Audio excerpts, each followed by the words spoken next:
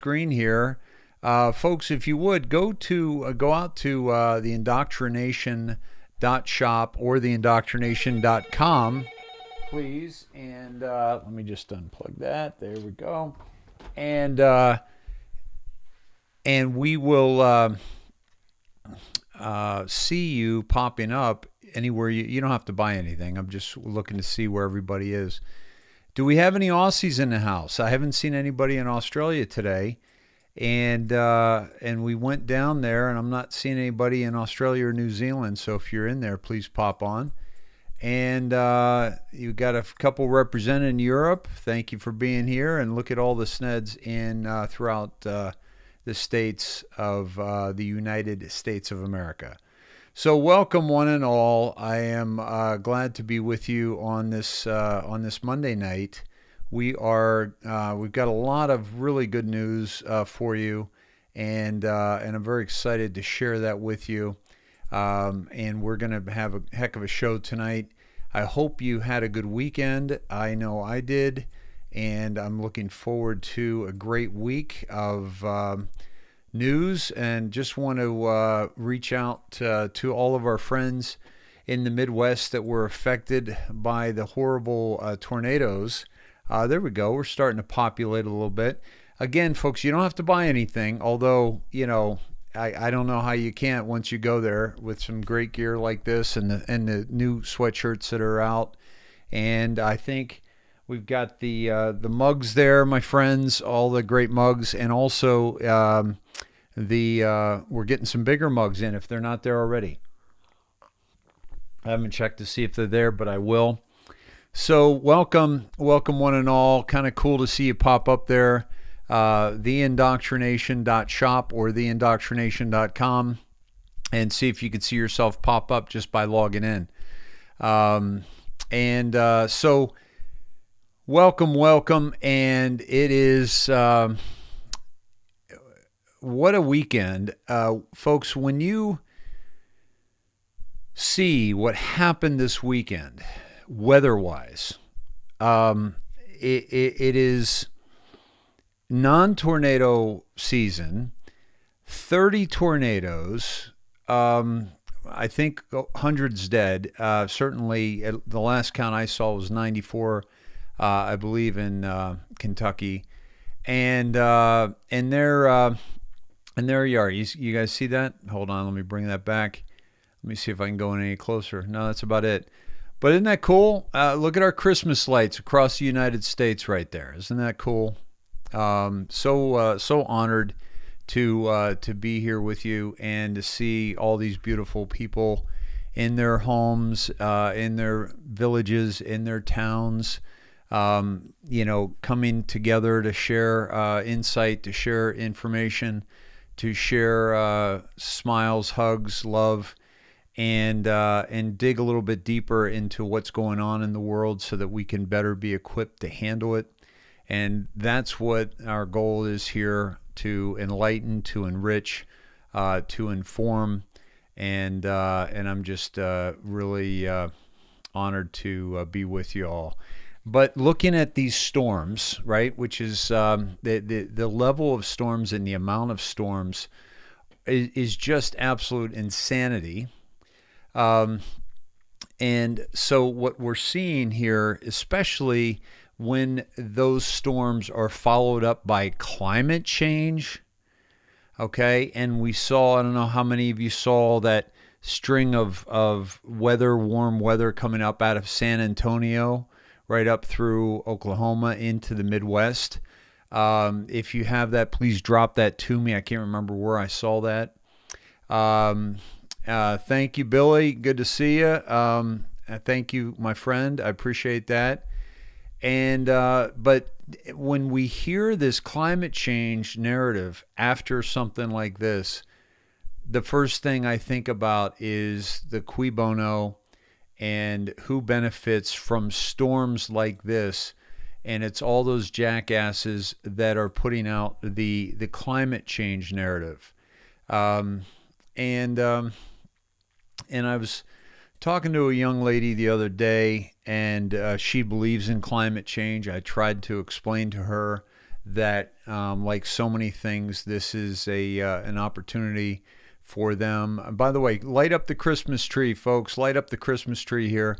If you're just coming on, please pop on to the IndoctriNATION.com. You'll notice the orders are in green, big bold green, and the visitors are in blue. So you can just come on as a visitor. You don't have to order. But I do see there are a lot of orders taking place, so I thank you for that. But look at everybody popping up. Isn't that cool? Let me go down under just for a moment to see if any of the... There we go. We got somebody up in North Australia here, and South Australia right down there. Nobody in New Zealand as of yet. My friends, I used to be in some Australian groups, and so my Aussies, if you would, share this out to your Australian groups.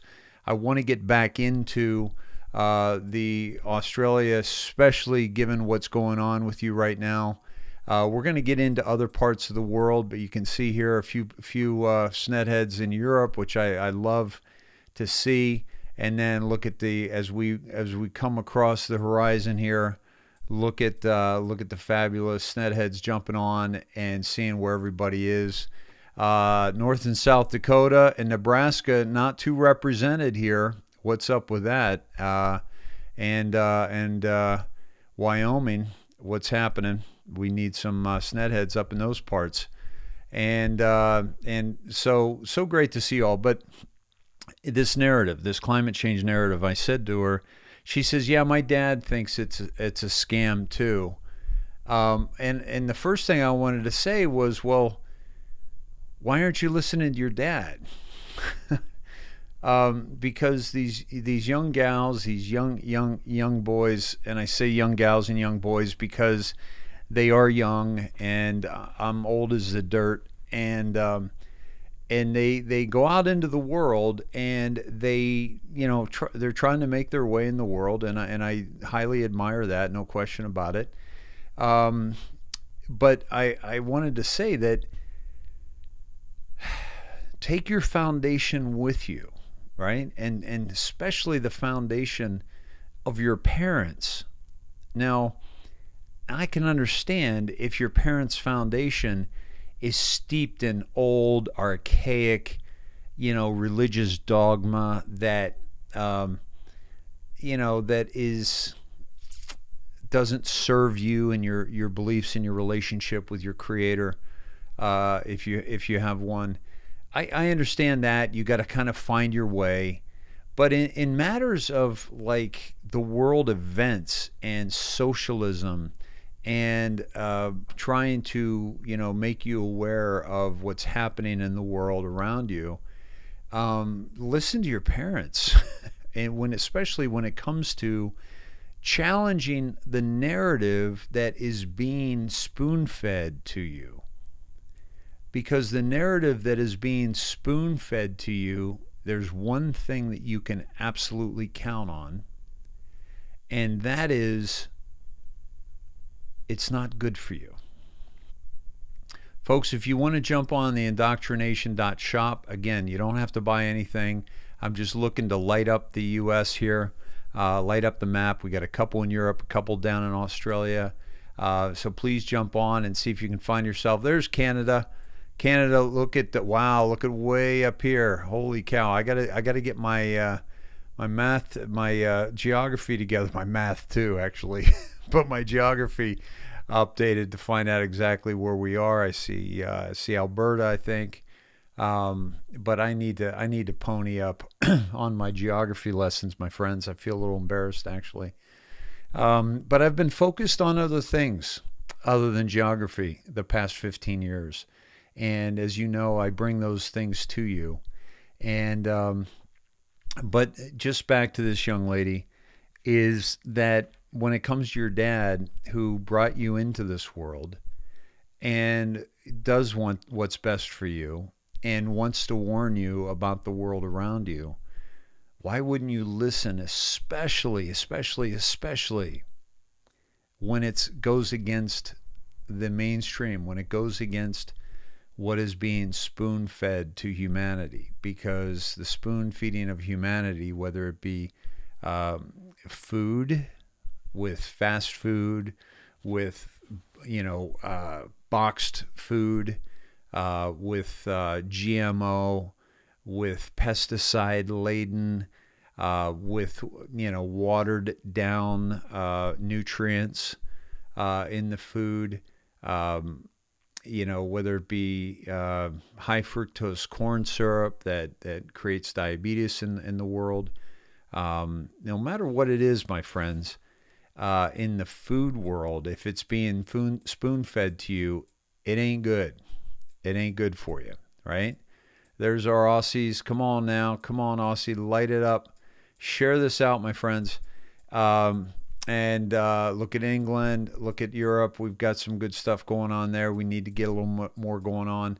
And by the way, folks, when we go to the next level with the network, one of the things I do want to do is get the show in different languages.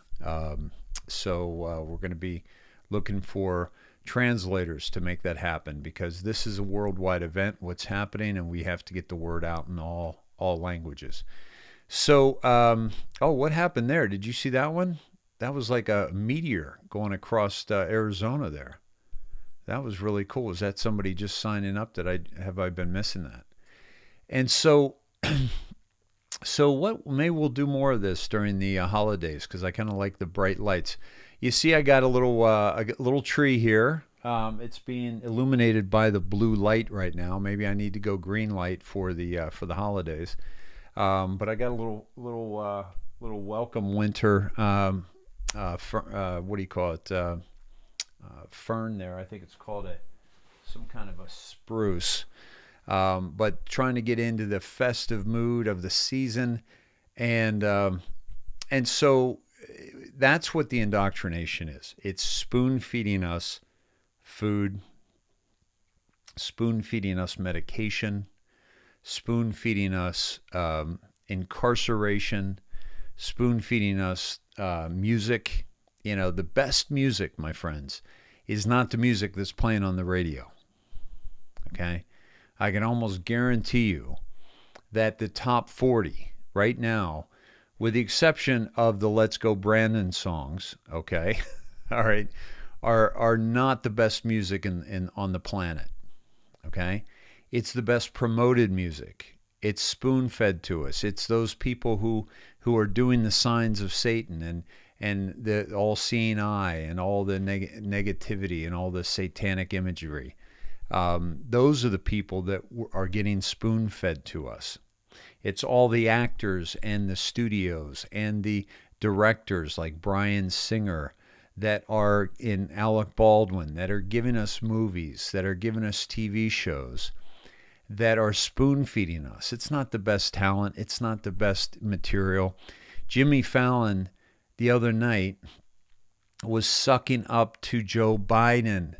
He was literally gaslighting the worst president this United States has ever witnessed.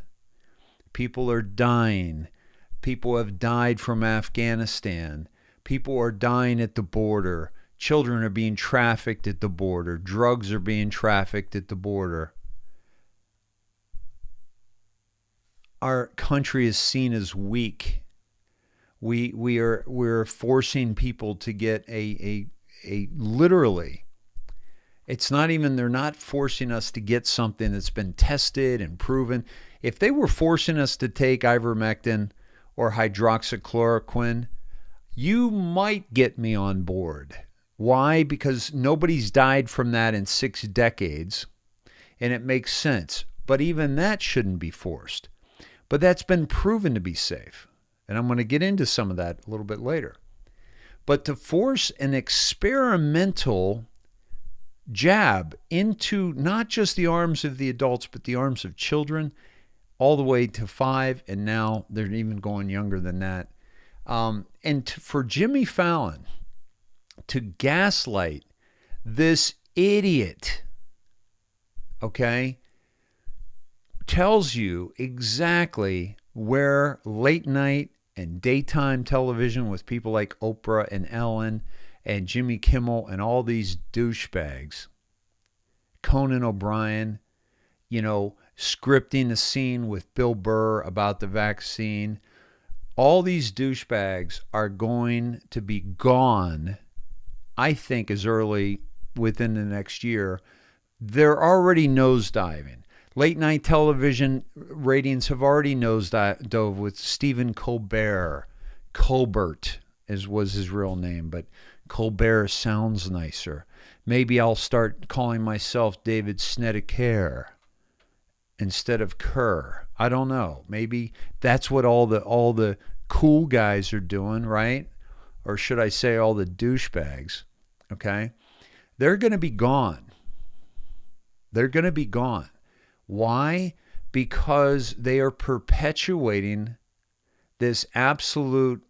All right, I'm gonna come out of this, but isn't that cool? I love seeing you guys popping up there.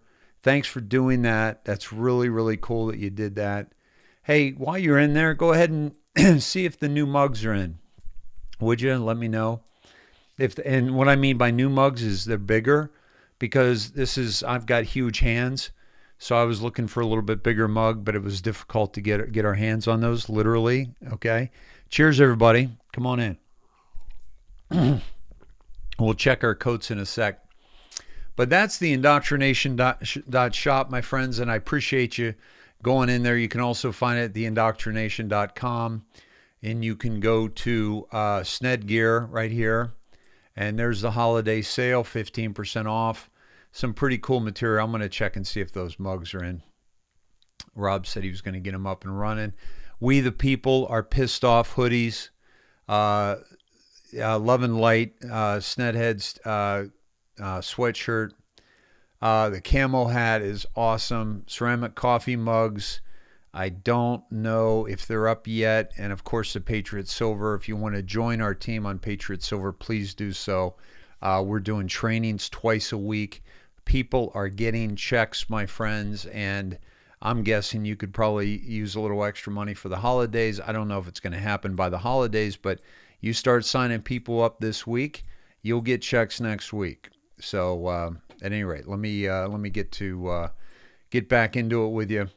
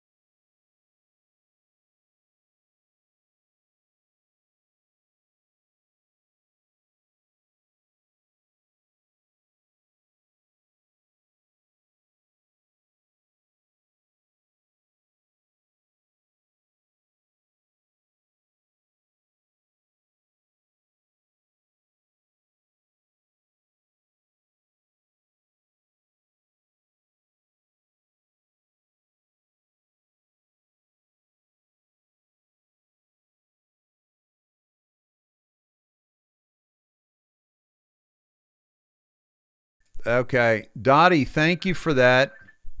Sorry, my friends. I don't know why. Oh, I think I know why. I don't know why that was didn't know why that was muted, but I think I know why. Sorry about that. Thank you, Dottie, for giving me a heads up on that, because I had to unplug my phone because somebody else was calling in, and I'm sure Christy was trying to reach me. So thank you for that. That was very helpful. Sorry about the silence, guys. I'm not watching the chat right now. Let me start with that again. Thank you, Dottie. Let me start with that again.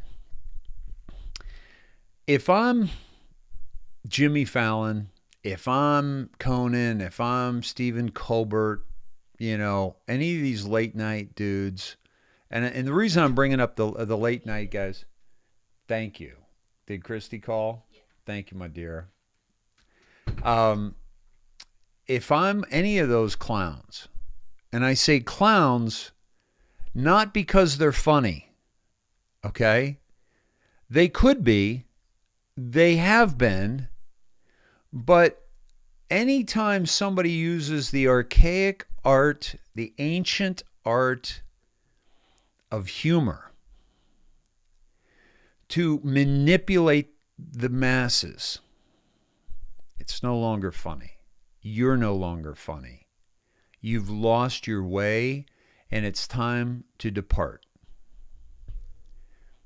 Because an awake humanity will not tolerate your nonsense anymore. See, it demands an asleep population to continue to think Saturday Night Live and all these late night shows, all these morning shows, all these daytime shows, all these morning drive time shows, the afternoon drive time shows, all these Netflix episodes and all these things. You must understand that because you are part of the CIA indoctrination, the Mockingbird media, that you must only be able to appeal to a population that is fast asleep. The reason why you are seeing the decline of all these clowns, and I say clowns again, not because they're funny, but because they're CIA. Whether they know it or not, by the way, because they are doing what they're told. So they are puppets. They are puppets. So as their numbers, their audience declines, our audience grows.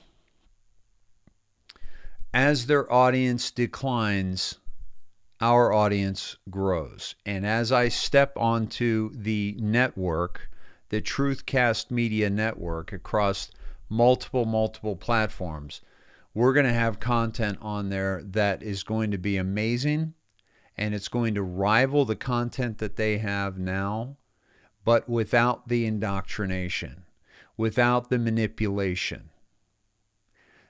There, to me, other than a person that hurts a child, there is no lower form of life that somebody that uses music or comedy or drama in a created venue to manipulate the masses. And that's exactly what we're seeing. So with guys like Jimmy Fallon, very talented man, by the way, very talented. What a shame. What a fucking shame. And guess what? He won't be in our future. He won't be able to walk down the street. When everybody wakes up to who he has been gaslighting and all these other people, they won't be able to walk down the street. Why? Some of them may not have been committing the acts. They've been hiding the people. They've been propping up the people that are committing the acts. They are edifying the unedifiable.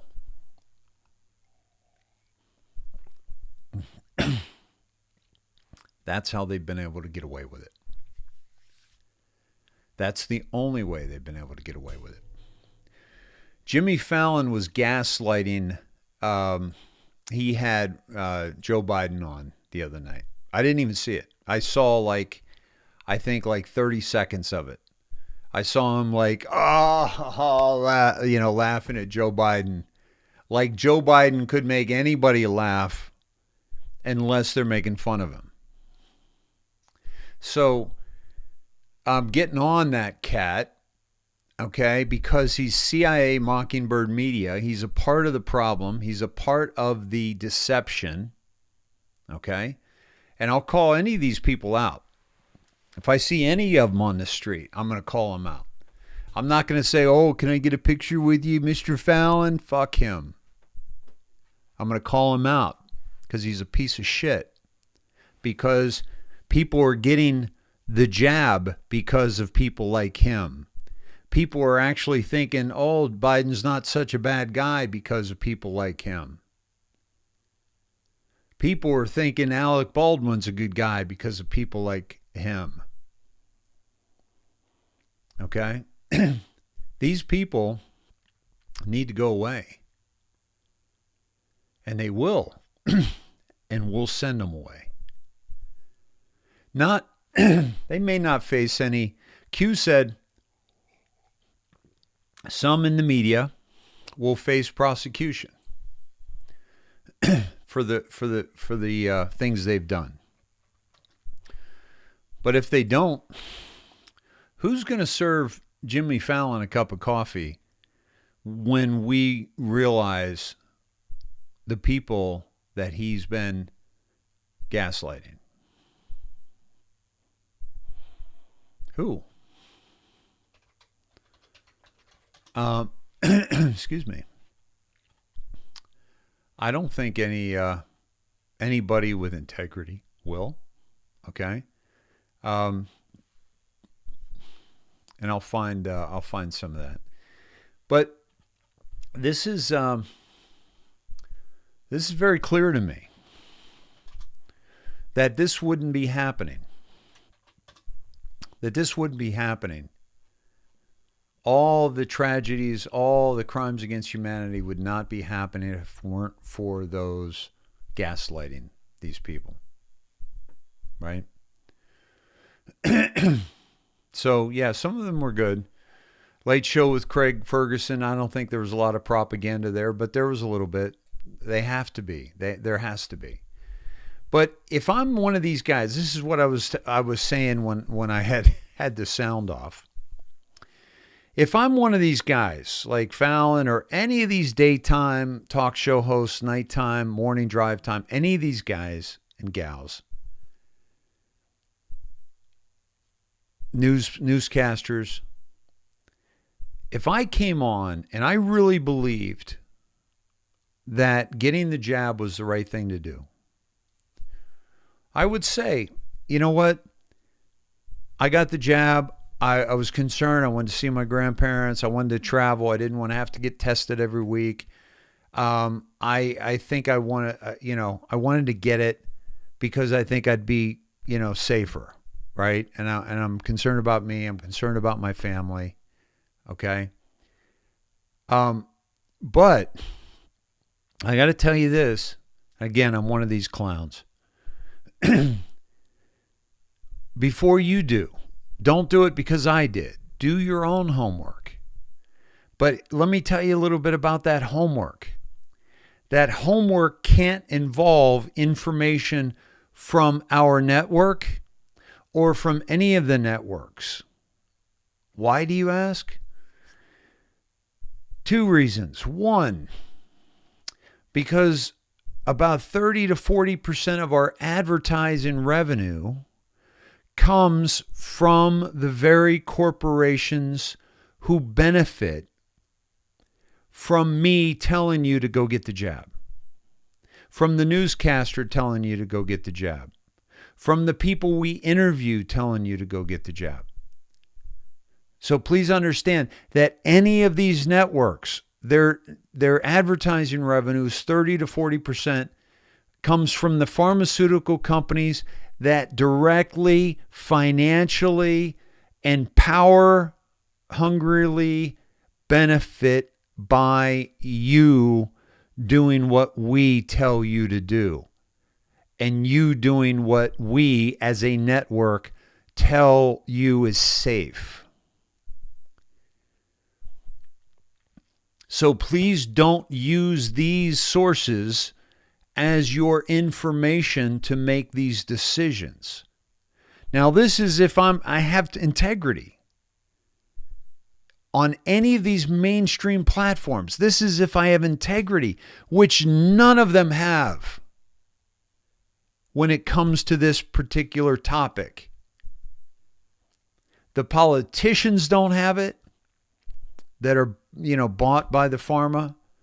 The musicians that we have on this shows, the musicians that we have dropping the ball at midnight on New Year's Eve and the Grammy Awards and, sex acts, mimicked on stage of these award shows, all these award shows where we give each other awards, any of these people, if they had integrity, they would have this conversation with you and say, hey, I did the jab.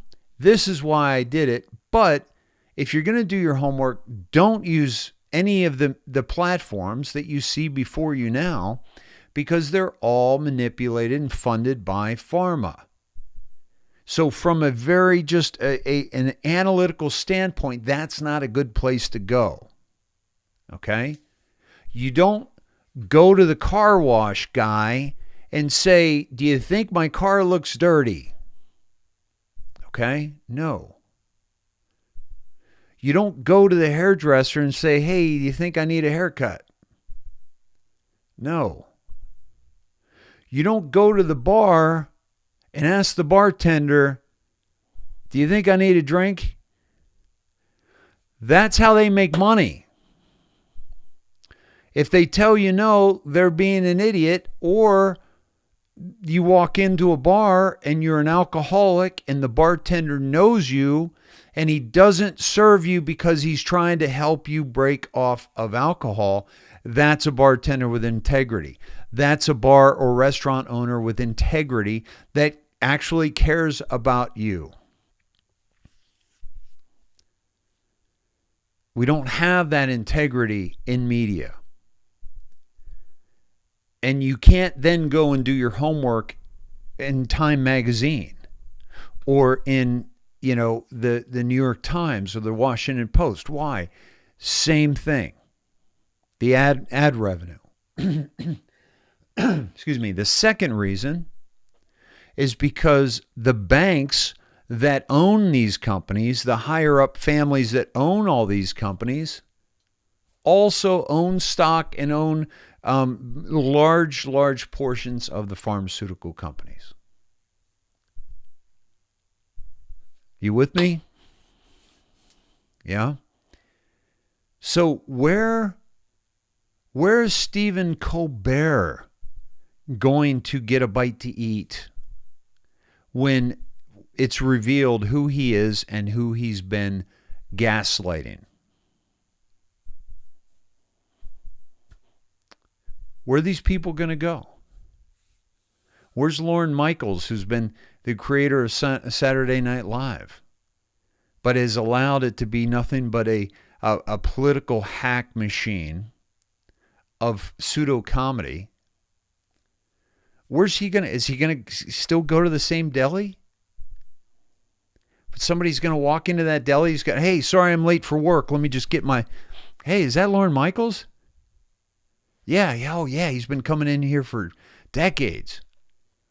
That piece of shit was bringing on people onto his show that were involved in human trafficking, were pedophiles, were Satanists, literally blatantly putting up satanic imagery while they were on the show, taking out Trump, who was trying to do some good things, making him look stupid by a guy who is disliked in the whole world and ends up killing somebody, Alec Baldwin, and is tied in with Epstein, best friends with Epstein.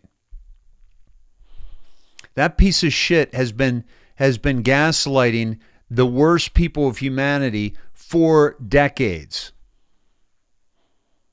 I won't serve him. That's integrity. Okay? These people will be eating alone in their homes or their apartments for the rest of their lives if they're not in prison.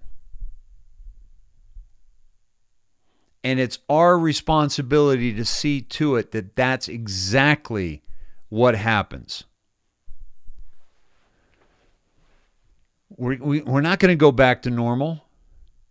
We're not going to go back to watching the Tonight Show. Sorry, not going to do it. I'm not going back to watching NFL football. I'm not going back to watching NBA basketball. Until all these douchebags start standing up and saying it's standing for humanity and not standing for China, LeBron, not standing for the jab and this medical, against the Nuremberg Code, against our constitutional rights, forced medical experimentation on our children. NFL, by saying you're taking the jab and going along with it so you can keep your multi-million-dollar contract. So all these children who look up to you are now thinking, oh, the jab must be okay because my quarterback for our team is taking it. You fucking cowards, you big, burly NFL strong men, and you big, burly NBA and Major League Baseball and hockey players that don't stand up for humanity. Fuck you, you fucking cowards. You fucking cowards. You have children. You have adults that actually look up to you like they did me once at a different level because of what you can do with your body and your mind. The skills, the fingertip layup, the slam dunk, the curveball, the 90-yard touchdown pass, the sprints, the cuts, the slap shots, the goals. My friends, these people are idols to many. And what they can do with their body that they have treated like a temple. They have worked, they have strengthened, they have honed, they have gotten into a position of speed through constant and deliberate training of their mind and their body to where they can make a shot from 25 feet away from the basket when people are screaming and yelling at them and the defense is throwing everything they have at them and they nail that game-winning basket.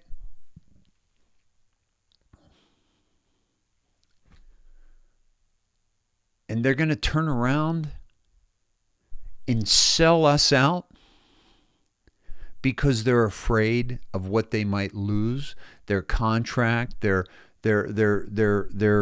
contract with their team.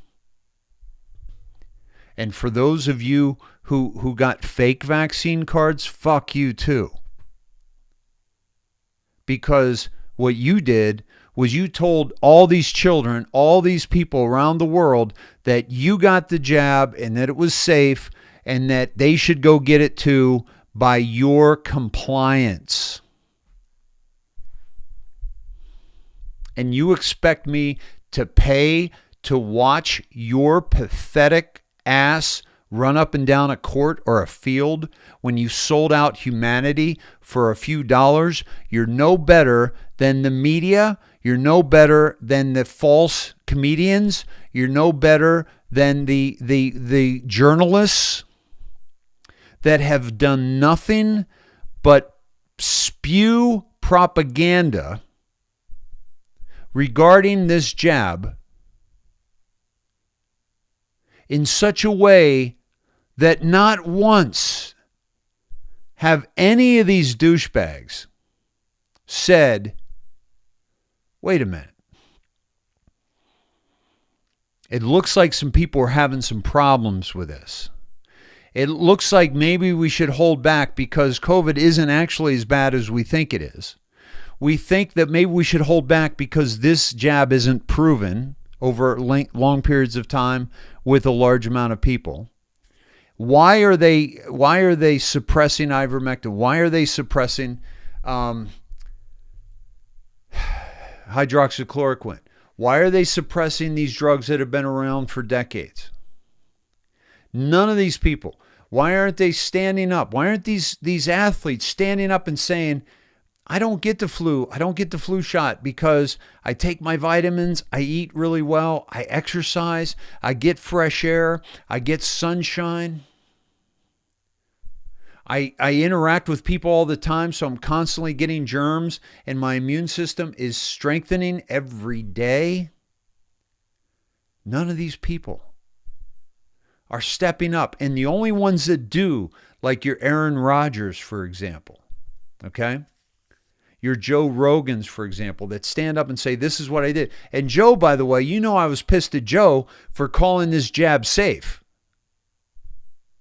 Completely ignorant to the level of genocide that this whole jab was created for. Completely ignorant to that, by the way.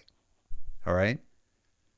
But Joe came around. When he got sick, he took the ivermectin, he took these things that he heard were good, that worked, and he was strong, and he stood up and he said, this is what I did, and he called out Gupta for CNN, and he's called out other people for trying to say that he is some kind of idiot because he took an actual human prescribed medication.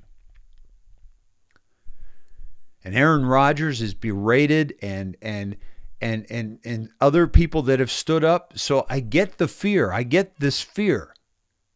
But this is humanity.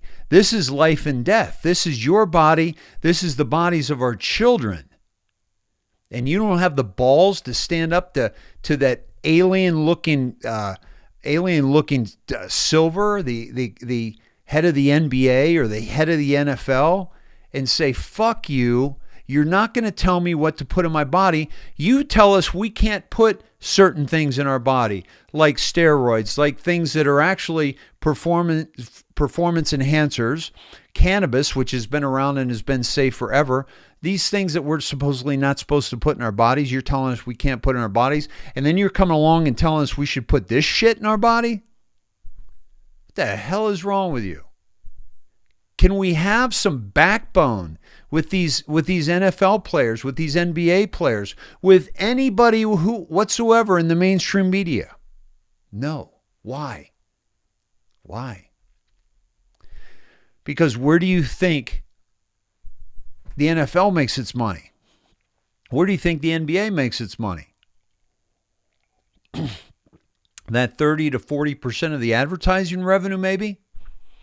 Or the owners of the NBA and the NFL, they're also owners in Big Pharma.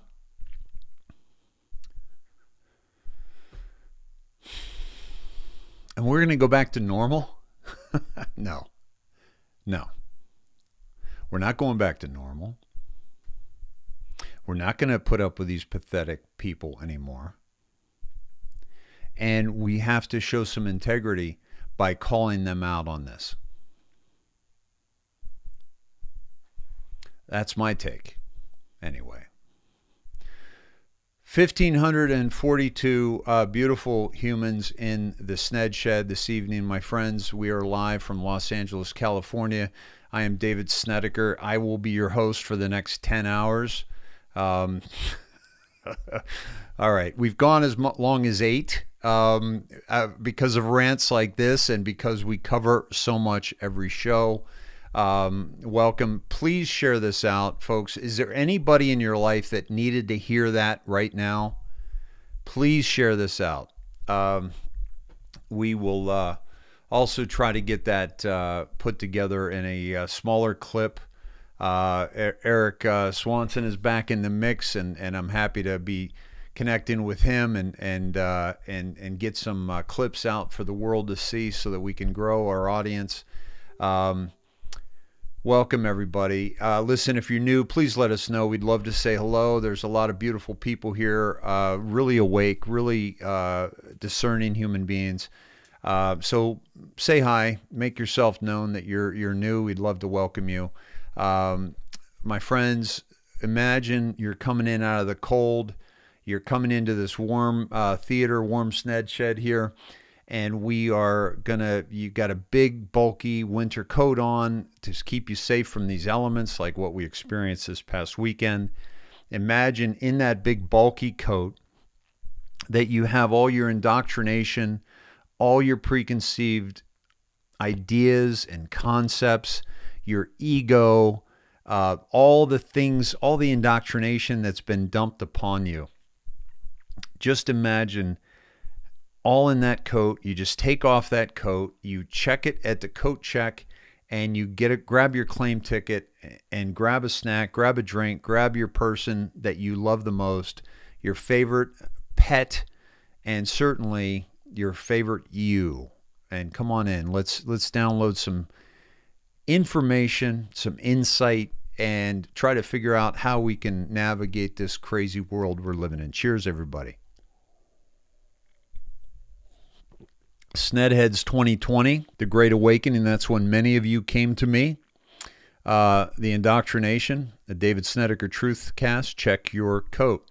Those mugs, my friends, are available in the IndoctriNATION.shop, and also we're going with bigger mugs. Rob should have those up by the end of today if they're not in there now. So cheers, everybody. Cheers, Tracy. Good to see you. Excuse me. My friends, this is, I hope you enjoyed that. I didn't know what I was going to talk about. Thank you, Pat. Appreciate you. I do appreciate you, and I do, yeah, they sold their soul to Satan. They've even said that, right? We're going to make a new normal. Absolutely. Yep, absolutely. Wild West, HVAC, I loved every bit of it, Dave. Thank you. Supersize those mugs, Rob. Absolutely, Dawn. Absolutely. Yeah, no one is making you stay. Deb, what's the problem? I don't get it. You've had some problems as of late here, and you know, you're free to go. I mean, I don't know why anybody would stay in a place that they're not resonating with. Is it the cursing? Okay, we got bigger problems than my cursing. Okay. And a lot bigger problems. And if you're hung up on words that are just letters thrown together, yeah, I don't know if that's it. Bossy82, loved you coming back on Saturday to say the prayer, Dave. What a blessing you are. Thank you. And by the way, Rob Thomas, sorry about I forgot the prayer Saturday night, and then I didn't do the Lord's Prayer. So we'll end with that one tonight, okay? Good to see you all. Good to see you all. Good to see you all. All right. So, yeah, folks, this is, you know, we're here. Big Papa, what's happening, brother? How you doing, man? Sorry I missed you on the East Coast, man. And I'm glad to see you back. What's happening? Let's see. So we are absolutely, Joe, Q Joe Mishler, Dave, your swearing is a turn on. Thank you. And by the way, you know, we're at war here, folks. And if you know anything about soldiers, they swear a lot. Okay. If you know anything about professional basketball players, of which I was one, we swear a lot. We're very passionate. Thank you, Lisa. Any professional locker room, any college locker room you go into, you're going to hear a lot of cussing. I think a lot of it is the passion, the intensity that we're at war in a sense. Like when you're playing in a sport, you have to treat it like war. Like you have to train yourself like a soldier. You have to, but certainly not at the level of a soldier. Certainly, but at any rate, that's the intensity. We have to fight. We have to fight. We have to fight for our lives right now. This is no game. This is no game. and we need to make it so. We need to create the world that we know we're capable of creating, and we cannot take anybody getting in the way of that, and I'm certainly not. All right, my friends, let's hit the show notes. We've got, wow, what a show we have for you this evening. We are at 1,590 beautiful humans. We are across multiple platforms, about to expand into even more. We get about 2,000 per night live, and we end up getting about 20 to 30,000 by the next day, with people watching it in other parts of the world. Angel Rose, swearing is not taking the Lord's name in vain. No, none of the words I said take the Lord's name in vain. Folks, the main thing we really got to do is we really got to take our head out of our ass. I mean, as humanity. Todd, 277 Facebook, is it public? It is. What's going on with Facebook? Let me double check. But I did make it public. Yes, it is public. So please share out on Facebook, my friends. We are, the biggest thing we have to do as humanity is we have to take our heads out of our ass and stop worrying about the stupid shit that we have been worried about. Because guess what? The stupid shit that humanity has been focused on, this woke, stupid shit, okay, is not serving humanity, okay? All right? And we got to get thicker skin. We definitely got to get thicker skin. And we need to wake the hell up as to what's really the problem in this world and not nitpick the stupid shit that we get caught up in and we get all wound up in. So I have no interest in anybody staying in my audience that has a problem with that. Honestly, I love you all, and I when you leave, I'll love you too. But I am not going to placate you. I am not going to try to speak eloquently so that you stick around. And the moment I do is when you should head for the fucking hills. Because that's the problem. See, the problem with humanity is we only want to go sit in front of the person that's speaking the way we want him to speak. Yes, he says it the way I want to hear it. Yes. Get over yourself.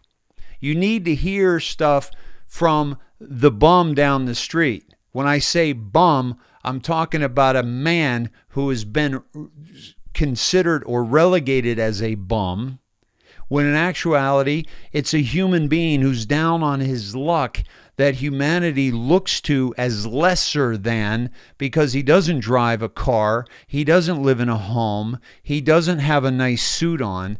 Meanwhile, all the people that live in a home, drive a nice car, wear a nice suit, are lying to you all fucking day from a script that doesn't have a lick of curse word in it.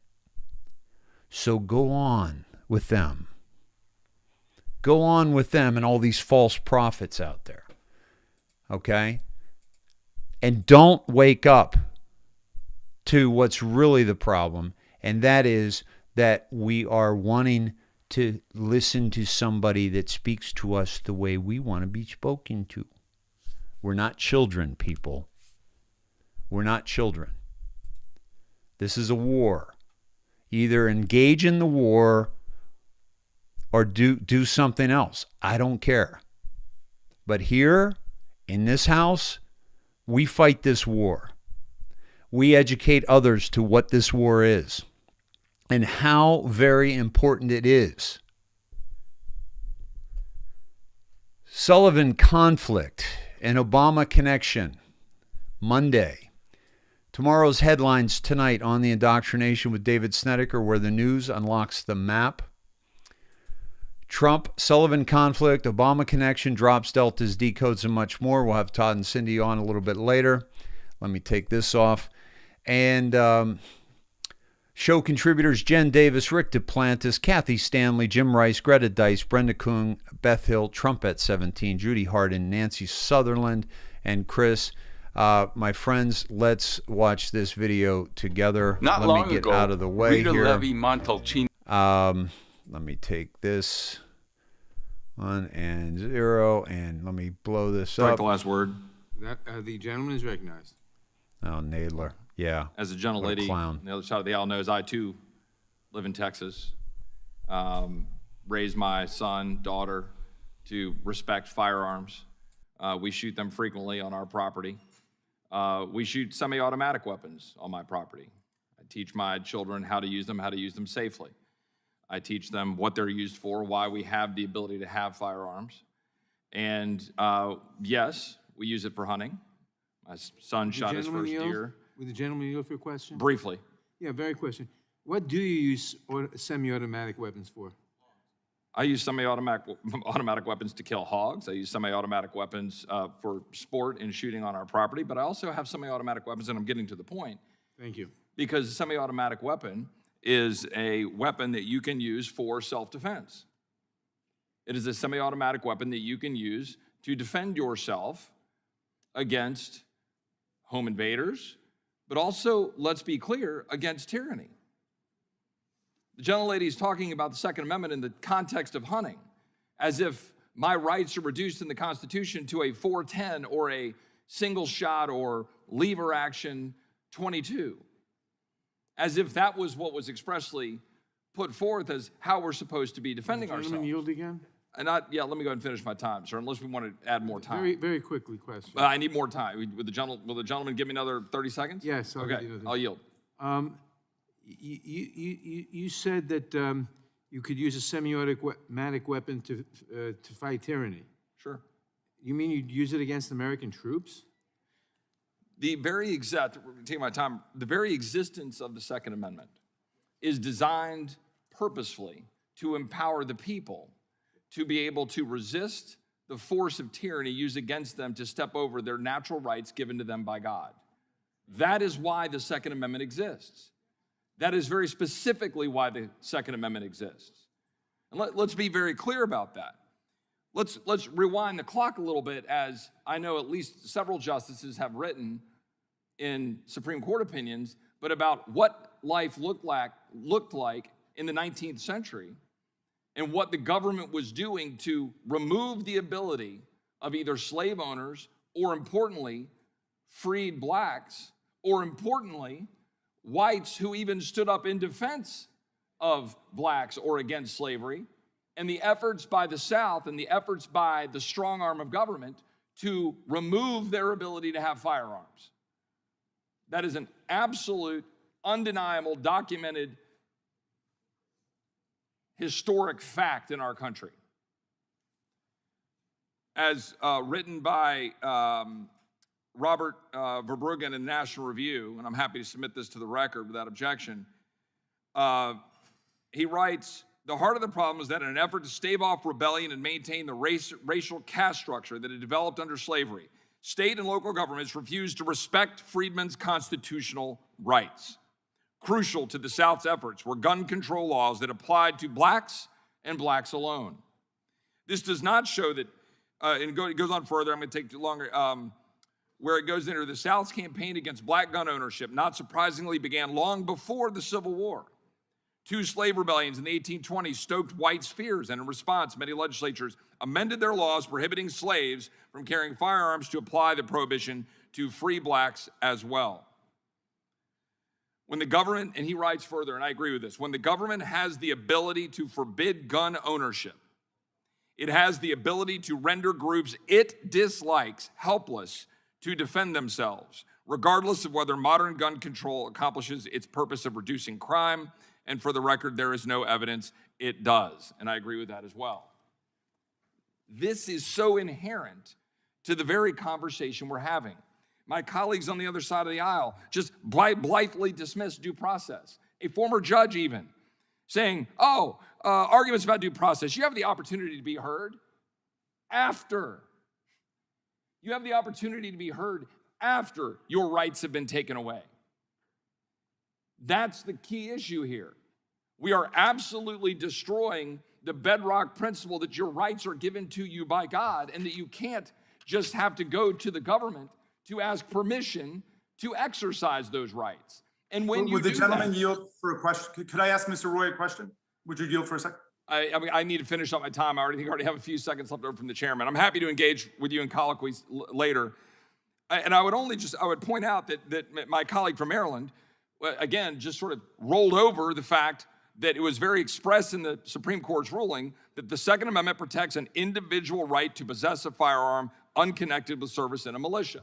My colleagues like to continually try to connect that to militia service, but we all know that what a militia looked like in 1775 and 1776.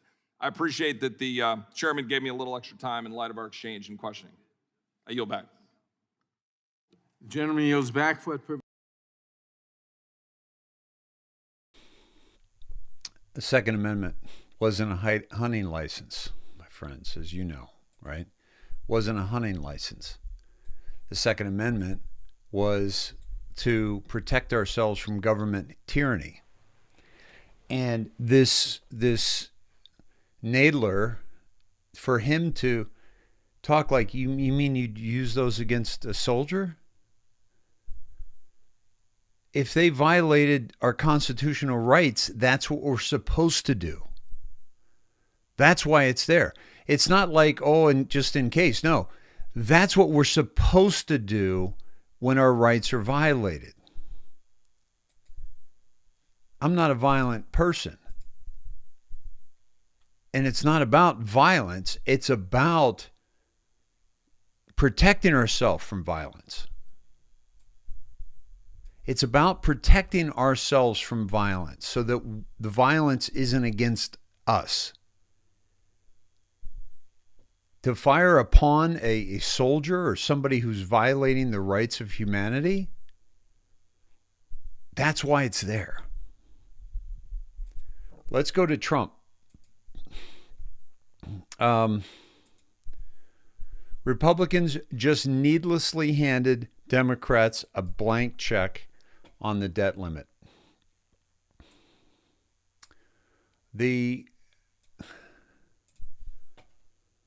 McConnell has saved the Democrats, and he shares an article. Republicans just handed them this check.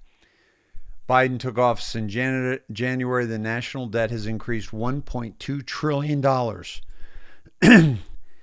Legislation enacted since they took complete control of Washington will add at least another $2 trillion to deficits. And this does not include the gimmick-ridden Build Back Better plan being negotiated in the Senate. Despite winning all levers of federal power in the last election, they didn't win. They stole. And using them to add trillions to the debt, Democrats have refused to take responsibility for their actions and increase the debt limit without Republican help. Under the scheme the House passed Tuesday, Senate Republicans may choose to provide Democrats a way to shirk their responsibility and a blank check to do more damage. McConnell earlier vowed he would not allow a replay of October when Republicans provided 11 votes to temporarily increase the debt limit. Democrats were expected to use the budget process and reconciliation to raise the debt ceiling without GOP votes. But after Schumer wasted the last 2 months on failed efforts to pass Democrat wish list items like national early and mail-in voting, which they can continue to control, McConnell has again agreed to save the Democrat leader from himself. The scheme works like this. The Senate will be asked to bring up for consideration the House-passed bill. The bill would stop across-the-board cuts required under budget law because of the Democrats' failure to pay for the American Rescue Plan, stop scheduled reductions in Medicare payments to doctors that have been delayed during the pandemic, and establish a one-time martial law or same-day procedure to increase the debt limit. There will be some perfunctory debate on the question of whether the Senate should even consider the bill, and then Schumer will ask to end the debate. Ending Senate debate on consideration takes 60 votes. At least 10 Republicans are expected to vote to end the debate, likely the same bloc that voted to increase the debt limit outright in October. Republicans who vote in favor likely will argue that doctors should not have to face reductions in Medicare payments, yet under the martial law procedure, the debt limit increase will be a separate piece of legislation passable with 50 Democrat votes. So the measure would work like the monopoly get-out-of-jail-free card. Once the legislation is introduced into the Senate, it would immediately be available for consideration on the floor, no referral to committee, no hearings, no amendments, none of the things we learned in high school civics. Debate would be limited to 10 hours, and then a simple majority vote would be held. Republicans would not need to vote for the debt limit increase, but Democrats would have to admit how much they need to add to allow them to float the trillion-dollar deficits through the next election and enact the profit gate spending in the Build Back Broke bill. We don't yet know how much Democrats will choose to increase the debt limit. The House passed legislation, including a blank check to appropriately filled in with dollar amount for the increase. By allowing this bill to pass, Republicans will hand Democrats a blank check. Do you get that? They don't need the Republicans. The Democrats have a blank check, and guess what? They know how to spend, they know how to use it, and that's what's going to happen. President Trump shared this. Former President Trump isn't the only one who knows the art of the deal. Several people who shelled out $229.99 for a signed version of the new photo album, Our Journey Together, immediately saw the value of their purchase and put the books on eBay when the first printing sold out. The ranges were $888 to $1,600 for the coffee table style book of 300 photos and handwritten captions. Look at how much these are selling for, my friends. If I had the extra cash, I was going to buy one because I knew they were going to go up in value. I wish I had done that. Poll: Trump leads 2024 Republican primary by 58 points. No surprise there. I don't want to talk about 2024 when we haven't finished talking about 2020. 12/12/21, President Trump posted this. It's amazing how inaccurately the fake news media covers my statements. They will take something I say and literally write the exact opposite. They truly are a disgrace and a disaster for our country. Make America great again. He gives here on Telegram a endorsement of Jackie Eubanks. And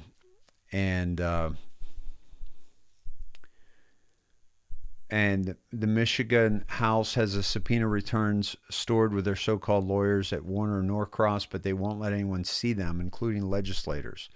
What are they hiding? 1,000 affidavits showed voter fraud throughout Michigan, and where were our legislators? They did nothing.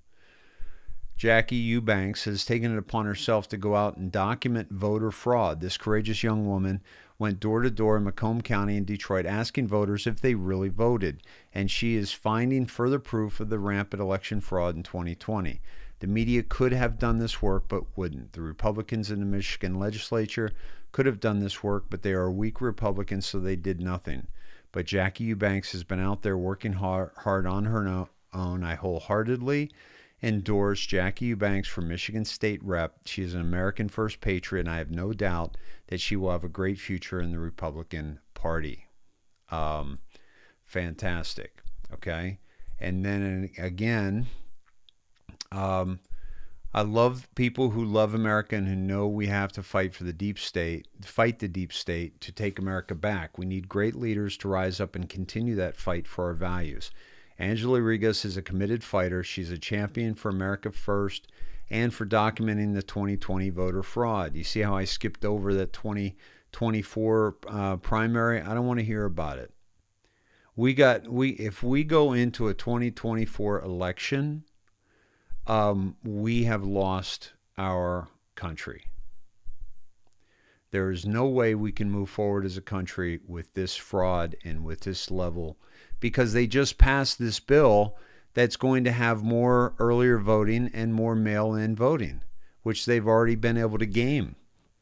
If we don't take care of 2020, but here's the thing, we need to take care of 2020, and we need to take care of the people like Brnovich in Arizona who's doing nothing about the the criminal referrals that were handed to him. So this is for Angela Rigas. Mom of four boys, Angela stood toe-to-toe in court against Michigan's disgraced shutdown Governor Gretchen Whitmer and crazed Attorney General Dana Nessel. She's not afraid to fight, not afraid to lead. That's exactly what Michigan needs right now. I wholeheartedly endorse Angela Rigas for Michigan State Rep.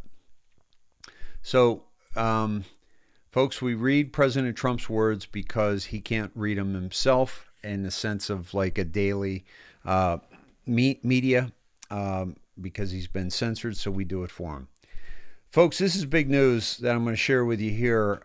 This is the Republic Brief. Now, since the 10th of December, okay, I'm always annoyed when I come across a really great article and there's like, you know, a hard-on pill that's next to it. So let me just, you know, make myself a little bit bigger here, pun intended, and read, Jake Sullivan's wife faces growing calls for recusal from Durham's probe. So, okay. First of all, let me go back to here. This is who we're talking about. This woman's name is Margaret Goodlander. Okay, Margaret Goodlander is more of a badlander, and the reason I say this is because she works as counsel for Merrick Garland. Okay, now here's where it gets interesting. All right, back to this story here. Margaret Goodlander serves as counsel to Garland, who oversees special counsel John Durham's investigation. Garland has oversight of Durham's budget. Okay. The scope of the investigation and the release of a report Durham is believed to be writing. So Garland's got oversight over the budget of all that. Sullivan married Goodlander. Now Sullivan, okay, he's a national security advisor to President Biden right now. Okay, he was an Obama guy, and he was also a Hillary Clinton guy. All right. Sorry, just got a headache there. Sullivan is under investigation because of his relationship with Clinton, his relationship with Obama, his relationship to this whole picture. And so people were asking Goodlander to recuse herself because of that. Okay? While there's no indication that Durham is targeting Sullivan, the national security advisor could be a witness for the investigation, given that he was a foreign policy advisor to Hillary Clinton and her 2016 presidential campaign. Durham's report could also reveal embarrassing details about Sullivan's work on the campaign to dig up dirt on Donald Trump's possible links to Russia. A spokesman for the DOJ said Goodlander has no role in Mr. Durham's investigations, but it is unclear whether she has formally recused herself from the matter or whether the Durham probe is outside her Justice Department portfolio. Fox News reported that Goodlander advises Garland on antitrust and international issues. Senator Chuck Grassley is one of the ones who, and his watchdog group on Power Oversight, says that she should formally recuse herself from the Durham investigation to maintain public trust in the probe. The Justice Department's standing guidance calls for employees to avoid given the appearance of a conflict of interest, especially when it comes to ongoing criminal investigations, said Grassley, the ranking member of the Senate Judiciary Committee. It is in Garland's best interest, and he's obligated to be transparent about whether his department is walling off officials, who have a real or even perceived conflict, just as a prior administrations have done, Grassley told the Washington Free Beacon, which is, by the way, this article. Okay. Excuse me. Jason Foster, the founder and president of Empower Oversight, said the decline in public confidence in the DOJ made it critical that decisions, are made to get rid of any potential conflict of interest.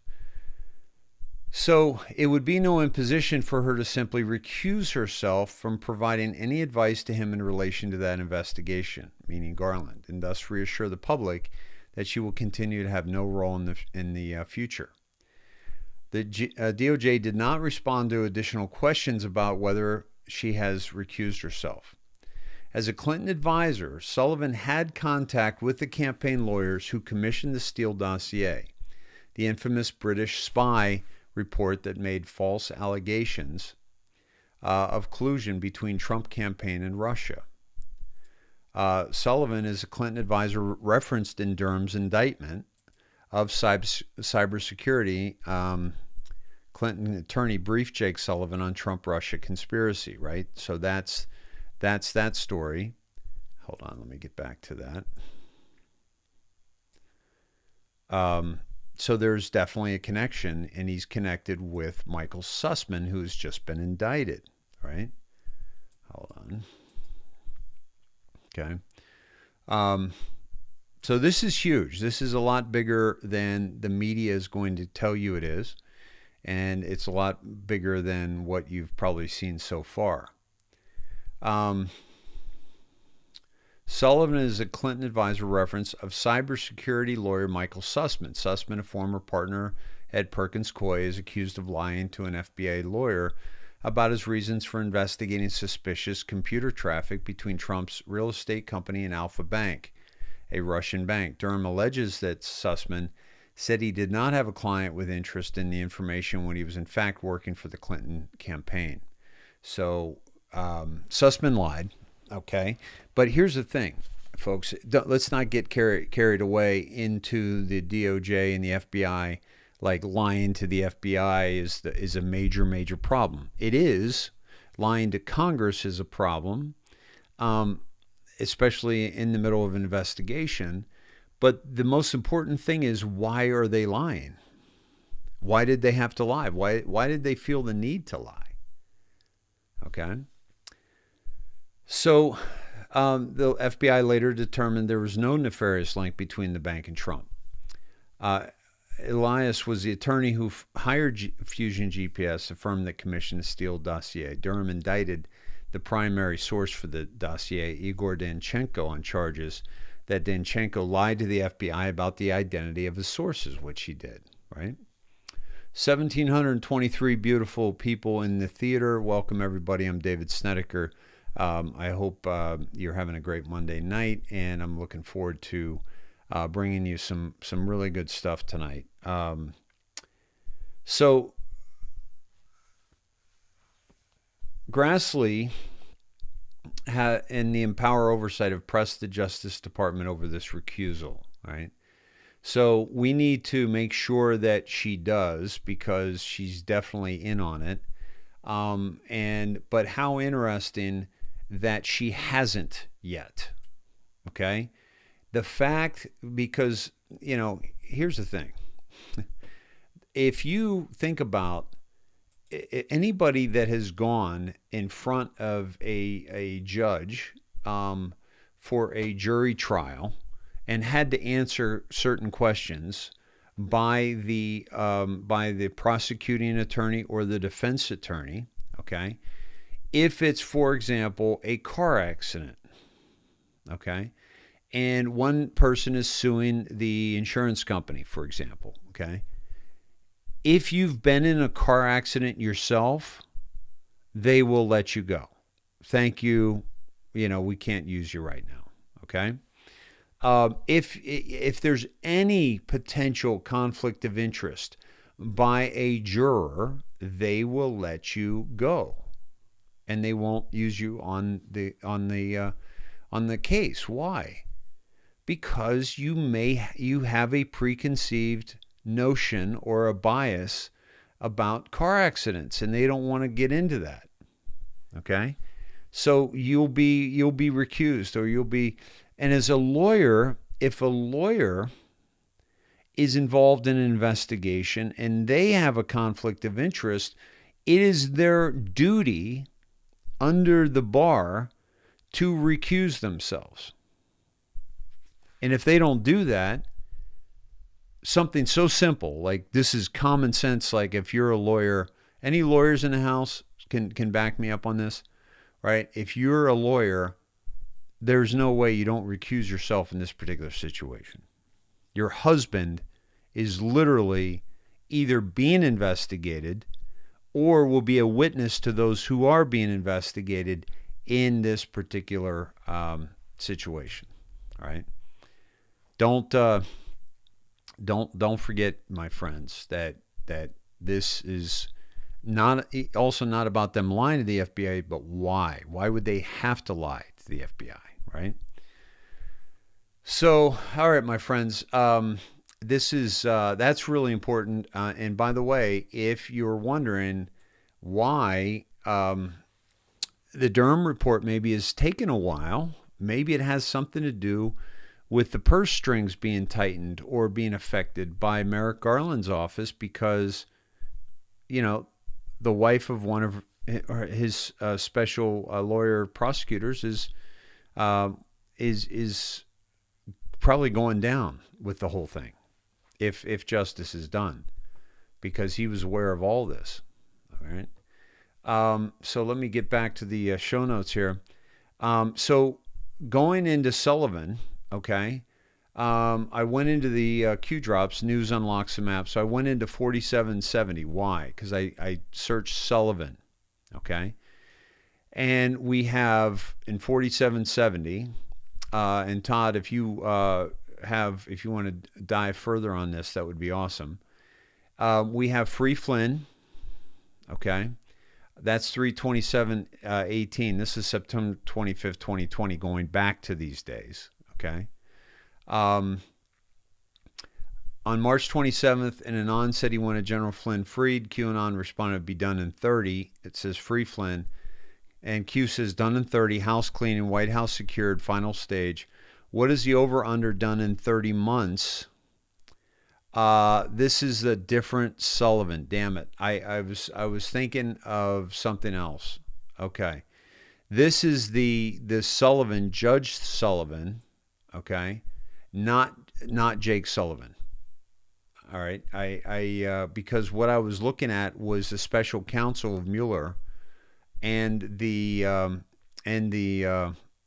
trying to pin this on Trump, right? Let me make me a little smaller here so you can see this. Okay. But if you wanted to look at double meanings, what is the over-under? Sullivan retires, steps down by March 2021 based on public info regarding possible coordinated efforts, OSC Mueller. So maybe this is all about Flynn, so I doubt that this has anything to do with Jake Sullivan, so I'm going to back off on this particular dive. So this is very interesting, folks. We're going to talk about the jab for a moment, okay?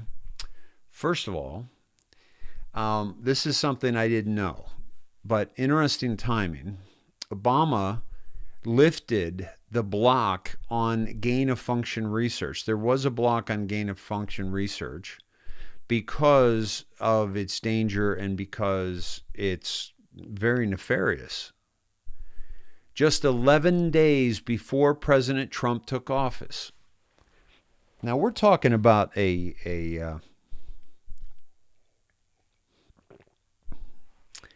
president that is literally leaving office in 11 days, okay?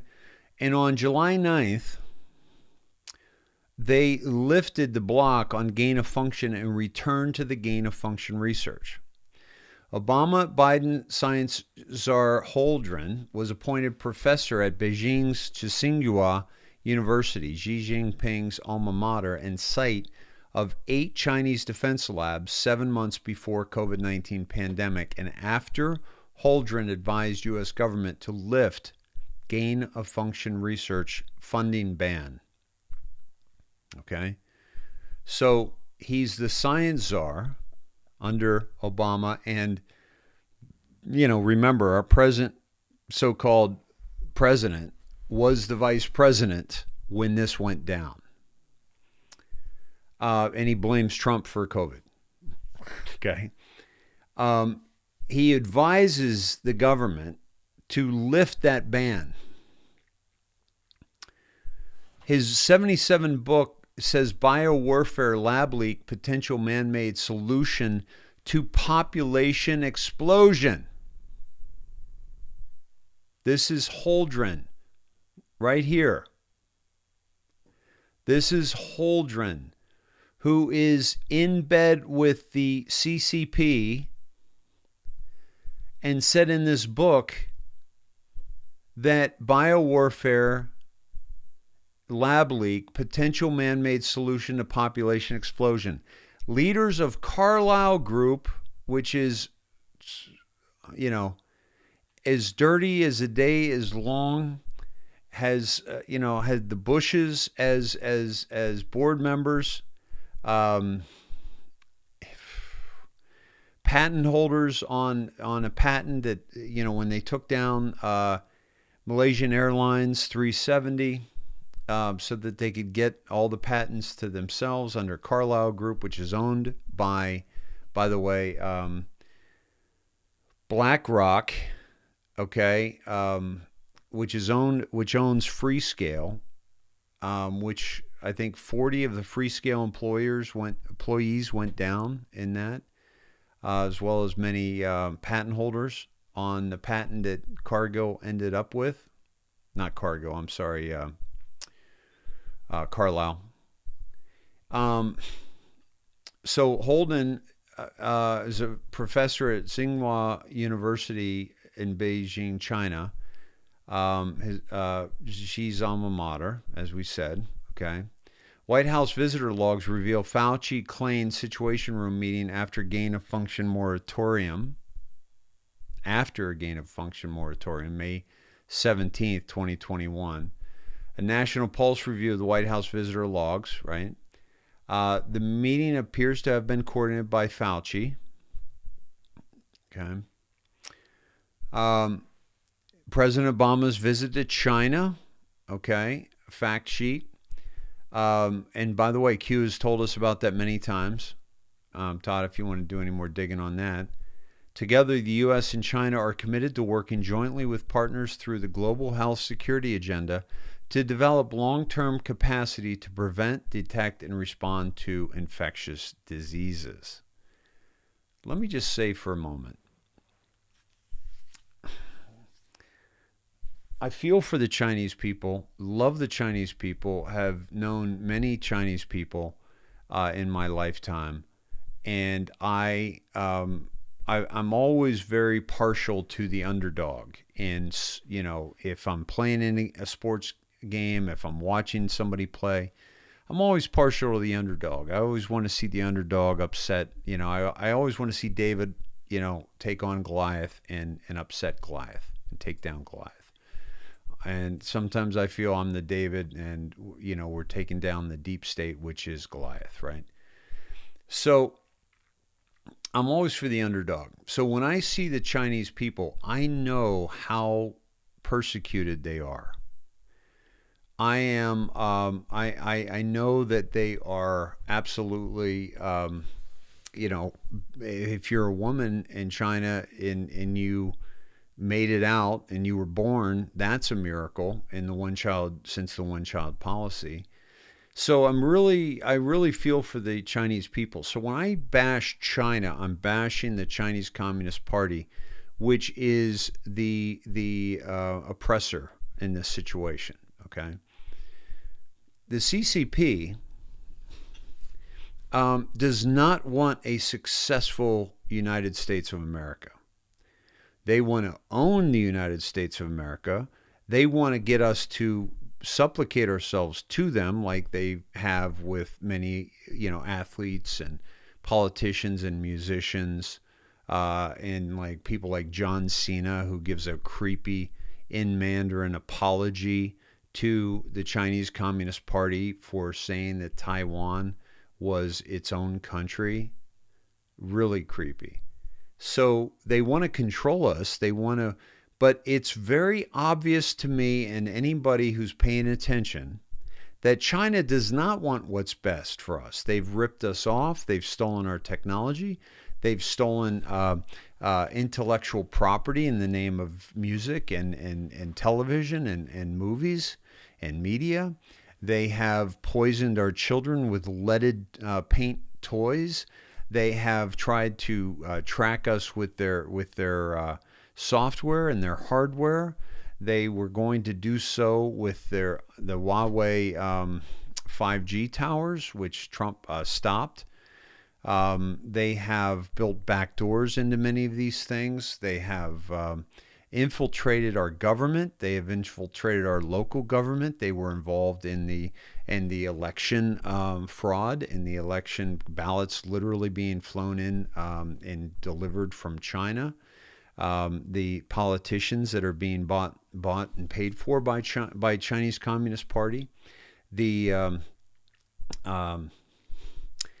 getting into our universities and stealing our intellectual property inside our universities, the gain of function research to launch the CCP virus, which was to take out Donald Trump, which was crippling China because of his, art of the deal negotiating abilities. That he was going to China and saying, "This your gravy train is over.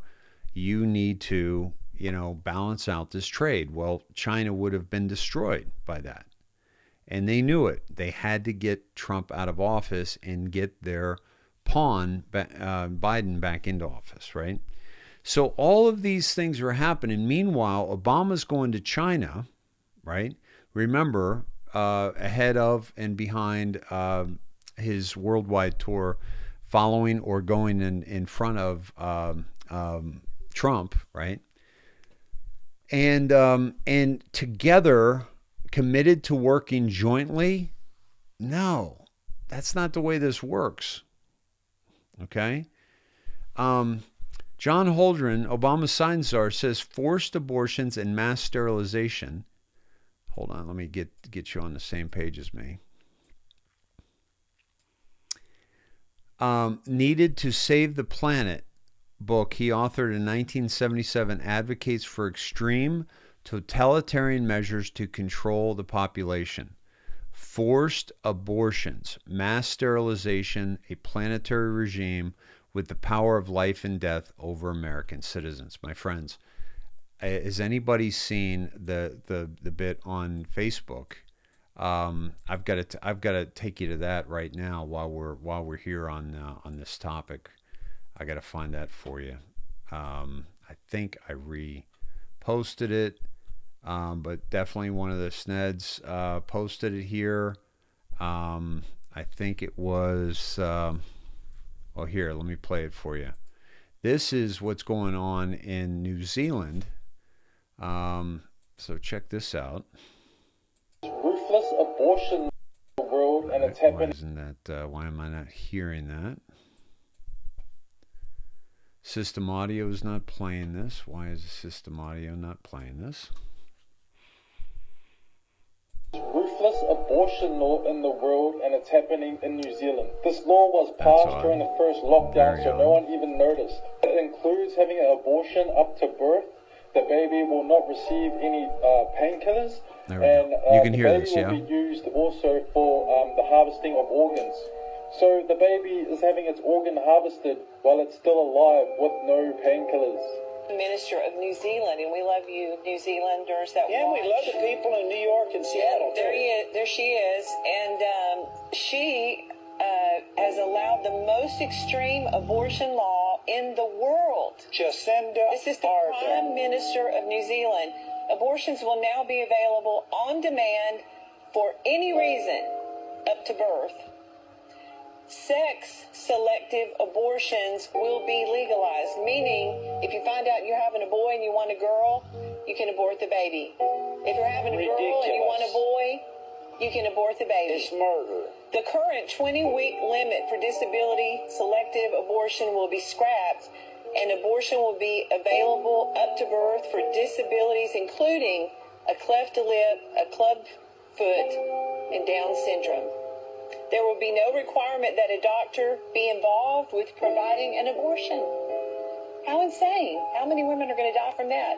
There will be no legal requirement that babies born alive after a failed abortion will be given medical support.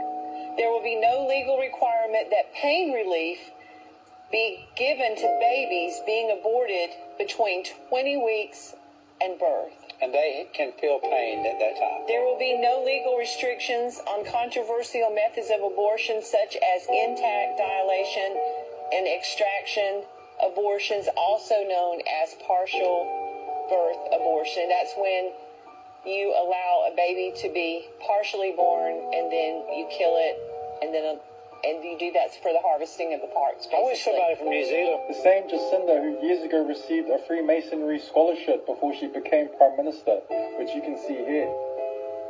And we all know how much Freemasons want to help everyone. This is the most ruthless abortion law in the world, and it's happening in New Zealand. This law was passed during the first lockdown, so no one even noticed. And there you have it. I mean, do you think it's time that we stop acting surprised? She's a Freemason. She got a Masonic scholarship. She has forced lockdowns all across New Zealand with like one case of something that's not even, not even a problem, right? Not even dangerous, right? And is it time that we stop acting surprised about this, right? I mean, they're coming after our children with the jab. They're going to kill them. They're killing them with the jab. There's no mistaking that. This is they're dying of pericarditis and myocarditis, heart inflammation. They're dying. They're going to die. So they're coming after our children. So why wouldn't they not waste time and go after them right when they're born? Because they've got a cleft lip, or they're born with Down syndrome, or they're, oh, darn it, Billy, I wanted a baby girl and we got a baby boy. Oh, well, let's kill him. Are we going to continue to act surprised? Like, oh, wow, I can't believe these people are doing that. The moment we stop acting surprised and start expecting these people to do these things and start expecting you and I and each other to stop these things, it'll continue. It'll continue. Okay. And we've got, Baphomet Moloch agenda. Absolutely. This is sacrifices to their satanic deity.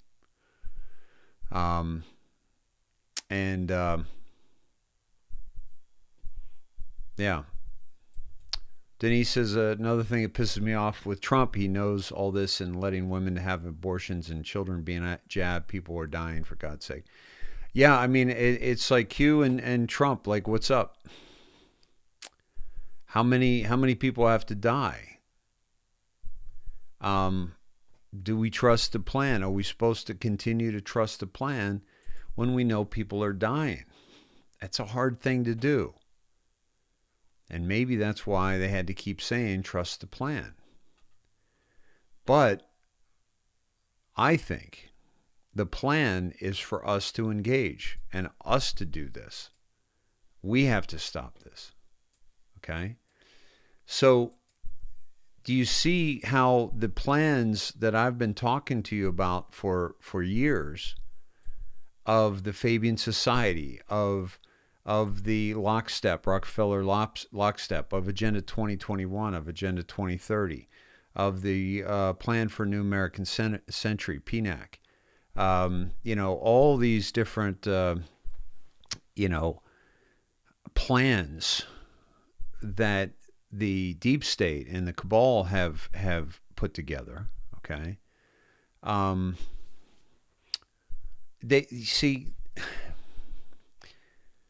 See, this was 1977. This guy wrote about forced abortions.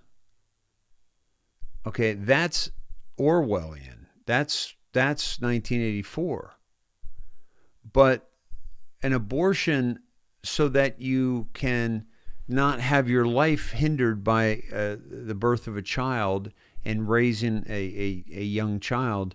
You won't be able to go to the parties. You won't be able to go to the clubs. You won't be able to travel like you wanted to. You're going to be bogged down with this kid. Convincing humanity that aborting out of convenience is okay is the Huxley model. And if you have a little bit of both, like we have in this world, you don't, if you convince the world of that, you don't even need to force abortions. Mass sterilization, our young girls and boys are sterilizing themselves by putting this in their front pocket and wearing it in their front pocket all day long. Sending off energy the whole time. I've coached young women, and I tell them, and boys, don't wear this in your pocket. Don't have this on. Put it on airplane mode. And as a matter of fact, her mom tried to call her. She was at school, and her mom called the school instead because Coach Dave told her not to have it on airplane mode. She was at school. She was safe. They could reach her through the school very easily. We're sterilizing ourselves just by wearing this around. Giving ourselves breast cancer by women putting it in their bras. I try to keep it away from me as much as possible.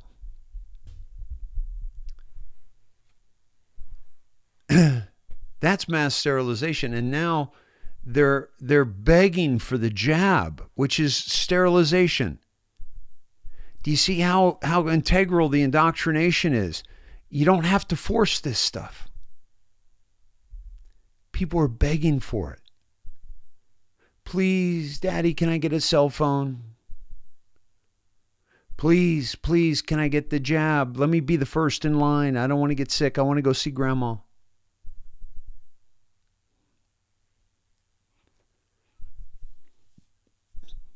And he wrote about a planetary regime with the power of life and death over American citizens. Recommended policy guidance for potential pandemic, pathogen care, and oversight, January 9th, 2017. Right before January 9th, 2017. This would have been recommended.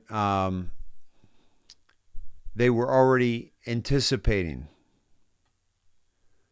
The White House Office of Science and Technology released this, lifting the current moratorium on certain life sciences research that could enhance a pathogen's virulence or transmissibility to produce a potential pandemic pathogen, an enhanced PPP. Okay? This was the 11 days before Trump took office in 2017, January 20th.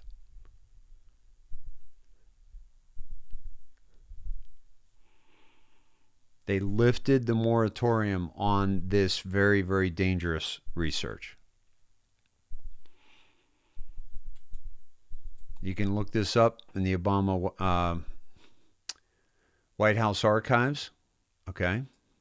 It's all there. All your links, all your research, my friends. Please share these links. Share the link to our website so people can go and see these show notes and do the research for themselves. There is nothing that we do not back up here.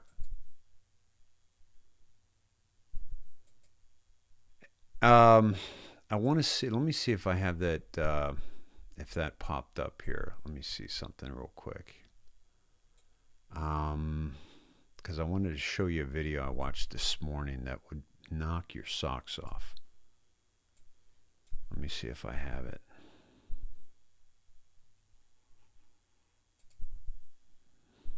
Oh, okay. Oh, I have it in. I can find it in Facebook. Let me do that.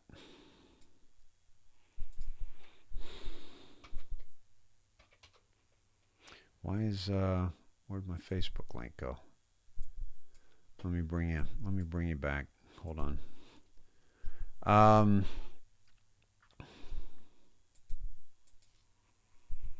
Let me find this video is going to knock your socks off, folks. This is really, I mean, probably not, because again, you're not going to be surprised, right? Oh,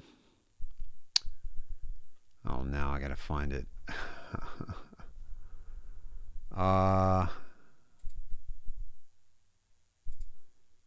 Folks, we're going to be saying yes to friend requests on Paul Michael's Facebook. So if you want to reach out again, if you haven't been friended, it's because I haven't gotten around to it, but I'm working with Jen to make that happen.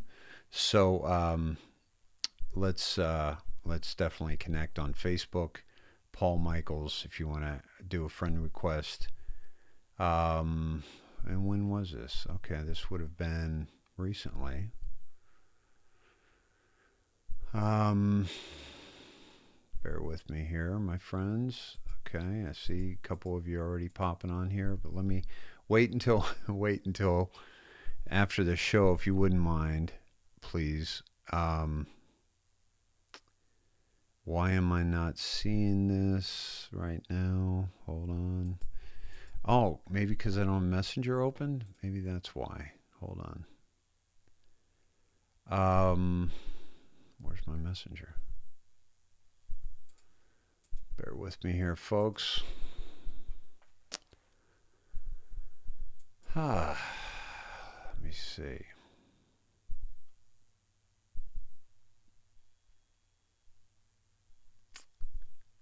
Darn it.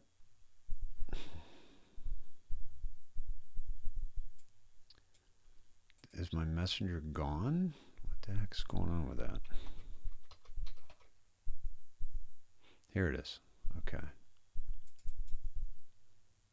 All right, maybe that'll solve the problem, I hope. Okay.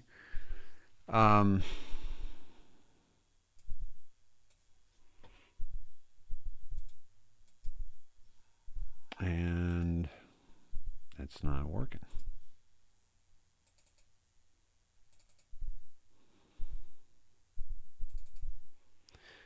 Darn it. Okay.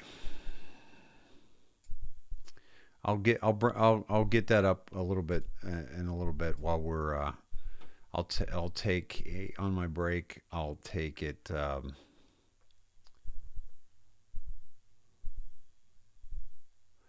so for those of you who have ordered ivermectin out of state, out of the country, this is what you might be able to expect. The FDA colluded with the U.S. Postal Service to destroy ivermectin packages sent to patients via mail. They spelled this wrong, so I don't know. But the True Defenders, I've seen some good stuff on the True Defender before, and I believe this is accurate. They didn't plan this thing too well, offering a vaccine for a disease that already had medicine for. So they had to do everything in their power to erase its existence off the market completely. The Aaron Siri says the FDA is working with the post office to hold packages containing ivermectin. The FDA could better use its resources to, publicly release the docs submitted by Pfizer to license its mandated liability-free vax earlier than 75 years from now. This is November 10th, 2021. A mail shipment addressed to you from a foreign country is being held by the post office. This is somebody who ordered ivermectin tablets, 200, detained, subject to refusal and administrative destruction. That's what they're doing, folks. That's what they're doing with this. Okay. This is the cabal, forcing our hand. All right. And this comes from the very top. This is the U.S. Food and Drug Administration and the U.S. Postal Service. Both are government entities that we finance. Okay. Which is absolutely tragic that our money is not only funded this Wuhan flu, okay, or as I have called it before, the Wuhanic plague, but not only have we financed it,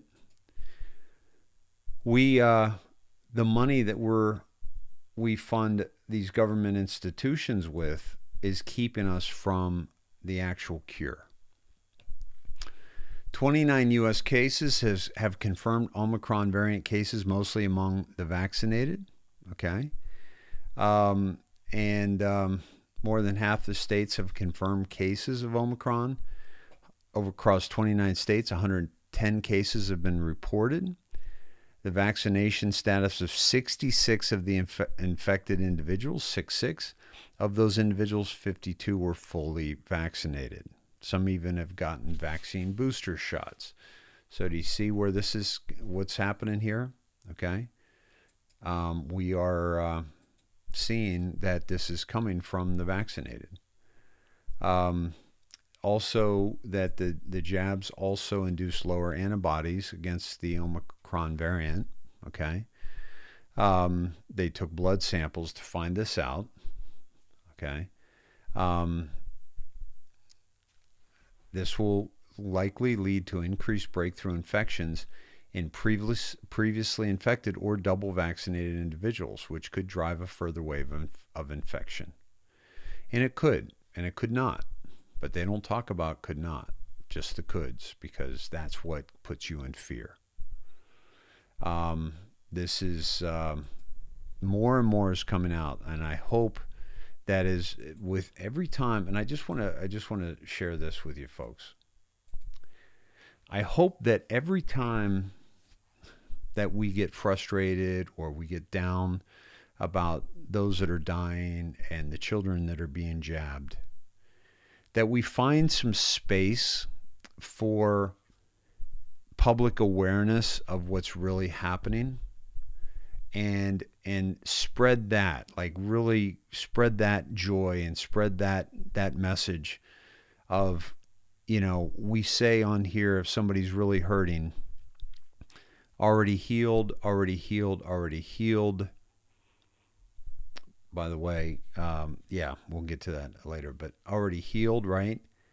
But how about already awake, already awake, already awake? Like our population is waking up every single day, okay?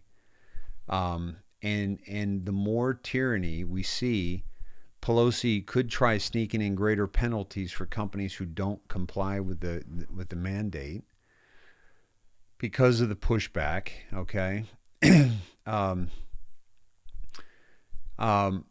Shapiro has employees, Ben Shapiro, of the Daily Wire and endorser of the Convention of States project, that he will not force his employees to get vaccinated, and they've already filed a lawsuit against Biden and his health experts.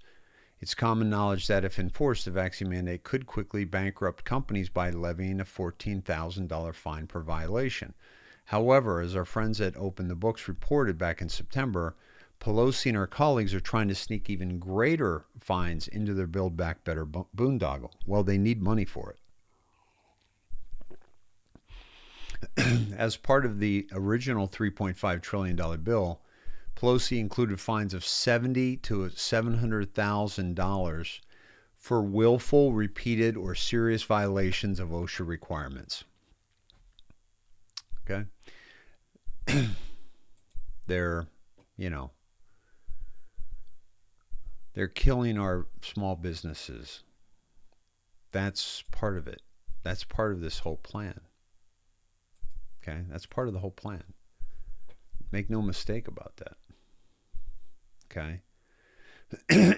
Now, this one really pissed me off. Really pissed me off. The Supreme Court. They turned down let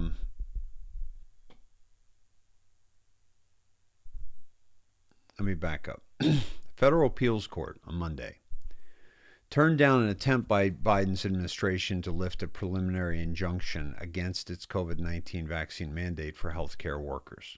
Okay. The Eighth Circuit U.S. Court of Appeals rejected the bid, which had made a motion by Department of Justice lawyers. The ruling was unsigned and did not contain an explanation for the rejection. Now, Biden's administration had attempted to lift the injunction against its mandate. So it was mandating everybody, and it was trying to get the court to lift that injunction. Okay. U.S. Circuit Court Jane Kelly, an Obama nominee, said she would have granted the motion. The mandate in question was issued by the Centers for Medicare and Medicaid Services in November. It required every facility that receives Medicare or Medicaid funding to force workers to get a jab by January 4th, 2022, affecting some 17 million workers.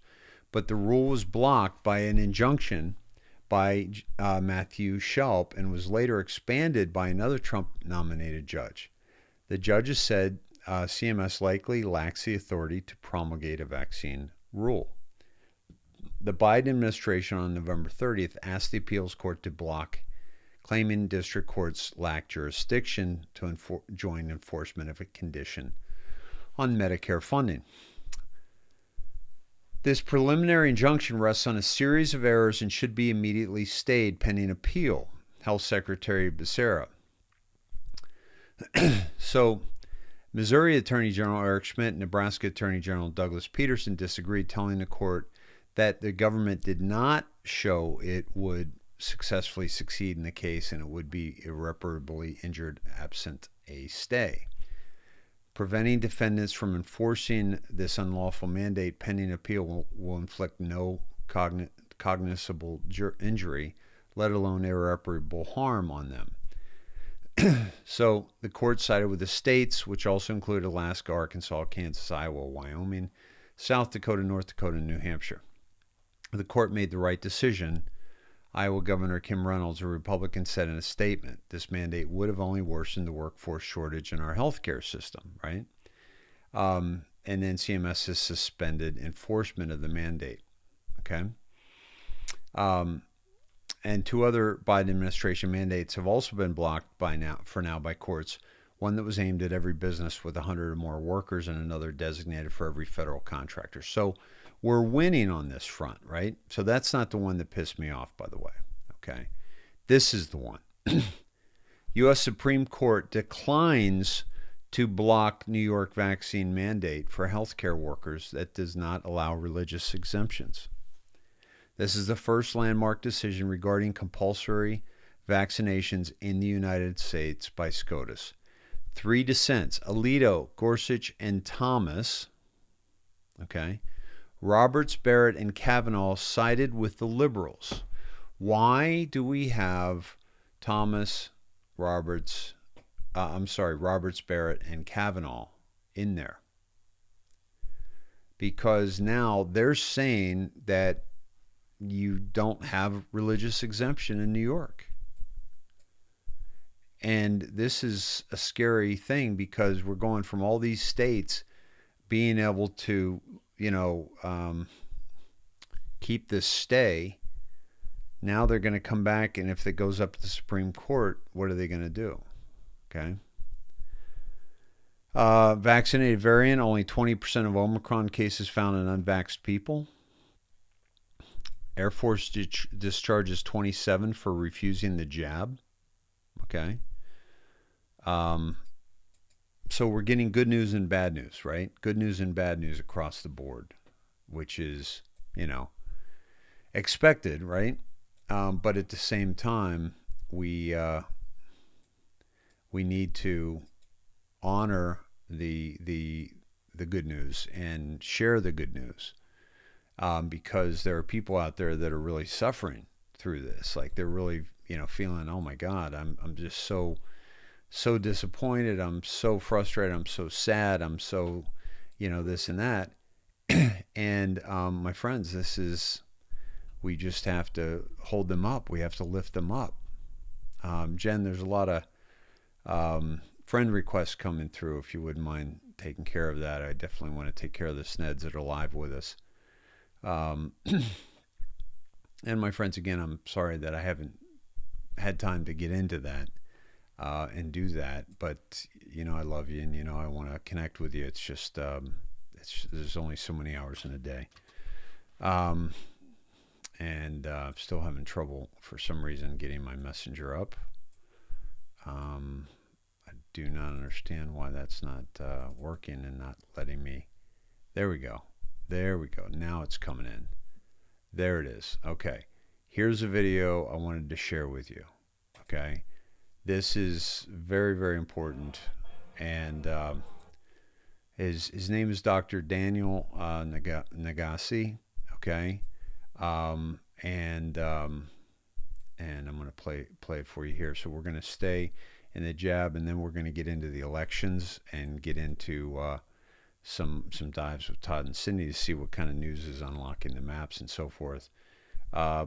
Please listen closely. This was October 1st. I missed this, but very, very important to hear, especially now, especially after what we just heard about ivermectin. Okay, 75th anniversary of the Nuremberg trials. Okay, so let's go there now. All right. And I'll get out of the way here.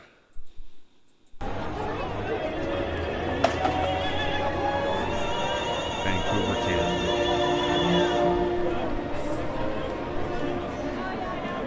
Our next speaker is a MD, Dr. Daniel Nagase. Has been a doctor for over 15 years. He graduated from Dalhousie Medical School in 2004. He has been an emergency doctor for 10 years and has been working in rural, underserved communities throughout Alberta since 2015. He has a story he would like to share with you about what happened after he gave COVID patients intramexin in a small hospital west of Red Deer, Alberta.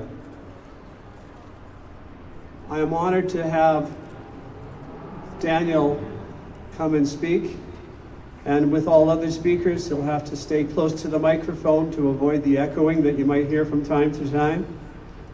Daniel, thank you.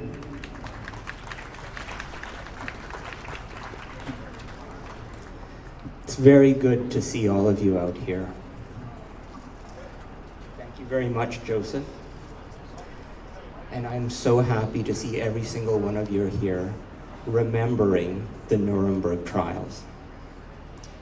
And that's the key here, remembering. Not just the nurses and the doctors who are helping by speaking the truth, people like Dr. Charles Hoff in Lytton, but also to remember the doctors in hospital administration, the doctors at the College of Physicians and Surgeons, the doctors you see on TV that are standing in the way of life-saving medication.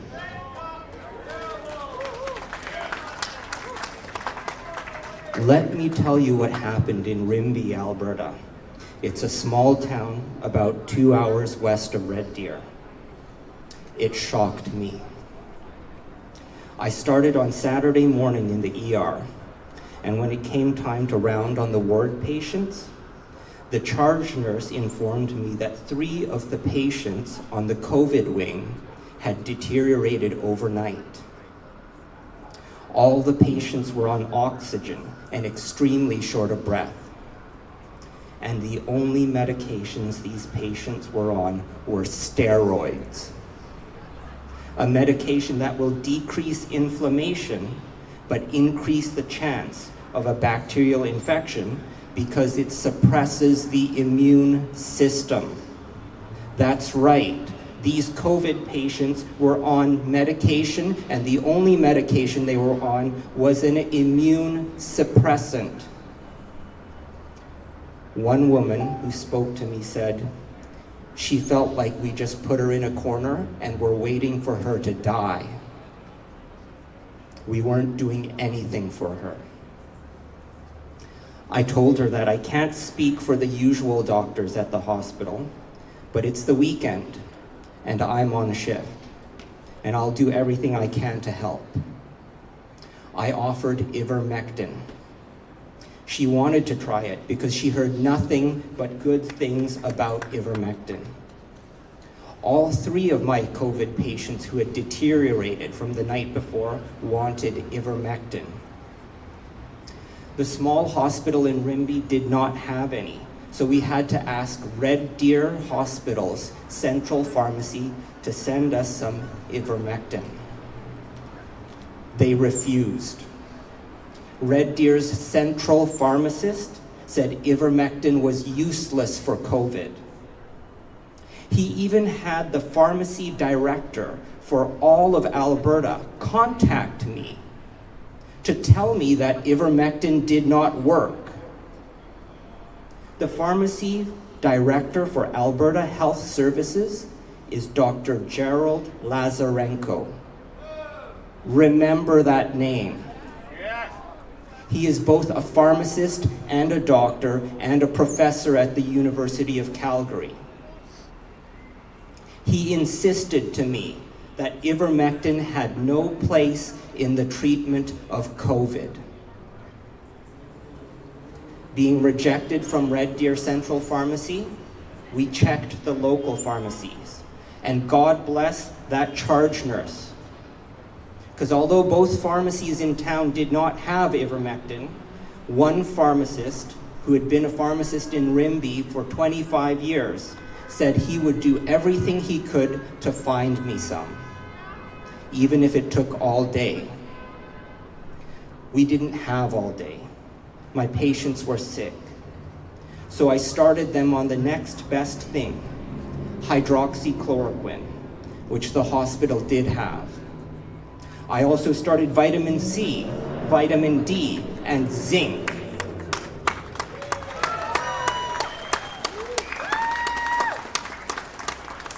And because my patients were coughing and short of breath, I gave them inhalers, salbutamol and Flovent, the same inhalers that have been used for asthma for over 50 years.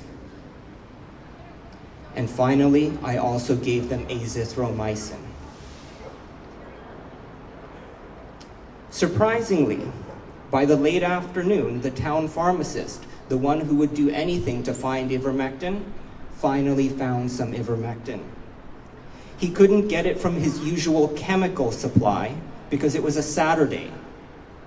He had to get it from an agricultural supply.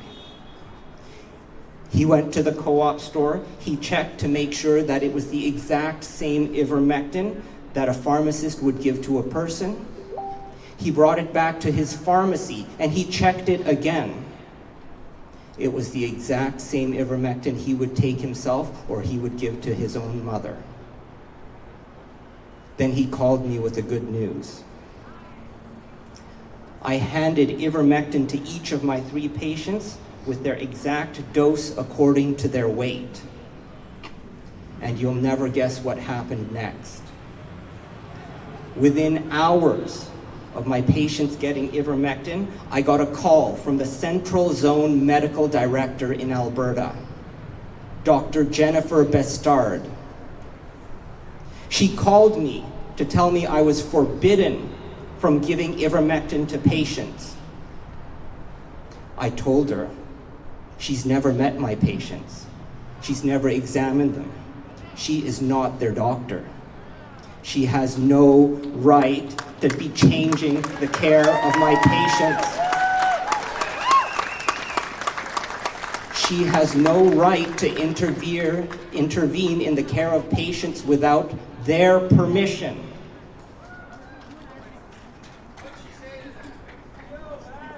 She repeated, ivermectin was forbidden from the hospital. even if patients had their own ivermectin, which I would have happily given over to a relative so the relative could hand it over to the patient so the patient could take it herself. Patients are not allowed to have ivermectin even if it's their own. She said it was a violation of Alberta Health Services policy to give ivermectin for COVID. But that wasn't good enough.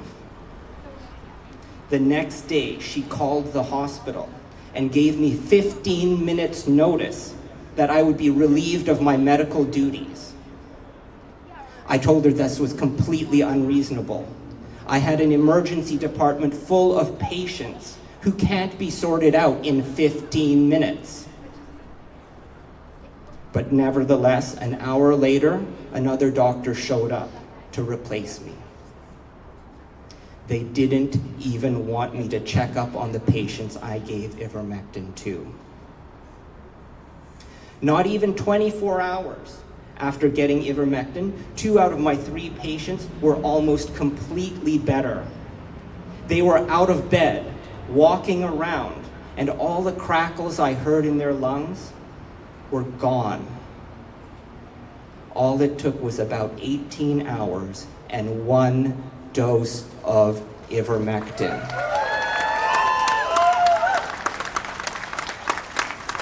The third patient was 95 years old. She stayed the same. She didn't get any worse like she did from the night before. Later on, I found out that no sooner had I left the hospital, the next doctor who came to replace me stopped the antibiotics, stopped all the vitamins, and she even stopped my patient's inhalers.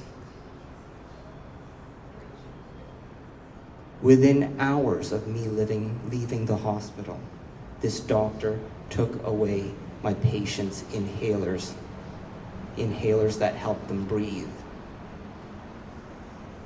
Thankfully, both of those 70-year-old patients that had immediate recoveries after ivermectin, they left the hospital within the week. I'd like to speak briefly to the healthcare professionals in the crowd and who might be listening. No doctor would take away antibiotics and inhalers for any viral pneumonia, never mind COVID. No doctor would do that for any patient with pneumonia, unless they were.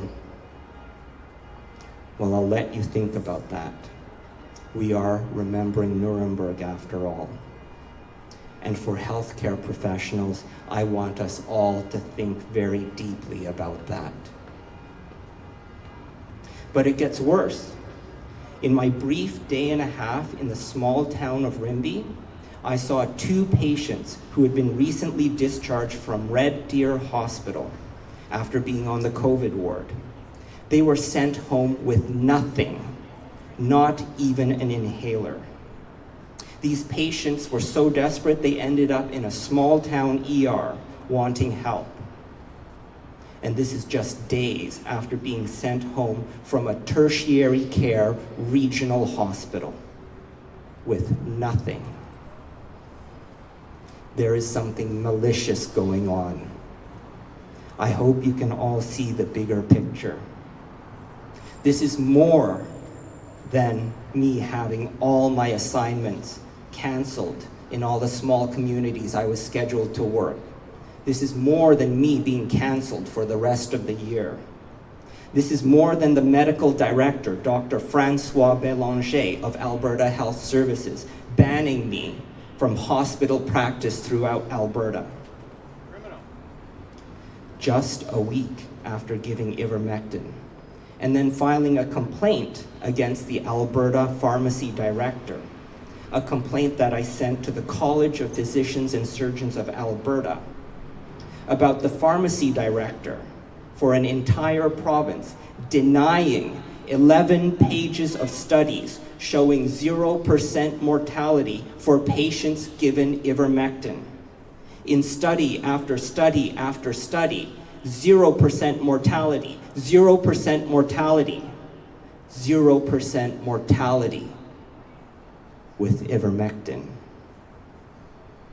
And guess what?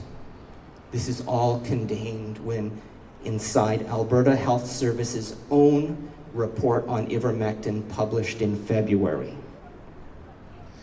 Just a week after I filed a complaint about Dr. Gerald Lazarenko withholding life-saving medications from an entire province, the Alberta College of Physicians and Surgeons forbade doctors and pharmacists from giving patients ivermectin.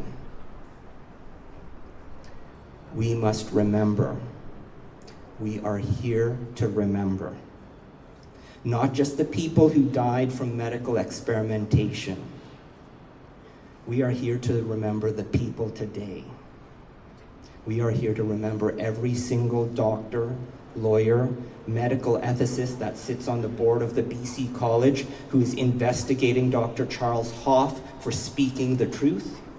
We are here to remember every doctor who stopped patients from having a life-saving medication. And what for?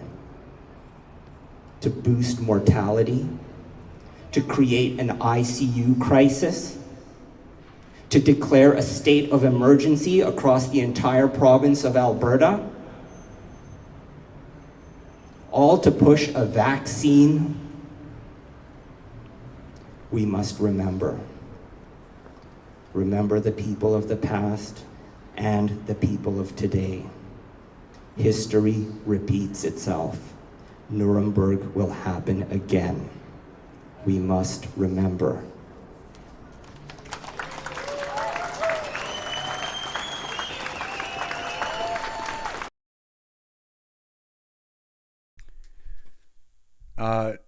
Tragic to see, what is happening at the higher levels of these organizations, right? And just understanding that this isn't about helping people. There's nothing about this that proves that, right? Nothing that proves that. Nothing that comes close to proving that this is about helping people. Okay? This is genocide. Yeah. Absolutely. Absolutely. So, this is remote viewer. That's your province, really. Wow. That's tough. Man, that's tough to see what's going on in Canada and other parts of the world. Dr. Nagase, and that is very much, Vincent says, unfortunately, Nuremberg was a Kabbalist-ruled trial, by the way. Well, two things. One, that the Vincent, the people that should have been there weren't. They were, they had left with Hitler to the base in Antarctica called New Schwabenland. That's why all the ships were missing and so many of the higher levels were. But what did come out of that, I don't know that story that you're mentioning, but what did come out of that was that you're not allowed to do this shit. So whether it was cabal run or not, we got what we needed out of those trials. And yet we're not living by that code. So maybe that has something to do with what you're saying, but we're not, And we won. And the rest of them came over in paperclip, but we didn't get the best and the brightest. We got the second tier. Operation Paperclip.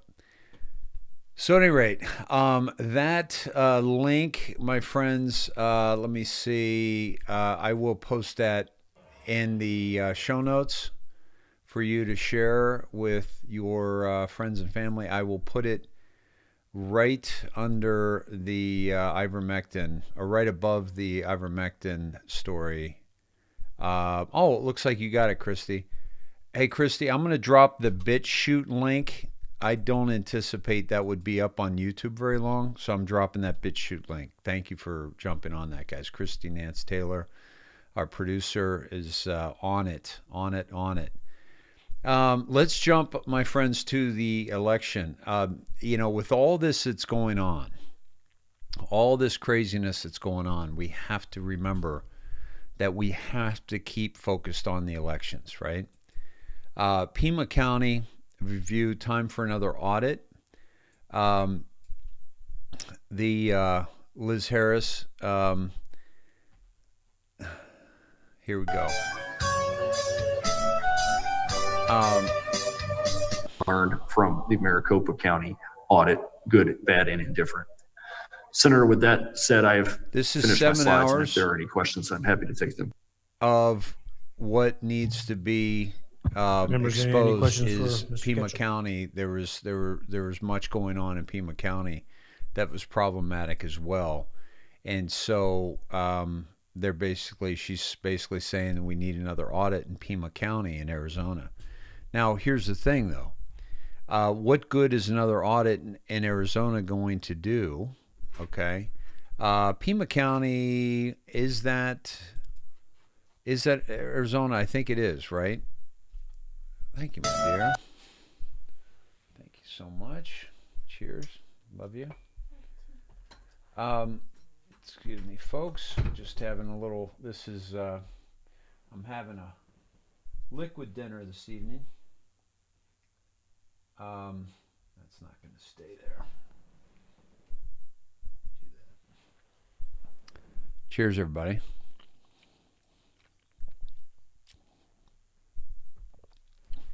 That is a yummy protein shake, straight out of all plant-based protein, right out of Purium, which you can find on the IndoctriNATION.com. Purium, great stuff, all organic, glyphosate-free, also gets glyphosate out of your system. This particular one is a fantastic shake. All right. So, Pima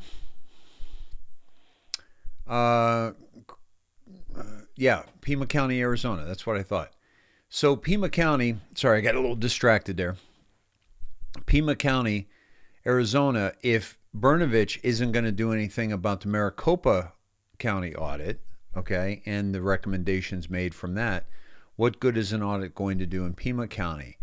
So we have people that broke the law in Maricopa County, and we have the man who is supposed to enforce the people who broke the law and indict those people is not doing that. So, folks, have you called Mark Brnovich's office in Arizona? Christy, would you mind putting Mark Brnovich's phone number in the chat and in the show notes, please? And Snedheads, would you please reach out to Brnovich and say, why haven't you done anything to this, right? Georgia Assistant AG claims that Raffensperger is not responsible for errors exposed in Fulton County and doesn't challenge multiple errors identified. Again, it's not enough to just expose those who violated the law with the election. We must also expose those who are violating the law by not enforcing the law. And that, in this particular situation, would be Brnovich in Arizona and the assistant AG here. This is unable to dispute the facts surrounding the errors posted on this Secretary of State's website for the Fulton County Risk Limiting Audit, RLA, report, hand audit noted in article above. Raffensperger and team resorted to intimidation tactics. As you may recall, Joseph Rossi and attorney Jack James presented 36 errors posted on the Secretary of State's website for the Fulton RLA report to Governor Kemp's team. Subsequently, the governor's team, after an extensive investigation of their own, verified the data presented as factual and recently called upon the State Elections Board, SEB, to open investigations swiftly into this grave matter. We spoke with Mr. Rossi, and during our interview, this is from the Gateway Pundit, by the way, he told us that on Friday, December 3rd, the same day we posted the article above at the Gateway Pundit, the Attorney General's office called attorney Jack James. The sole purpose of the call was to convince Mr. James and also Mr. Rossi that the SOS is not responsible for the error data posted on his website. Who's responsible? Mr. James, being an experienced litigator, failed to succumb to the pressure. In summary note of the call, Mr. James wrote, "The purpose of their call was apparently to convince me that the Secretary of State has no responsibility for the errors exposed in Fulton County. I said, Mr. Rossi and I believe the SOS has the ultimate responsibility, thus we disagree on the issue of responsibility." Mr. James also called attention to a code section that requires the Secretary of State to notify a county if an error is found in the county's certified returns and direct the county to correct the error and recertify the results. The Secretary of State's shield of armor now has a crack. Mr. Rossi and Mr. James are gathering support for, 1, the State Election Board to publicly announce, per the governor's request, that an investigation has been opened regarding the error data posted on the website, and the SOS's office immediately footnote the error data contained in this report is under investigation, and determine which entity is responsible for the generation of the errors, determine what was the root cause of the errors, determine what is the net vote impact for the errors, determine if the Secretary of State's office checked the RLA report posted on the website. If they did check the report, did they find any errors? Incompetence? If they did check this report, did they find errors and did nothing cover up? Mr. James provided his summary of the call with the attorney from the Attorney General's office. So, excuse me. It is well known that the Secretary of State is the chief election officer of the state, and the responsibility for the election results is squarely his to answer for. Okay? And that they're going to get to the bottom of this. Okay, so this is, this is the people that did the crime don't want to do the time. And so what they're doing is they're doubling down. They've got a horrible hand. They know they're losing, and they're doubling down to try to save their ass, and it's not going to work. Christie already has up on the show notes Attorney General Mark Brnovich, Officer Attorney General. Again, we are respectful, we are precise, and we are relentless. Okay? If we don't need to assume the worst, but we will hope for the best and plan for the worst, right? So it's on there. So please, Snedeheads, will you guys commit to calling tomorrow or even tonight and leave a message, please? Can I get some hands up for that? And let's put some pressure on the Attorney General. We need this to come out. We need this to come out. We need this to come out. Okay? Let's see. Let's see. Somebody has to get a test. Alicia, I don't know what to do. This is a horrible position. Dave got the test once. Are you having to get the test? If you get the test, do the mouth test and spit on it. Just get your DNA on the test if you absolutely have to take the test, and don't put it in your body as best you can. Blow your nose, wipe it on the thing, or spit on the thing. Okay. Now we're going to shift to January 6th, my friends, okay? Great. Tammy, thank you. I'll be calling tomorrow. Let's see. Folks, we do need to call, please. Please, it takes literally less than a minute, okay? And ask them about Pima County. What are they going to do about Pima County too, right? Okay. This is, we need to go into Catherine Herridge. Q has told us to follow the pen, and that led us to Catherine Herridge. Let's get into this Scrib document. And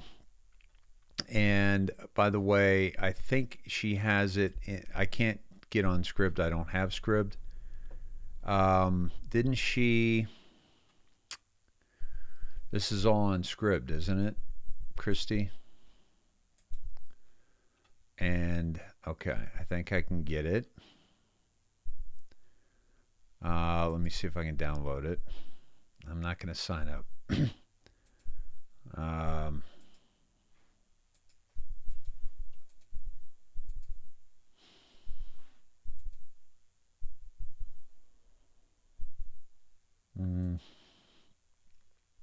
No, I'm not going to do that.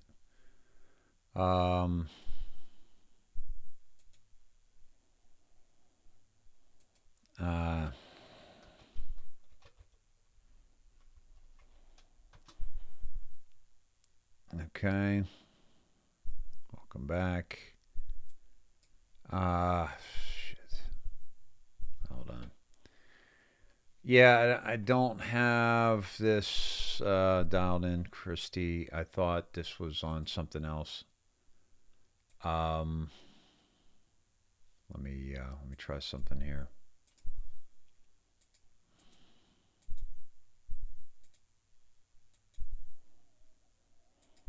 Why isn't this working?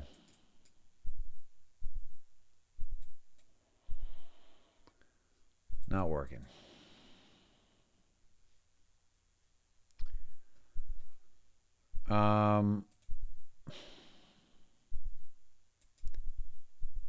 Yeah, I'm not going to be able to do this right now, Christy. This is I didn't know this was. I thought she did it in the tweets as well. So can't do that. We'll have to come back to that. Representative Louis Gohmert says Pelosi is hiding evidence. This is very, very important that we hear this. Marjorie, thank you for your work, your efforts. There's no better contrast between what happened in the summer of 2020 and what happened January 6th than the issue of bail. We hear from many people that participated in destroying federal buildings, police buildings, looting, then that they had no bail, so they were immediately allowed to be released. And yet, we've got people in the DC jail who had no bail, meaning they can't get out. Now, on the state side, having been a felony judge, you had to have done something incredibly extreme to have bail so high that you could not make it, especially a no bail situation. It's just so extremely rare. But to have that kind of dichotomy here in the nation's capital is pretty outrageous. We know, for those that are still taught any type of civics, of government, you know that under our system, you are innocent until proven guilty. And the law and the Constitution have made very clear you're not to punish anyone who's in pretrial confinement. Pretrial confinement is not a place for punishment. That can only come after conviction. And yet here what we've seen in the DC jail amounts to a great deal of punishment. And to be clear, it's not just the inmates that have suffered. as Marjorie and I toured the DC jail, some of the conditions were so astounding. I asked more than one guard, have you ever worked in a facility that had these kind of problems? And quietly they would say, never, no. It is outrageous. Now, there's some that say, oh, it's just because you've not been in jails or prison, you don't know, this is what it's like. No, those people that said that have not witnessed what's been going on in the DC jail. First, we have heard repeatedly since January 6th, this was an armed insurrection. And as I asked Merrick Garland, and I've asked others, is there anybody been charged with insurrection? And the answer is actually no. No one has been charged with insurrection. In fact, if they were going to charge with someone with insurrection, it's beginning to sound more and more like those would be agents for the federal government that were there stirring things up, trying to get people to engage in violence. And as we heard this weekend, apparently a guy that was giving out what were later used are called dangerous weapons may well himself have been working for the federal government, for the FBI, as he was handing out what they now charge were deadly weapons. So we've got a lot more investigating to do. The condition of solitary confinement has been so often struck down as inappropriate, and yet the DC jail has gotten away with it for such things as, how dare you demand to talk to your lawyer in person, because now we will have to put you in solitary confinement, we'll call it quarantine, for 2 weeks. It's bad enough what they're suffering from, but to discourage the ability to talk to your attorney, and what we saw as we go in the building, they got a great facility there. The plexiglass, the phones on either side, you could see your attorney, and it wouldn't require anything after the visit other than wiping down the phone and the area where they were. And yet they have used this idea, oh, if you're going to talk to your attorney, we're going to have to lock you up in solitary for 14 days. This is the kind of punishment that they have had meted out to them, and it really has to stop. And we know the U.S. Marshal, when they finally had had enough, we didn't know that they were going. We didn't know immediately after they went. But they had gotten concerns about the facility. They go in, they do a certain, well, they're taken in to the area where the other prisoners were held, not the January 6th, and that gave them time to scrub off mold and try to clean up the area where the January 6th inmates were. And they did that. They had enough time to get some of the nastiest parts cleaned up, so that the U.S. Marshal held that the cleaner side of the jail was not adequate, and those 400 people needed to be shipped out to incarceration in Pennsylvania. And then by the time they get over to where the January 6 folks were, it was cleaner, and they let that go. Then after that, before we went over for an inspection, for a tour, they had done some painting and allowing them 2 hours outside their solitary confinement.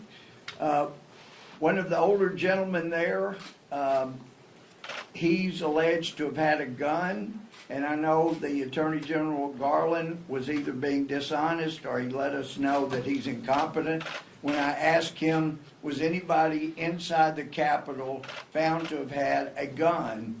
And he knew the answer, I knew the answer, and yet he said, in fact, well, I'm not sure where it was, but I know there was a gun found. Well, and that's one of the reasons they're keeping this elderly gentleman in jail. You look at his hand, and it's obviously dark, looks like it's going toward gray or black. You know, that's normally leading toward amputation when it gets that bad, but they haven't given him proper medical care. Another inmate had his finger going just sideways at the last joint. He said it was broken by one of the guards and they won't allow him to get medical care for that. There are just all kinds of things there. The refusal to allow them to have haircuts or shave, they're creating people that look like the Unabomber. And I know from my experience, if a jail facility will not allow an inmate to prepare for court so that he's not brought in looking like a criminal, then that jail facility is going to be sanctioned by the judge that in whose court they're brought. None of those things are happening. We've got one judge, Judge Lambert, that has started to take action, but there's not nearly enough. We need all of the videos that anybody has, but it's the federal government. I don't understand why our speaker is trying to hide evidence while they run around looking for anything that might help them make Republicans look bad.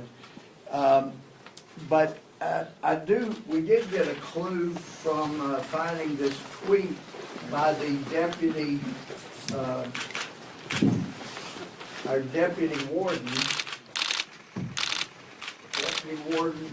Landerton, 2 years ago, in response to this tweet, had this to say: what she thinks should be done with people who support Trump. She said it 2 years ago, and she's been carrying out what she said ever since these people were admitted to jail. These people need to be relieved of their duty. She's the one that, when the four of us went up there to try to do a tour of the jail, we were lured outside, and then she runs around back in and locked the door to the main lobby where people come in. So there are people that are in charge that should not be. The inmates are being mistreated. And as somebody that's been a prosecutor, a felony judge, and a member of the crime subcommittee ever since I've been here, I've toured, I'm telling how many jails and prisons. And it's just hard for me to believe federal judges are allowing this to go on right here. It is a bad omen for the country that this is happening. And at this time, I would like to yield to my friend from Florida, Congressman Gay. That's, during the time of incarceration, obviously, these folks are being treated very, very poorly. And it's tragic because they're patriots. They're by the way, answer me this. Excuse me. In a country with 180 million gun owners, if you're planning an insurrection, if you're planning to harm people, and if you're planning to take over a building, if that's your true intent, wouldn't you go in armed? You're obviously going to break the law anyway. If you're breaking into a building, you're breaking into the Capitol of the United States of America. Wouldn't you go in armed with weapons, with guns? The only weapon that was discharged was from the guard who shot Ashley Babbitt and never should have shot her. That was, so they're holding them without bail, and we see the warden and the deputy warden and what she thinks about Trump, and that's tragic because these people, this is lawlessness. So these people we will hold them answerable for this. But it just may not happen until, Gohmert continues, and all these senators continue to go after the truth here. Okay? Yeah, they're being denied due process. This is absolutely unbelievable. It's the weaponization of the POWs, prisoners of war. This is the weaponization of the Department of Justice. It's absolutely crazy. It's absolutely crazy. Yeah. Yes, Kim. Absolutely. Okay. Now, we were talking. I saw some of you talking about the jab, and I just want to say this. Excuse me. Regarding the jab, Alicia, I know you're going for your son's bachelor's. Congratulations, by the way, on his bachelor's degree. That's pretty awesome, and I know you want to go there for that. And all I want to say is, yeah, they won't accept a home test. When you do the drive-through, right? You just turn and you kind of put, the stuff on your console, and when you do it, you put it up to your nose or put it up to your mouth, and you could have your tissue there that you've already blown into, if it's a nose test, or if you're going to spit on it.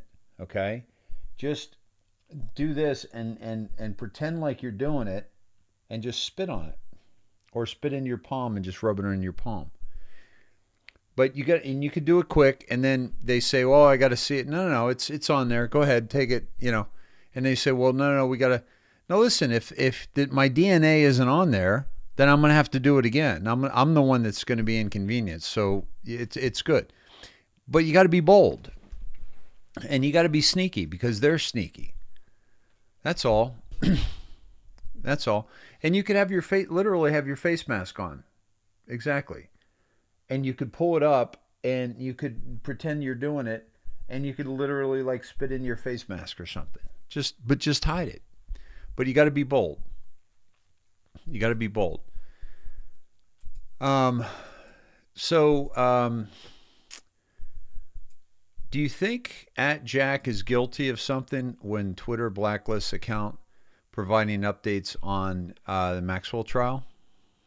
This is the new CEO, and he's got to take care of it. Parag Agrawal. An account set up to monitor the investment portfolio of House Speaker Nancy Pelosi following insider trading allegations was also taken down. This is a politicization of all this. This is the Maxwell trial tracker. It's not, there's no false news here, right? It had over 500,000 followers, okay? And Pelosi's investment tracker had over 200,000.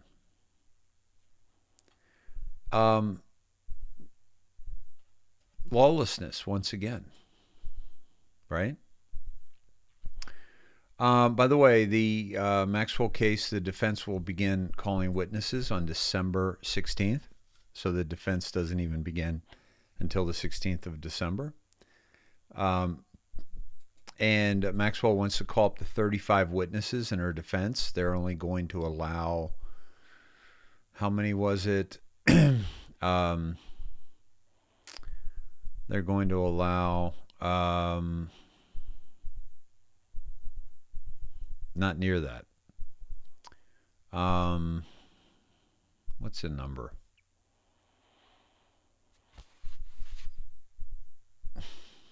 Huh. I can't find the number, Christy.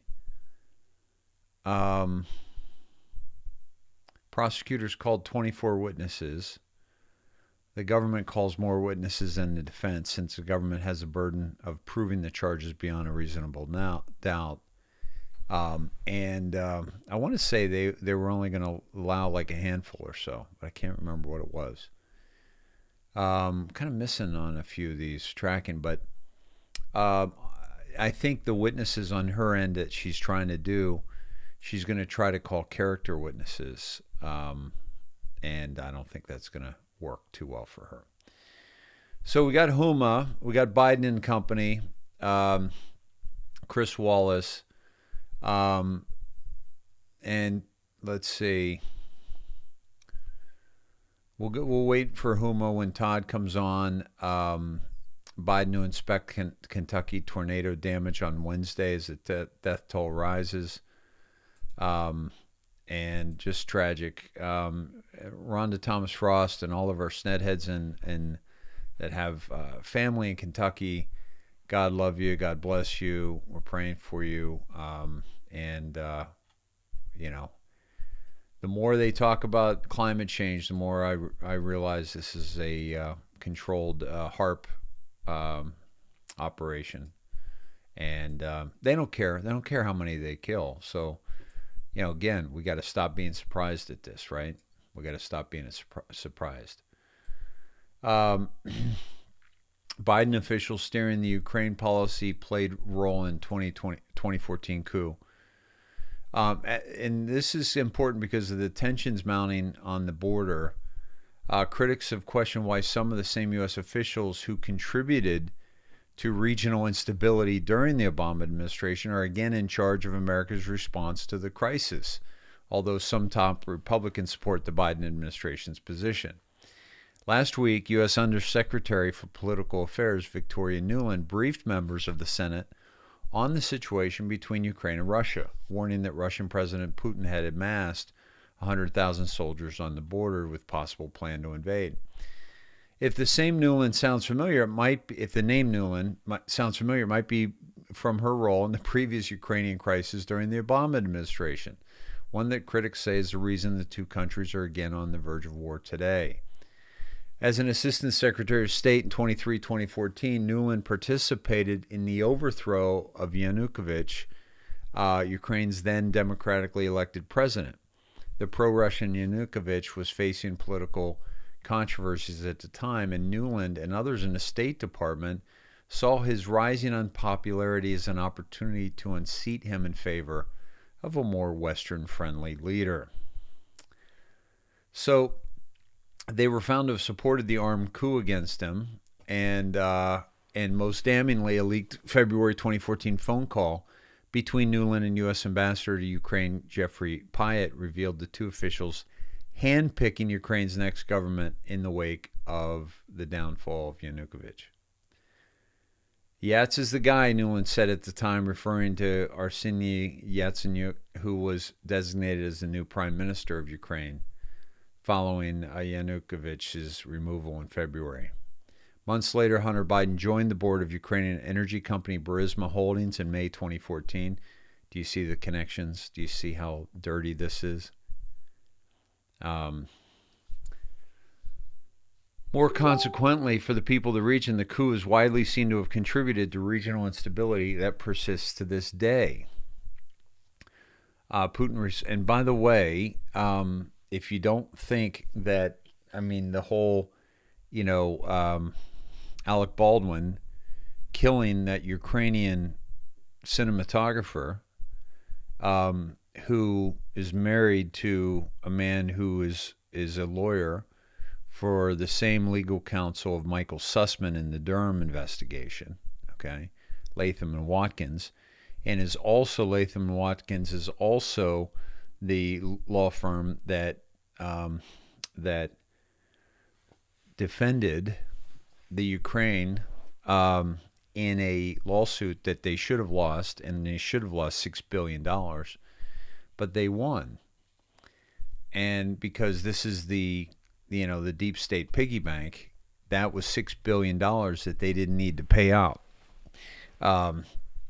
So many things going on with that whole murder, but it's all connected through the Ukraine. Putin responded by annexing the Crimean Peninsula from Ukraine in order to protect an essential Russian strategic asset, the warm water naval base at Sevastopol, the largest city in Crimea. He also provided special operations assistance to the people of the eastern Donbass region who were defending themselves from military assault by the U.S.-backed Kiev government after they refused to recognize what they considered to be an illegitimate coup junta.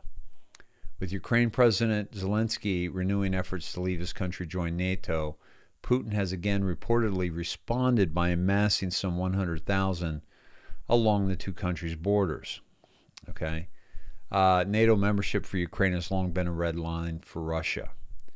At last week's Senate hearings on the matter, Marco Rubio asked Nuland whether the Biden administration would provide any of the following concessions: rescind promises that Ukraine will eventually join NATO, cease providing Ukraine with arms, or pull back U.S. troops from Russian western border in exchange for Putin withdrawing troops from near Ukraine. All of those would be unacceptable, Nuland responded, reiterating the Biden administration's support for the Ukrainian government. But some critics question why Nuland is dictating terms in Ukraine-Russia policy after mishandling tensions some 7 years ago. So basically, the same people who screwed it up back then are screwing it up now. Okay, and it's only getting worse because of people like Nuland. So keep an eye out for that, but primarily Nuland and the deep state. Joe Manchin, not fair for Build Back Better Act to rely on budget gimmicks. $4.9 trillion act. It's unbelievable. Manchin's a pivotal swing, said the legislation needs drastic change to gain his support. Drastic change to gain your support. It's a Build Back Better, ridiculously expensive bill, and Manchin is still like, they're playing games, and it's like, you've got to be kidding me. This is a joke, and it needs to be shut down, and we can't afford it. We can't afford it. Okay. Chris Wallace's exit leaves a gaping hole in Fox's news division. Chris Wallace going to Epstein Island with what's his name? Clooney and Clooney's wife. Don't know for sure that that's Epstein Island, but it's been with other pictures in Epstein Island, so you guys might know that for sure. But I just wanted to give that I do believe he did go to Epstein Island. I have seen pictures. Is he on the flight log? That's the question to Epstein Island. 746 Q drop. Wallace. Chris Wallace looks clean as far as those descriptors used by Q are concerned. Looking into Matthews now, you're not looking close enough. Basically, going into Mike Wallace and Wallace's connection, and how Chris was his son, and Mike Wallace was, he was CIA propaganda as well. Let's listen to Brian Williams exiting. Hi, I'm Nicole Hockley from Sandy Hook Promise. I know this is hard to hear, but it's... Yeah, you know what? I know you lost a kid, but don't tell me what guns I can have or cannot have. And I know that's hard to hear. But just because some jerk-off maybe killed your kid, he's not going to obey a gun law if he's not obeying murder laws. Okay? So I'm tired of seeing you. I feel horrible for you. But stop trying to dictate what I should be able to own. It's called the Second Amendment, and your child does not get in the way of my Second Amendment. And if we had security at your school when this happened, or if you had understood the FBI's role in these kind of things, you wouldn't be talking to me. Important.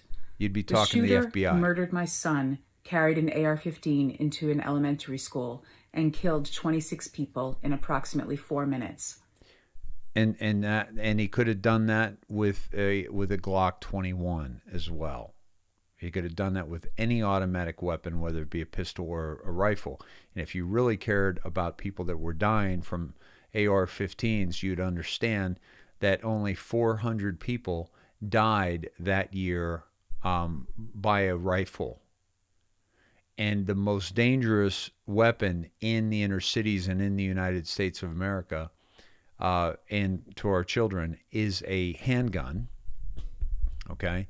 And so the only reason they're using you as propaganda to try to get us to give up our AR-15s is because what that senator was saying earlier, Senator Roy, about how it's a very effective weapon against our military and our police should our military and our police violate our constitutional rights, which is exactly what's happening now. That's why they're coming after the AR-15s. Why?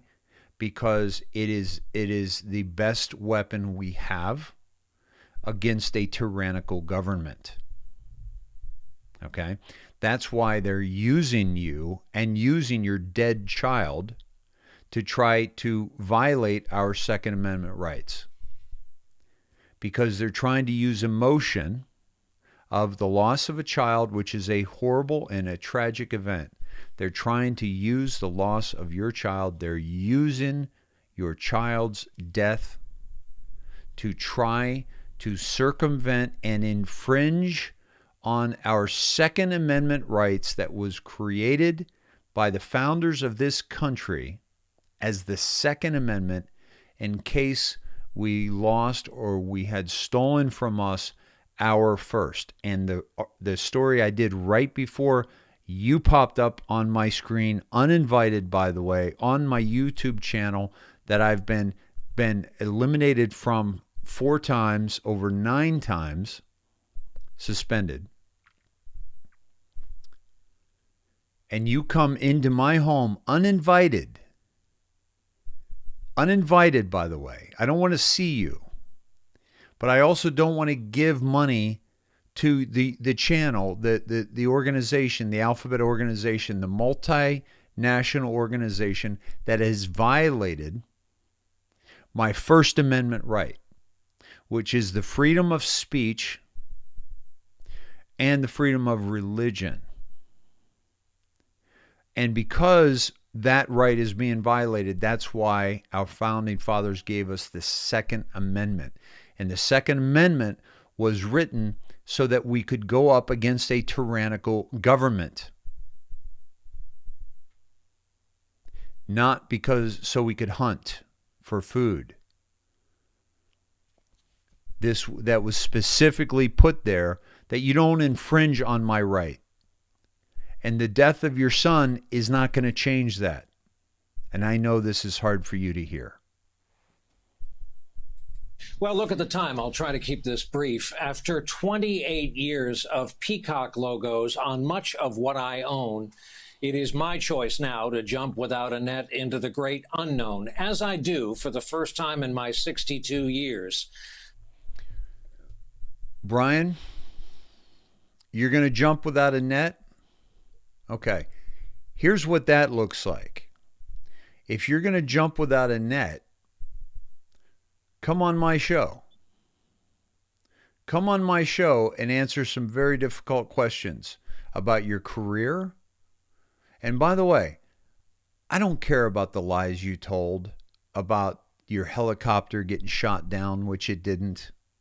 Okay? I don't care about those lies. It honestly doesn't bother me. Okay? It just shows that you're a whore for attention and concern. Okay? And you know what? People make mistakes. So maybe you made some mistakes with a few of those lies. Those lies don't bother me.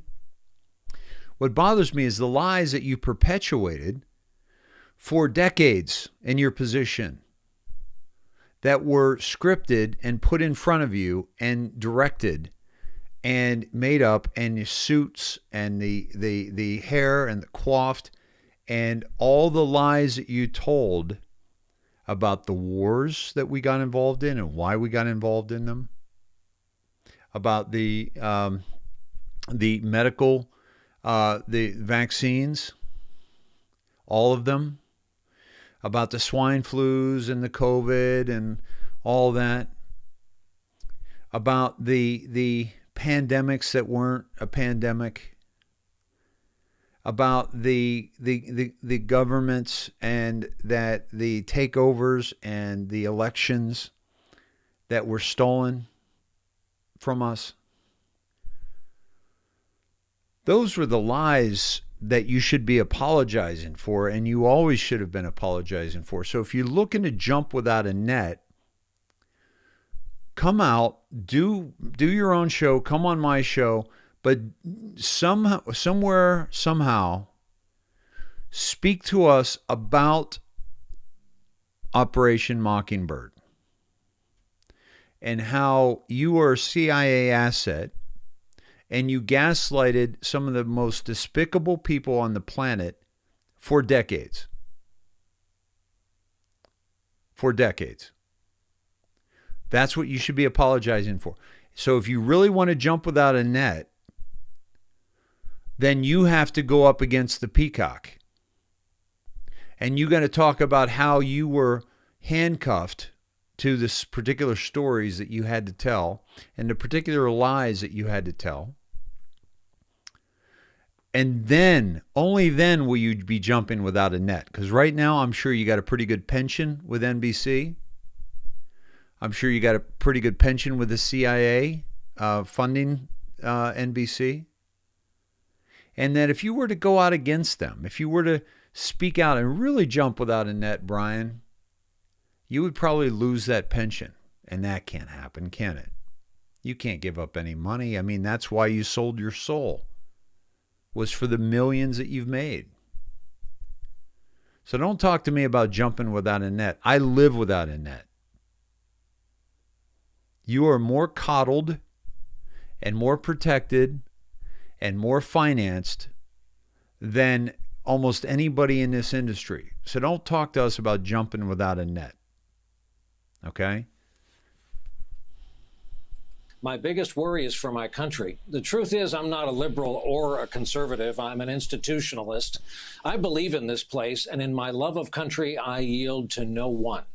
But the darkness on the edge of town has spread to the main roads and highways and neighborhoods. It's now at the local bar and the bowling alley, at the school board and the grocery store. And it must be acknowledged and answered for.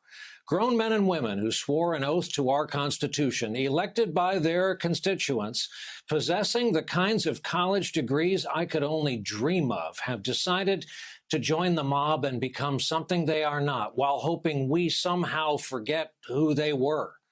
They've decided to burn it all down with us inside. That should scare you to no end as much as it scares an aging volunteer fireman.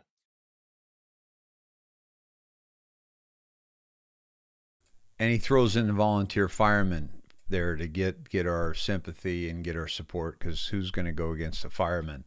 Meanwhile, what was he reporting when our nation was really burning down a year ago last summer?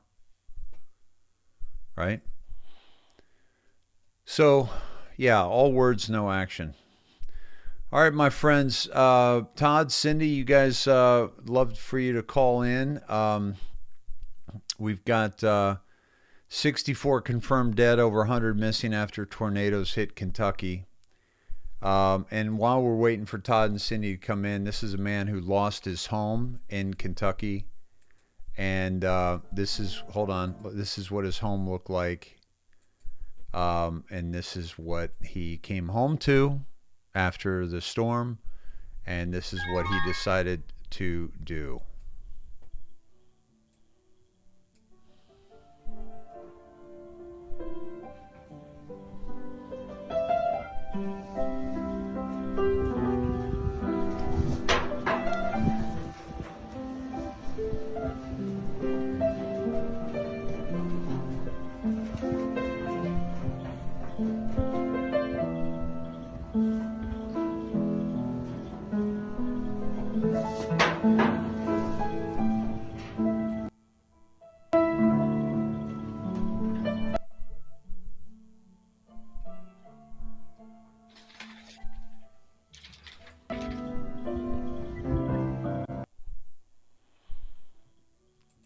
And there you have it. Todd, Cindy, hello. Hi there. How are you? I'm doing well, thank you. Sad for Diana, my friend, and I know you are as well. Yeah, she was a great lady. Sorry to lose another one to the fight. Yeah, I'd love for you to read to the Sneds that aren't on Facebook what you posted there, because that was quite lovely, if you wouldn't mind. Sure. And if you want to just tell the Sneds about her and what. Yeah, let me just get it here. I can pull it up too. Let me see if I pull it up here. Oh my God.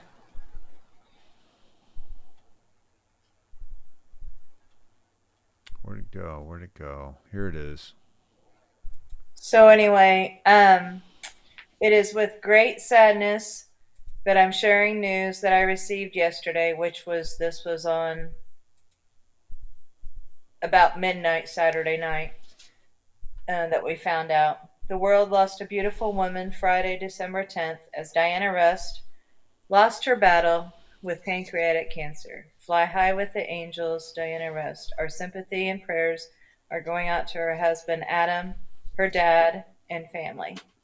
Thank you to the Sneds with the IndoctriNATION that prayed for her during the past few months as she battled the war on cancer. She told me how she could feel the prayers and that she was so proud to be one of the original Snedheads from the talk and walk days on the beach with David Snedeker. She was a digital warrior, a proud patriotic American, and a child of God. Even in the earlier days, she bravely fought the medical and insurance mafia, exposing them for the Satanists that they are. That's a quote from Diana. While standing up for what she believed in.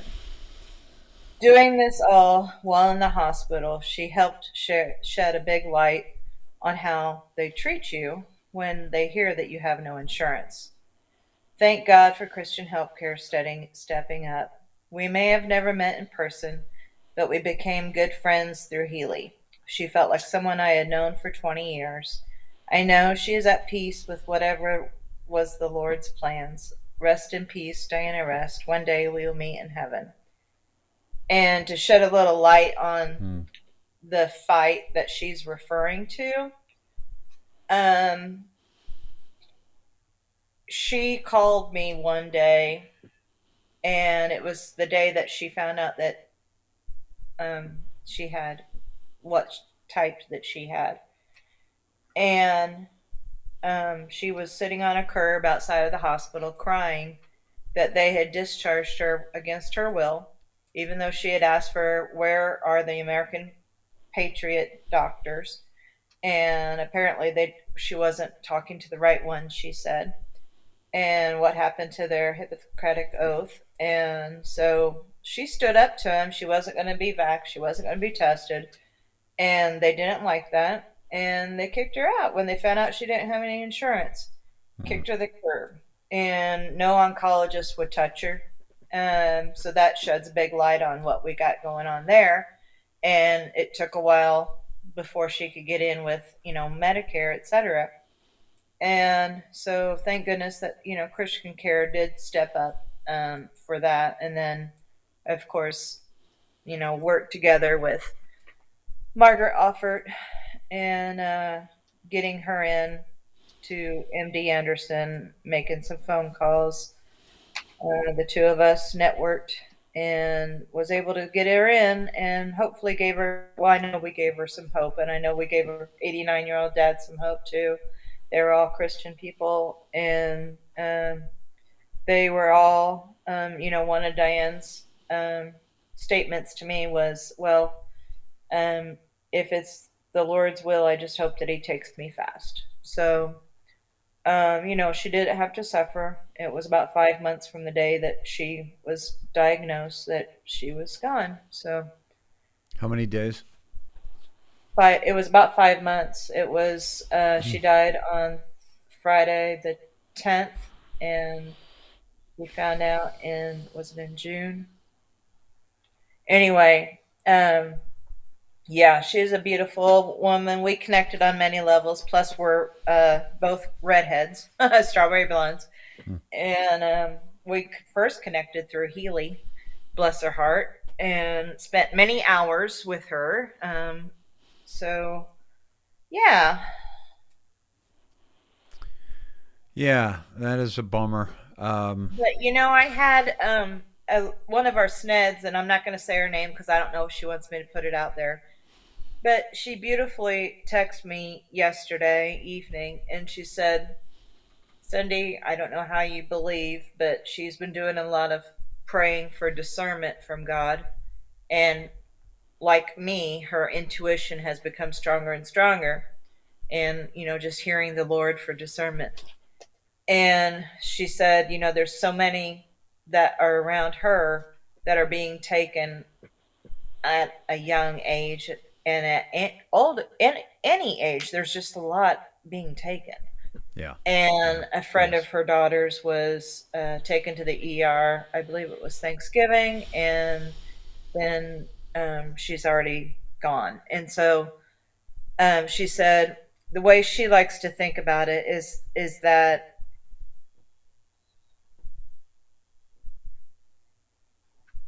it's that there's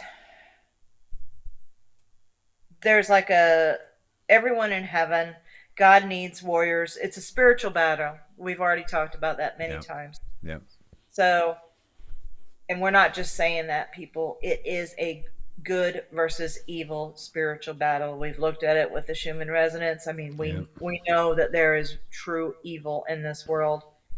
And as she said, there are those warriors that are left here, and maybe this is God bringing home several of them to be warriors on the other side from heaven. Yeah. To help fight this battle from that side. Yeah. So, I mean, I'd never thought about it that way, but, he needs them fighting on both sides, like she said. And, they're going to battle on that side is what she said. So we don't know, but it was a nice way of thinking about it. And I thanked her for sharing that with me because I had never really thought of it that way. So I like that very much. I think I can totally resonate with that and see that. Q said it's a spiritual battle. Trump has said it. We have said it. People are experiencing it, and so it's very tragic. And when you think about what Q said about we don't see 80% of what's happening. Yeah. What percent do we not see with God? Exactly. Just because we don't see it doesn't mean it's not happening. And certainly we are being exposed to a great amount that we do see, which means there's an even greater amount that we don't. And I'm sure that explains a lot of things that we have questions about, just like if it was Q. Yeah. And how's Margaret doing through it? And she's been busy working. Okay. She sent a text to me this evening saying happy late Thanksgiving to you and your family. She's been crazy scheduled, busy working, no sleep, with the airline. So how that is. Yeah, absolutely. But now, for those of you that are praying for baby Grace, President Grace, I received a update from Grandma Cat this evening and needs some more prayers. Her mom and dad had to take her to the ER again yesterday morning. And once again, she was admitted into PQ early evening. They met with the doctors. And I guess the medical team decided to run some tests with her under a general anesthesia. So anyway, tomorrow they'll go over, with the doctors and the pediatric pulmonologist from Vanderbilt Children's Hospital, which is in Nashville. and discussing, possibly transferring her there. Or another option, she said, might be in Cincinnati if the Vanderbilt team doesn't think that they can help her. So, yeah, they're in Tennessee. They're about 2.5 hours, I think, Knoxville from Nashville. So it'd be a drive for him. But my God, if they could finally find out some answers and get some treatment for her that is going to work and put an end to all this, the unknowing is what's always horrible. Yeah. Mm-hmm. You can deal with something that that what's going on, but it's the unknowing that just drives a person, especially as a parent, especially with a baby. Yep. Unknown is horrible. Yeah. That's and it's frustrating for a good doctor too, obviously. Yes, because the good doctor doesn't know what to do. And baby Ellie is doing great. She's at home. She's the one that had the hole in her heart, the surgery. Yep. And she's at home and she's recovering well. Awesome. So, awesome. Yeah, there's a lot of good things out there going on too. Yeah. So.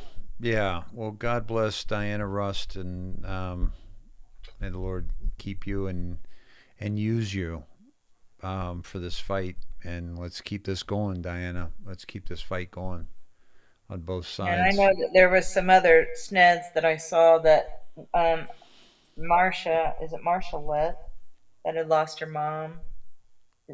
And Marcia lost her mom? Wow. I think that was the name. I'm sorry if it's not, but a couple of people that had also lost close people to them in the past couple of days. So, our hearts go out to everyone that is grieving at this time, or, just having a tough time. I know financially it's a hard time. The Christmas season is always happy for some people and strained and stressful for others, because you want to have a nice time for your kids and everything. And yet, sometimes it's not always that easy, for kids. Yeah. So.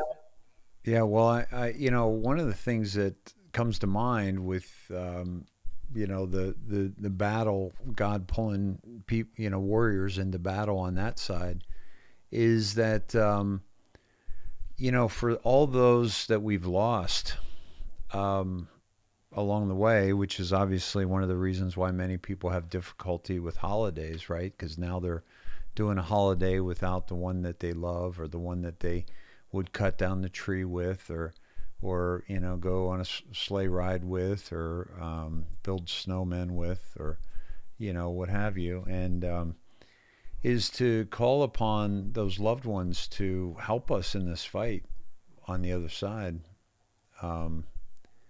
and watch over us as we engage in this one, because we are fighting for humanity. We are fighting for something very real, and something very significant. And it is the survival of humanity. Yep. And that's why I got very little tolerance for these people that are wasting our time with stuff, and wasting time focusing on things that don't matter, is because we're in a war. Keep your eye on the ball, people.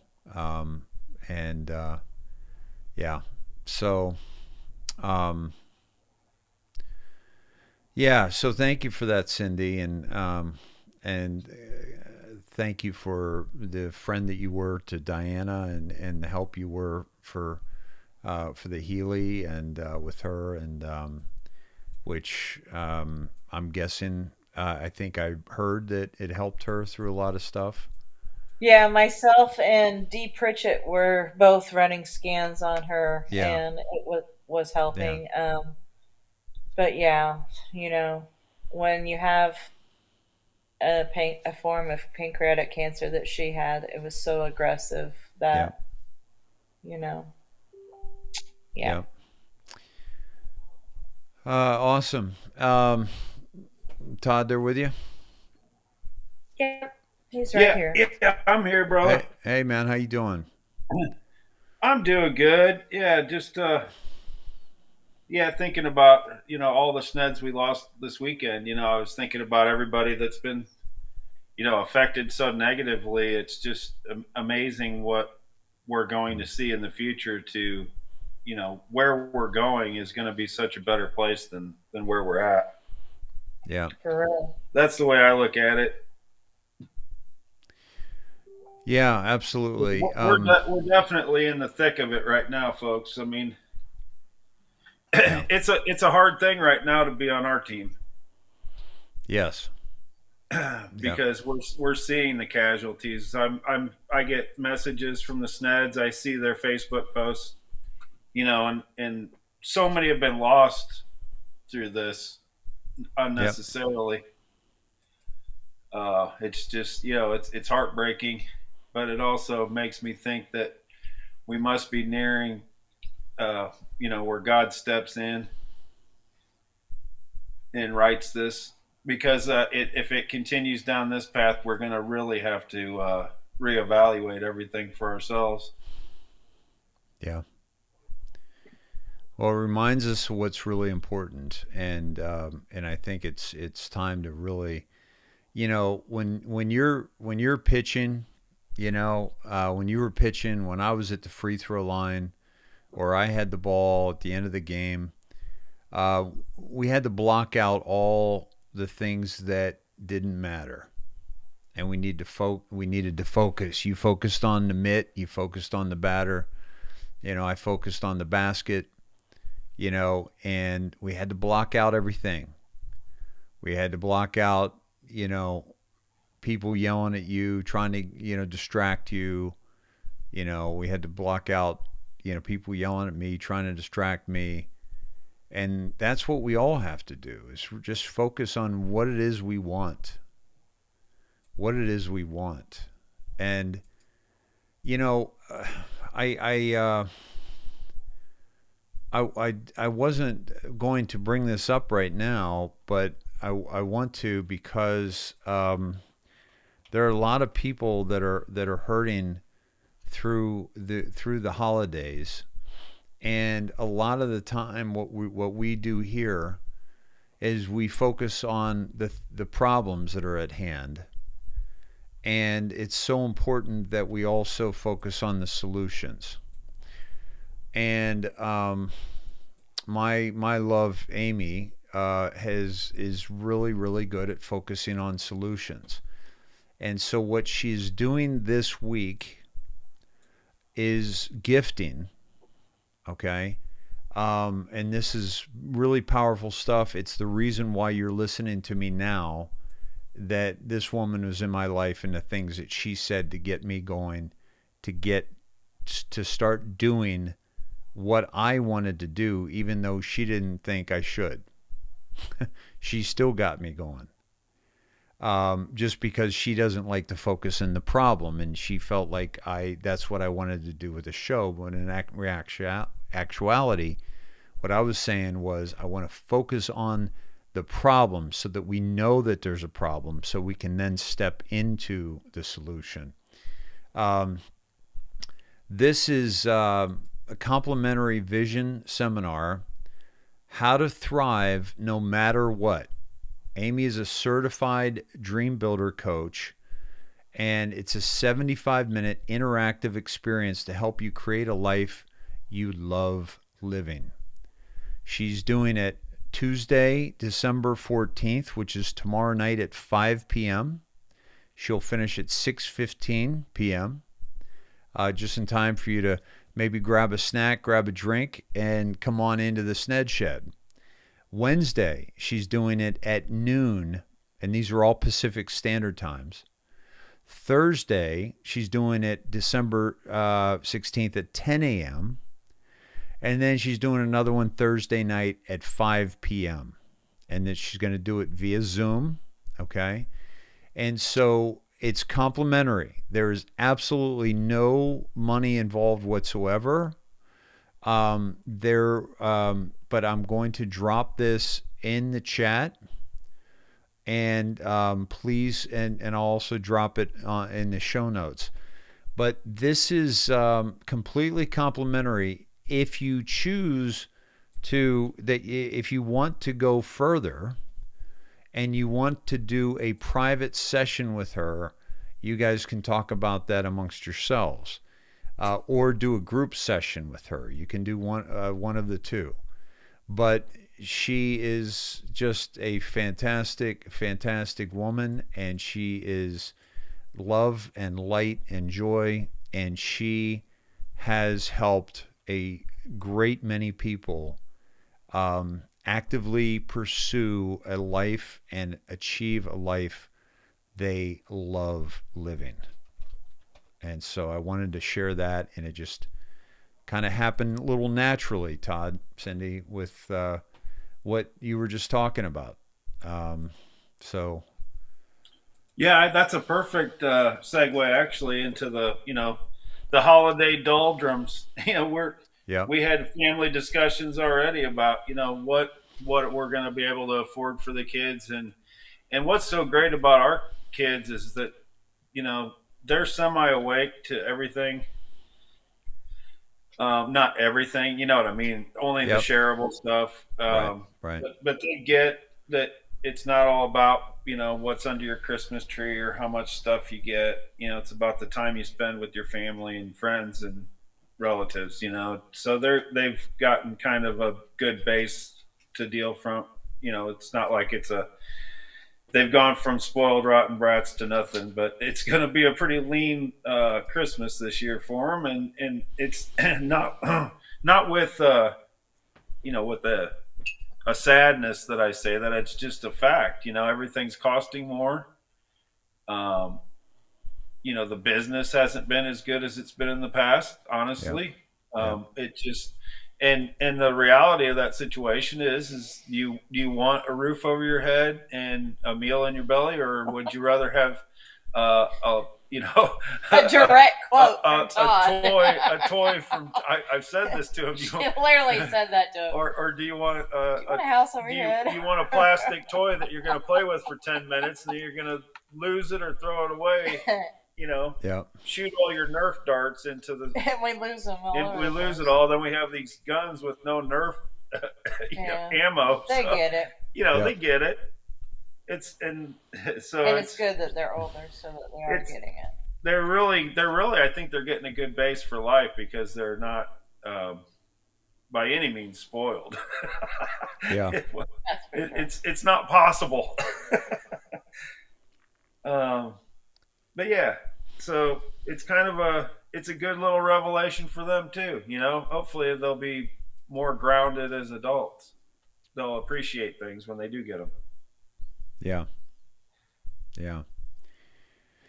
We're Sneds. We'll drop Todd and Cindy's PayPal info. If you want to gift us this holiday season, we'll drop that information for you. As a matter of fact, I want to, and not obligated, we're the first ones that'll tell you we don't want your money if it's going to put you in any kind of a difficult situation. But if you want to support us with a gift over the holidays, we'll give you that option, and you will. It is much appreciated, and we will. It is certainly. We are trying to make a go of it with the silver company, and that's. But those, that doesn't quite do it. The donations don't quite do it to make this sustainable. But I'm hoping that with the what we're working on is expanding a little bit. We're asking people to share this into groups that would enjoy this show and expand this show through the network, which won't happen until after the holidays. But if you want to. If you want to share some love and some joy to me and Todd and Cindy, we will give you that information. And again, it's just not if it puts you in any kind of a negative situation. Well, I was kind Safe of to going say. along as we're in the same boat, rowing in the same direction type, because I know a lot of the Sneds are in the same boat as we are. Right, Yeah. right, So right. that was kind of my point was, was that we're, most of us are in the same boat. Yep. So, that's kind of, it was more of a relatable thing as far as that goes. Yeah, I know you weren't. Maybe the timing on this wasn't great because I know that wasn't your intention. And I'm not even. I don't even think I have anything ready to drop for the Sneds to jump on for this particular thing. But it's that wasn't the intention. I know that wasn't. And I don't think I have your guys's in here. But let me see. But at any rate, I that was not your It's intention. just It was Venmo more at related. Cynthia Todd 3169 is all. Cynthia Todd 3169. Yeah, Cynthia Todd 3169. I think I've sent it to you before. Yeah. But you know what? I have to redo it because of the way this Cynthia Todd 3169. Yeah, capital C and then YNTHIA dash capital T lowercase ODD dash 3169. And he was born in March, I was born in January, and I was born in 69. Heck, I didn't even know that. Is that at what is that, Venmo or PayPal? Yeah, that's Venmo at Cynthia Todd 3169. Okay.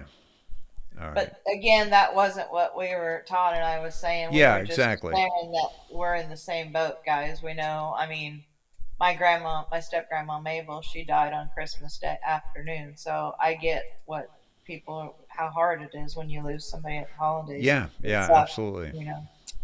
Absolutely. Well, I'm going to drop it here, and folks, you know where to get it. And there's it's right there. And also, when you're doing the PayPal, please do friend if you would. Or I don't know if it's friend or if it's just a gift. I think it's called gift. That way, PayPal doesn't take any money out. And that way, it all comes to us. So Venmo at Cynthia-Todd 3169. And just Cindy, will you double check that and make sure I got that right, please? At Cynthia-Todd 3169. Yep, that's correct. Okay, awesome. Thank you. Well, good. Now I know it. Right. Right. No, I don't. If you would have asked me the Venmo for my Venmo, I would have never gotten it. If I would have asked you for your PayPal, you still wouldn't have gotten that one. Yeah. Right? No. And I know the donations used to be our main thing, and then we started offering stuff. And what I really want to get up to is where we were when we were hitting 4,000 people live. And get back to that place, because back then we didn't really have a monetization set up. All we had really was Jasmine and Jim with this colloidal silver, which you can get at the IndoctriNATION.com. And then we also had that was pretty much it. And then so we just had donations. But I think if we get back up to those numbers, that we're going to get quite a bit of movement, which we're already getting, but just more movement with the silver and gold. And if you guys want to join our team there, but donations have really dropped off since we went with the silver and gold stuff, and with the Purium and with the Healy, because a lot of the Sneds are putting their money into things that can help them, also help others. But which is what we wanted, because we want you to be able to get something in return. Even though a donation, you're getting the show in return. You are supporting us when you get involved in the silver and gold, So that just drops off the donation. So they're both. It's all good. It's all good. And then just please check out the marketplace and support some of the Sneds stuff there, and you can see all that. And then also please check out the Sned gear. Yeah, we went on to order Todd's favorite hot sauce from Jana Heck at La Vita Bella olive oils. And his favorite one, we've told so many people about it that it's back ordered. I was like, well, dang it, we got to keep this a secret. Yeah, no kidding. I want to talk to Jana actually and have her on in the next couple of days. So Jana, if you're listening, or I'll reach out as well. But I just want her to talk about what she's got here, because this is some fantastic stuff. And it's great for the holidays, great gift giving as well. And I've been meaning to have her on. She does a really good job at the presentation of the bottles and everything. She dips them. Yeah. And everything, and it's just really beautiful how she does it. Awesome for Christmas gifts. Yeah, it is. Yeah. And awesome to show up. A lot of people take wine, but a lot of people don't drink. So show up with some olive oil, show up with some blood orange, balsamic vinaigrette, some really great stuff here. Some really great stuff. And a single mom, right, who is doing incredible work. Yeah. Yes, and a patriot. absolutely. And a patriot. So folks, if you go on the marketplace on the IndoctriNATION, you're going to find a lot of great Snedheads that are just looking to do some business with you. You could get some soap from Julie Harris, makes some fantastic soap. You can get the colloidal silver from Jasmine. You can get the coaching from Amy. Yeah, it's fantastic. And then of course the Sned gear. So get your holiday Sned gear here, and get the mugs and the shirts and the gear, and represent. So let me see if he's got these mugs up yet. No, the mugs are not up yet. Or the mugs are there, but just not the bigger mugs. So, by the way, Christy sent me the Catherine Herridge tweet that I was trying to get on earlier. And let me, no, that's not it. Let me pull that up. Here it is. And it's basically on Sunday, January 3rd, the DOD confirms with U.S. Capitol Police that there is no request for DOD support. So the Capitol Police did not request support. Monday, January 4th, USCP confirms there is no requirement for DOD support. Yeah, it's U.S. Capitol Police. No requirement for DOD support in a phone call with Secretary of the Army. Okay? So they turned it down twice leading up to. Okay? And meanwhile,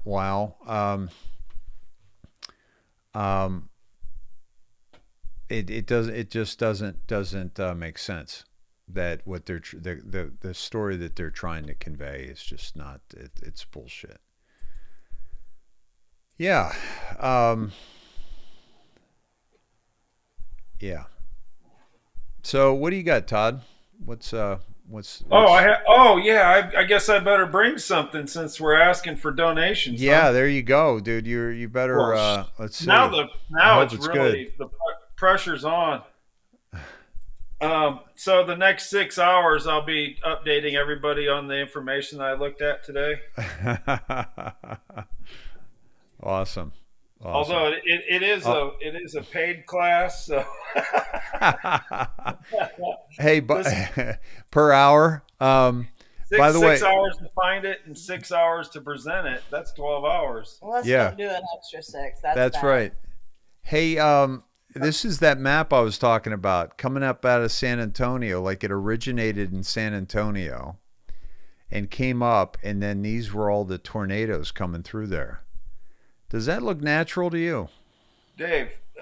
That was Rhonda Thomas's town. You do realize that. Yeah. Mayfield. Her post How- office, we were talking about how she could get something from Amazon, and she's like, I don't even know how long it's going to take to get here because our post office is gone.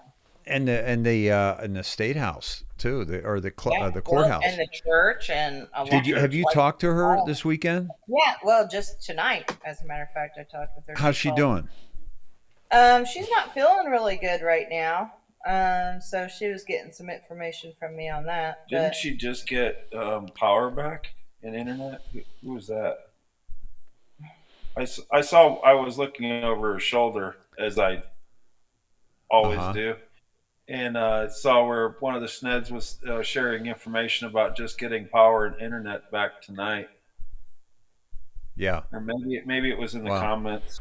By the way, thank you, Tony Corey, for sending me that map. I had requested that earlier in the show. Thank you, Tony.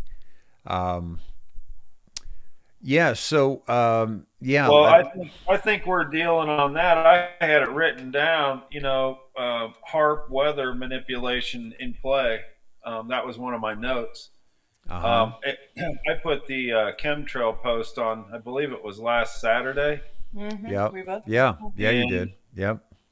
And man, I'll tell you what, these are big, thick, and they were doing it today, checkerboard in the skies again today. I didn't take any pictures because, everybody knows what it looks like. Everybody sees it. Everybody sees it when they just go outside and look up. You'll see it. Yeah. It's kind of, the timing is very interesting though. And, they needed another false flag. So, when you can manipulate the weather, why not? Well, when you consider how many of the Sneds are actually experiencing the same weather the cloud seeding all over. I mean, it's happening. And so for this to happen like it did, that's a part of the weather manipulation right there. Yeah. It just fits their agenda too nicely. Yeah. And then, it's like the California wildfires, right? Yeah. Oh, it's climate change, right? Right. Oh, what about the father and son who just got arrested for setting off the fires for the Caldera fire? You know what I mean? It's like their middle name must be climate change, I guess. Right. Or arsonists. Yeah. Yeah, arsonist. All the arsonists that Q made us aware of during in saying that they're communicating on signal and that's how they thought they were secure and they weren't. Yeah. So that was one of my notes, and then I had three quick headlines that and they went boom, boom, boom on Fox because I had it in the background as I was researching, and they said breaking news, and they just did a quick little 30-second report. Right. The first one was on that Nasser, who was the doctor up in Michigan that basically sexually abused all of the gymnasts.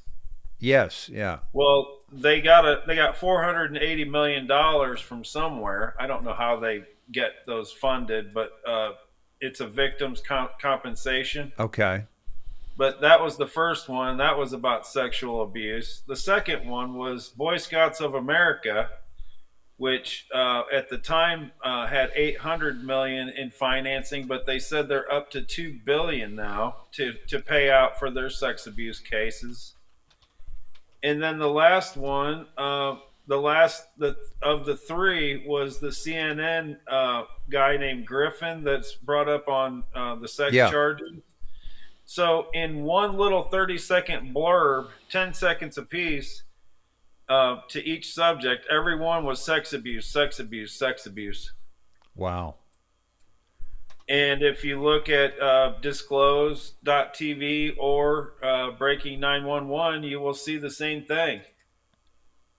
More networks, pedos, accusations. What started your dive, Todd? Well, this wasn't really the dive. This was just a headline that I thought was kind of, this was today's news. So I was just like, wow, you know, those three subjects were were a part of a 30-second news break. Wow. Nasser, the Boy Scouts, and Griffin went from CNN. That producer from CNN brought up on sex abuse charges. Yep. So I was like, wow, they're really starting to dig into the sex abuse part. Interesting. Meaning the mainstream. And you know, what's happening with CNN? Oh my gosh, what's happening with Fox? What's happening with NBC? Think about this. CNN, Fox, and NBC lose 3 of their top people in the same week. Just a coincidence. Yeah. Yeah. Brian Williams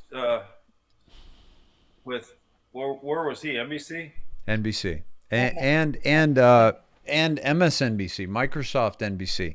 He was a big part of the Microsoft NBC launch, which would obviously, you know, give credibility all over years and years to Bill Gates before they sold to Comcast. Yeah, and you know what else popped up, Dave, is I went to the deltas. The deltas were very strong for today, tomorrow, and actually the rest of the week. But on the same subject of CNN, of anchors, you know, that we quite possibly might see going away is I see Anderson Vanderbilt Cooper right on the December 14th Delta. Oh, okay. Interesting. So this kind of, you know, this, I was like, I wonder if there's going to be any related subjects in Q about this. Right. There's I've got the December 14th pulled up. And it's, if you scroll down, you'll see the infamous picture of starts off with fake news hiding the truth. Yep. Then Comey. Mary Cumas. Durham.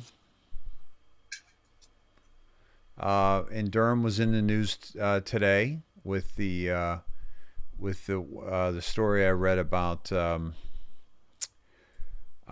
the Jake Sullivan, right? Yeah, that POS. Ugh. Yeah. Durham again. Huber. Barr.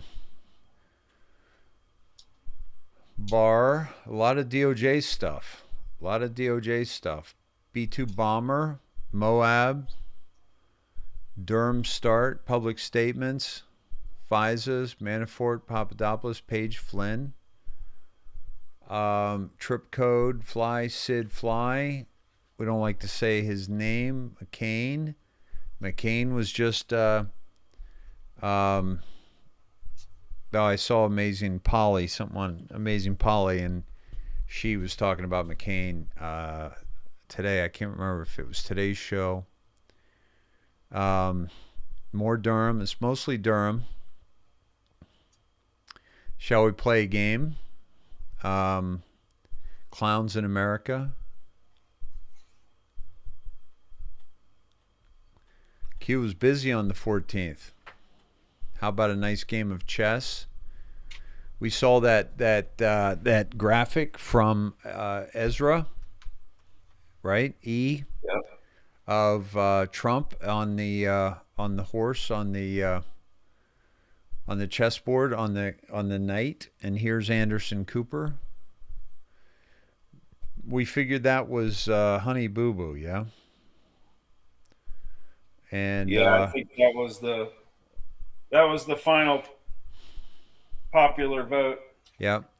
And what he's saying, we've done this before, we won't get into this, but what he's looking at is children and adrenochrome packets is the understanding, either the sale of the child or sale of the adrenochrome from those people. We've blown this up for you. We've turned it around. We've looked at it. And that's what Q is pointing us to. Image at top, boy, comma, boy, girl. Enhance. What else do you see? Archive. Watchers will now erase from the web. Right? We've blown this up. We've gone huge on this. Let me flip it around for you. Got to show it to you again.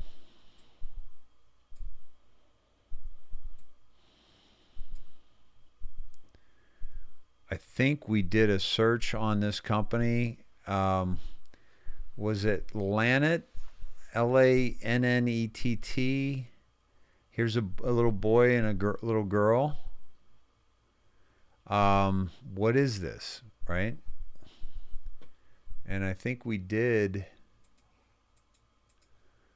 a search on this. It's been a while since we've been down this path. Yeah. But there have been some posts in the last month, like the last 2 weeks, basically saying that I believe the exposure is happening in the media. I think Anderson Cooper's right up on that list. Yep. Anderson Vanderbilt. I'm sorry, I misspoke. Yeah, exactly. So we'll see what happens with Anderson, but CNN's going down strong. Oh yeah, they're it's unbelievable how fast that sinks shipping, and then you want to be Chris Wallace going that way. Yeah, right. With all the problem, with all the problems they're having, you're going to jump ship from Fox and jump onto that one. Yep. I mean, that really didn't make any sense to me, but okay, Chris. Yeah. It's like a web-based thing too. It's just Trust me, it's like Conan O'Brien going from the NBC Tonight Show, the most storied franchise in the history of television, to TBS. Yeah, it's not a lateral move. So we did look this up, and we came up with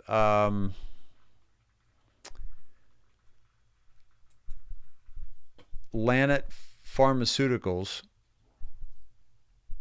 and so why were they showing children? High quality, affordable, generic pharmaceutical products to patients who depend on them.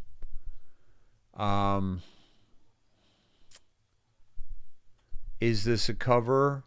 What is this? But the other thing too, and by the way, look at the logo, okay? 4 L's, right, in the shape of a cross. And let me see, where did that picture go?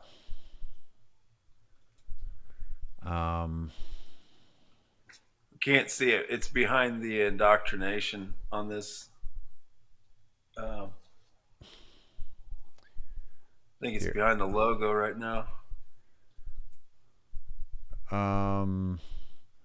Here, I'll pull it up here again. And turn it. And go in. And I think, yeah, we've definitely been here before. This is kind of like more of a cursive, so that logo doesn't really fit.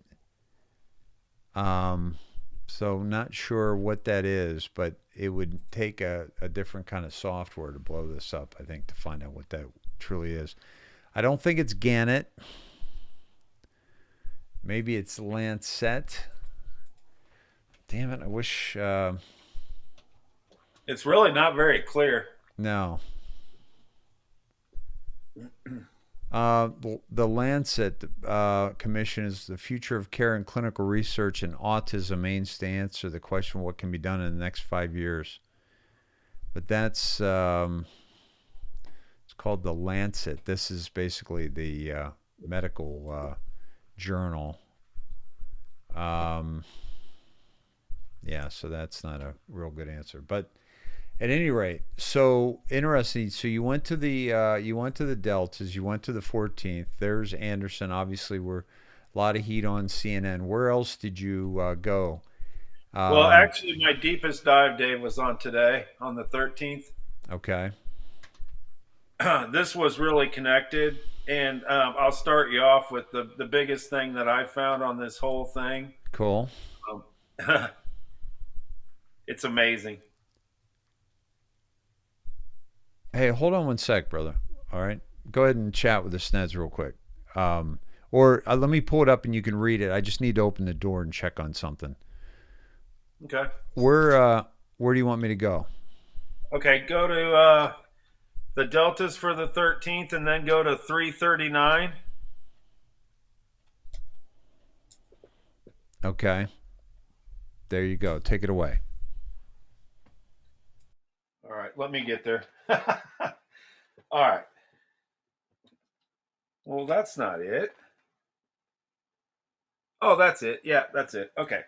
So this was December 13th, 2017.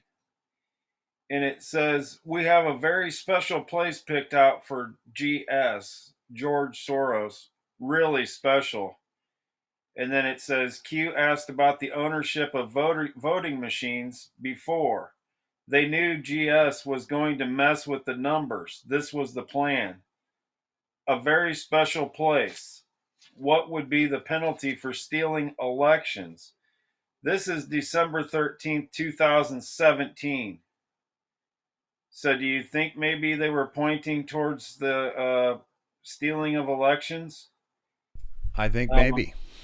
You think? Maybe, just maybe.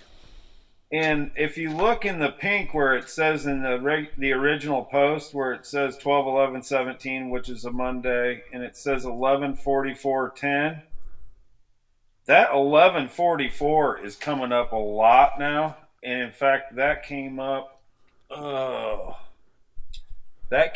in post 859, which is in the second half of this, but I'll show you.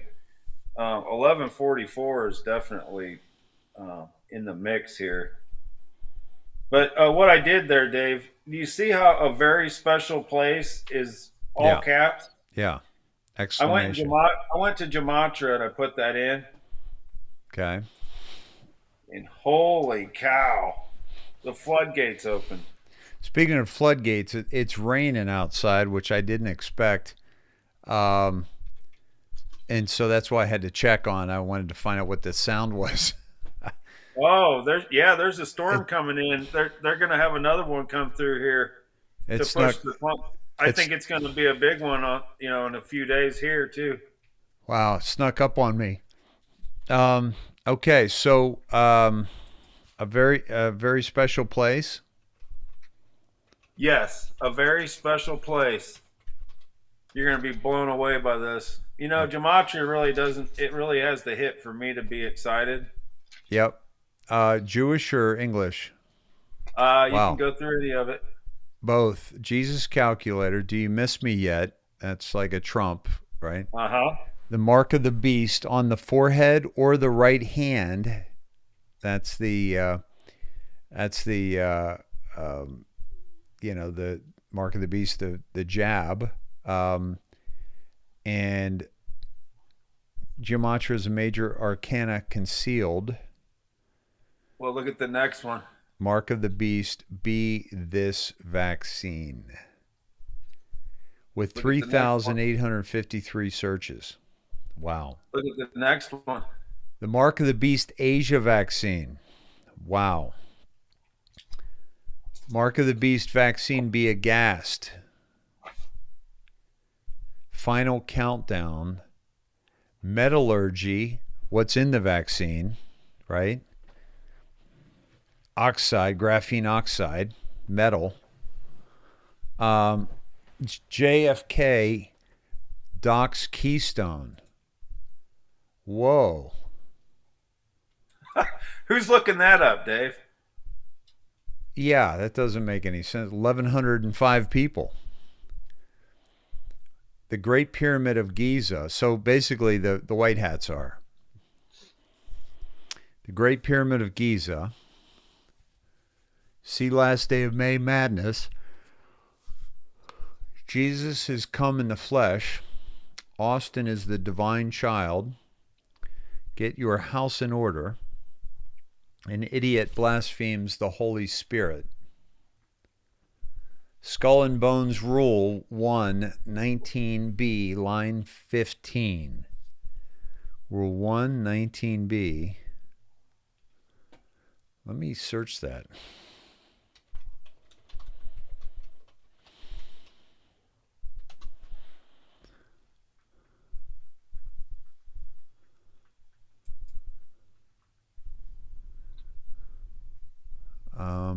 Yeah, that's not doing it.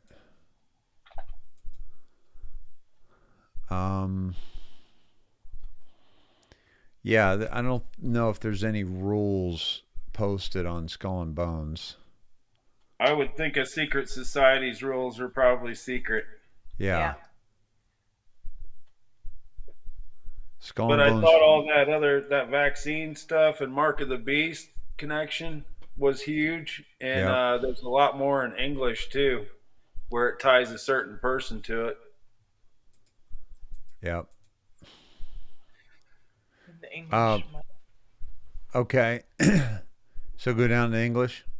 Yeah, roll on down to English. I think that little stretch there was pretty good. Yeah, that was amazing. Bank is tracking Biden.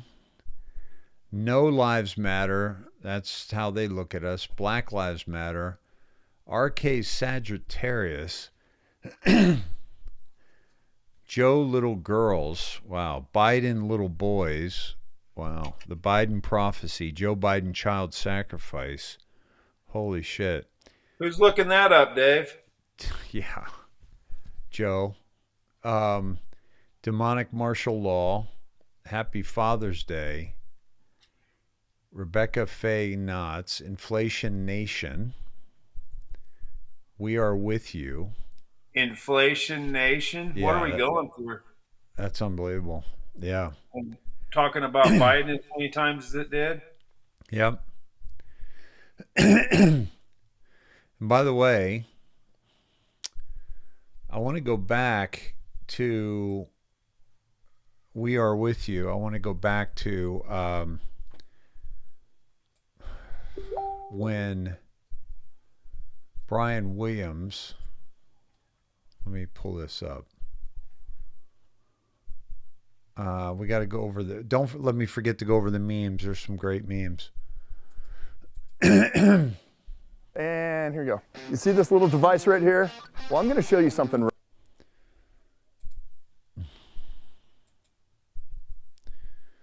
And one of the things, it was NBC. I got to pull it up.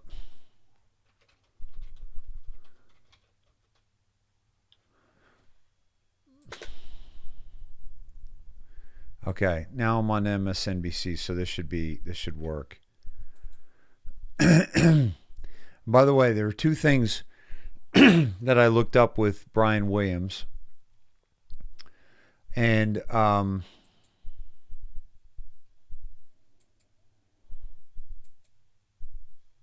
okay, that's what it is. This is who we are. Okay, I thought for a second that we are with you. So let's go back to your dive, and I'll come back to this later. Where the heck were we? Sorry, Jamatra. Yep. There we go. Okay. So we are with you. The last Trump. He all real crazy spec. Susan B. Anthony, Global Pyramid Grid, Agenda 21. Just mentioned that earlier. Ada's McKinn, Beauty and the Beast, Black Lives Matter, Adam the Antichrist, Schiff maybe, the Davidoc Bloodline, Wheel of Fortune, April 13th, Anunnaki Bloodline, Vizilak Buterin, 10 Commandments, Third World War, Gregory Hallett, Yellow Brick Road, Ghostbusters, Forbidden Knowledge, Jennifer Aniston, Your Name is Abava, Dark Knight Rises, 107. V for victory. 5G technology. And everybody's been pretty quiet on the handful of fingers in the G. Yeah. We can't forget about that. Yep. That could be, you're seeing cruise ship sickness again. Yep. What do cruise ships have? Good point, brother. Yep. The handful G. This started with that, and I think they're ramping up with that. If at least it's something to be aware of. I still believe that the white hats are in control, but you have to look at it every which way. Some of this stuff only makes sense if they are, but that other part that you got to leave open to use discernment on. You can't be all, oh well, the white hats are totally in control, that's why they're doing this. Right. You have to kind of look at it both sides. Just like I said, if you're gonna ask a question in a trial, you have to be able to argue. Say in Rittenhouse's case, you would have to argue both sides of the case, that he was out there doing wrong and then he was actually defending himself. You have to be able to argue both sides. Mm-hmm. So I use that discernment when I do this. I think it's good for everybody to not 100% believe anything that anybody tells them. So, I got to live by the same standard, and I'm finding, I find my own info. So, but right. I still have to trust, to some extent, I've got a lot of faith in something that we haven't seen a lot of action in our direction, so I lose faith at times. You know what I mean? Just human. I think it's just the human nature to get frustrated and to lose faith. But then I go back and I think of the road we traveled, and all the things we've proven, all the things that were predicted. And I still think that Q is definitely the way to go. If you want to know what's going on, there's a lot going on behind the scenes. I still believe all that. It's just we're not privy to it yet. Remote viewer says Skull and Bones rule 119 mirrored as 9/11. Good catch. Oh yeah. And then Adam Schiff was talking about the Mark of the Beast, AS, right? Resolute Patriot said go to 666, drop 666, and it's basically Rothschild estate sale, stock market dive, 666. That's what I've been looking for. I've been waiting for that number to get hit. How close has it been? It's been really close. It got to 653 last week. Wow. And it actually touched it a few times, and I was like, just give us one little concrete fact that we can hang our hat on, so I can, when it goes, I think that's going to be one of those. That's going to be a data point that's going to be a strong confirmation. But I think that'll happen on a Friday. Yeah. I think so too. I think so too. Yeah. But what I did on these, Dave, that gematria was really strong. It kind of left my mouth open on a lot of them. With the Biden, with the kids, and the Mark of the Beast, which we know that stuff. But to look something up in on a drop and just have it pop like that was pretty strong. Literally. What I did, is I went all the way back. Okay. Let's see. 7,463 people searched Joe little girls. 7,189 Biden little boys. Is, probably the white hats searching that, right? Well, I would think definitely. We know these. If you want a message to show up here, you hit the search as many times as you can. Right. It can be manipulated, and that's how they get these on there. I'll show you. Let's go to Biden little boys, right? Let's do, copy that. I'm going to do a new window. I'm going to go to Google. I'm going to, no, I don't want that. It's not even letting me go to a search.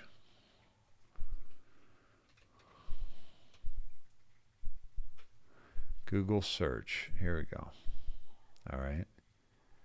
And, all right, here we go. So I'm going to paste Biden little boys. Now, right here, we have 7,189. Let's see if this changes. Biden little boys. That was 7,189. Let's refresh and see if that's gone up. I don't even know if it will. Biden little boys 7189. No, hasn't tracked it yet. Yeah, I don't know when they do the refresh. I don't know how fast that is. But you know, we had a gentleman that appeared on our show earlier a year ago that you know showed how you manipulate that. Yeah. Very easy to manipulate. Which is, but I think it is used for communications, though. Yeah, we both do. Given the fact that they can manipulate it to where they want. So, where did you go from here? Okay, so I always like to have confirmations. So I'm going to clear the deck on mine. I've got so many. I've got to start over because I've got where I went on top of. Sure. You know, Let's get. So I'm gonna open a new one and go down the path with you. Okay. I've got it written down. That's the hard thing about these is, you know, I do a 3-hour dive on something and then I try to show you how I got there in a half hour. Right. So, okay, December 13th.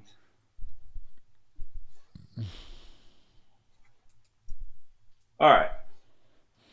So now just the messages alone from the drops here are really good. These are really good messages. If you just want to read backwards, but there's quite a few. Let's see. Oh, there's only 7. Okay. It was the 14th that he was really busy. By the way,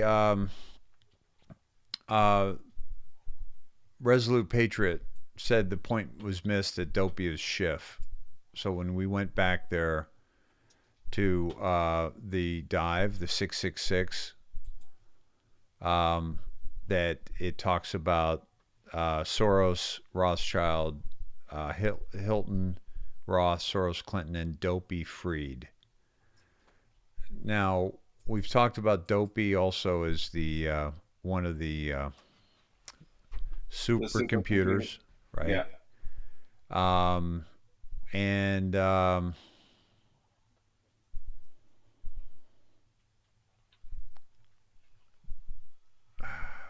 Dopey, there was somebody else that we considered as Dopey as well. Do you remember?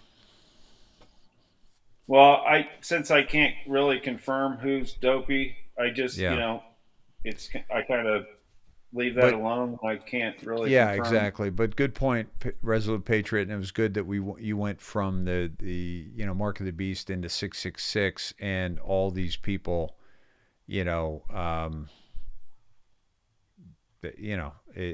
connected to all of them, and they're all going down, and we're experiencing 2020 vision. Public is vital. Release of info vital. Outrage justice. And they have to expose the truth. So thank you for that.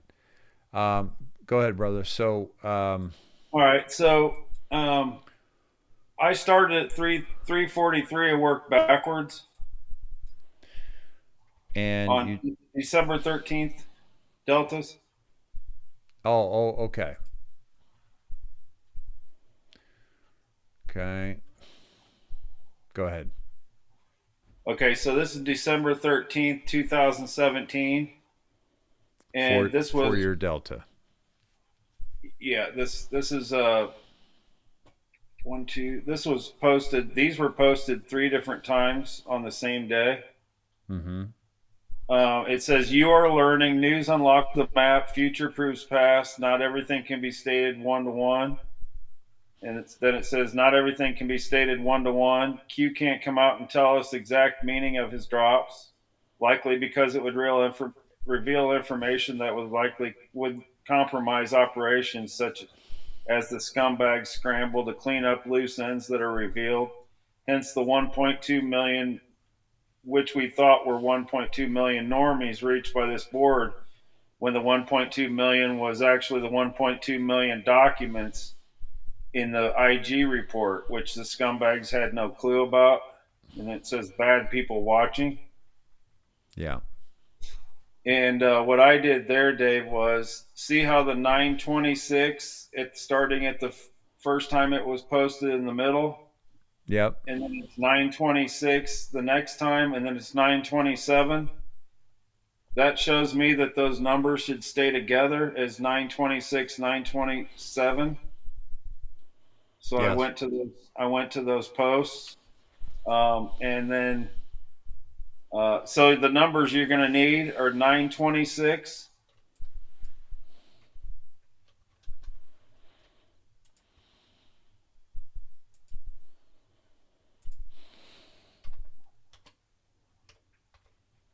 927,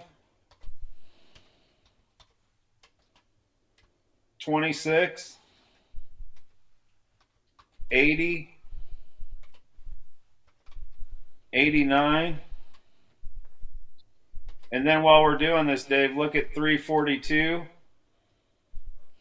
and see on the right where the numbers have changed on the outside. You're going to have to do 26, 47. Uh-huh. And 37, all in the blue. All from and then on 926. 341, it's 10. Hold on. I need those numbers again, please, for the 26. Okay, it's 927. Hold on. I'm doing them too. I have to do it again to go along with you. I've got all these. I don't have to go back that far. I just need to go to 37, 47, and 26. Okay, and we'll go off of your numbers because I don't want to mess my board up, so I know where we're at. So I'll just, if you want, you can read them off of yours, but I'll be 27 and then 46, I think. 37, 47, 26. 37, 37, 47, 26, and 10. You've already got 26 once, though, so you'll be all right there.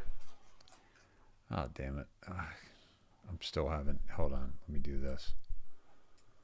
Okay, 37, 47, that's what I didn't get.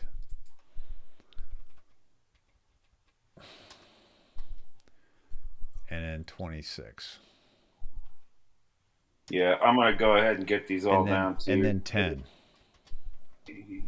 Okay, they're in now, bud. All right. 80. I'm trying to catch up. Do you want to just read off my screen? Let's see if I can read them. Let me go there.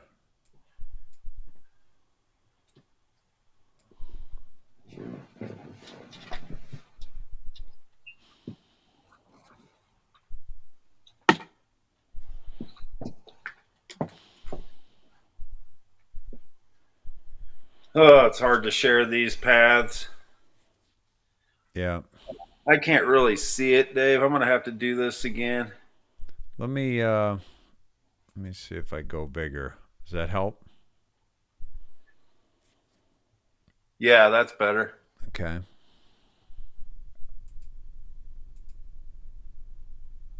Let me go back out of this. Okay. You want to start at 927? How do you want to do this?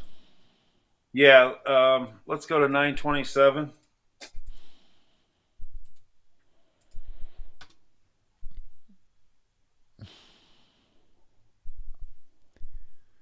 This takes us to this guy. Where'd he go?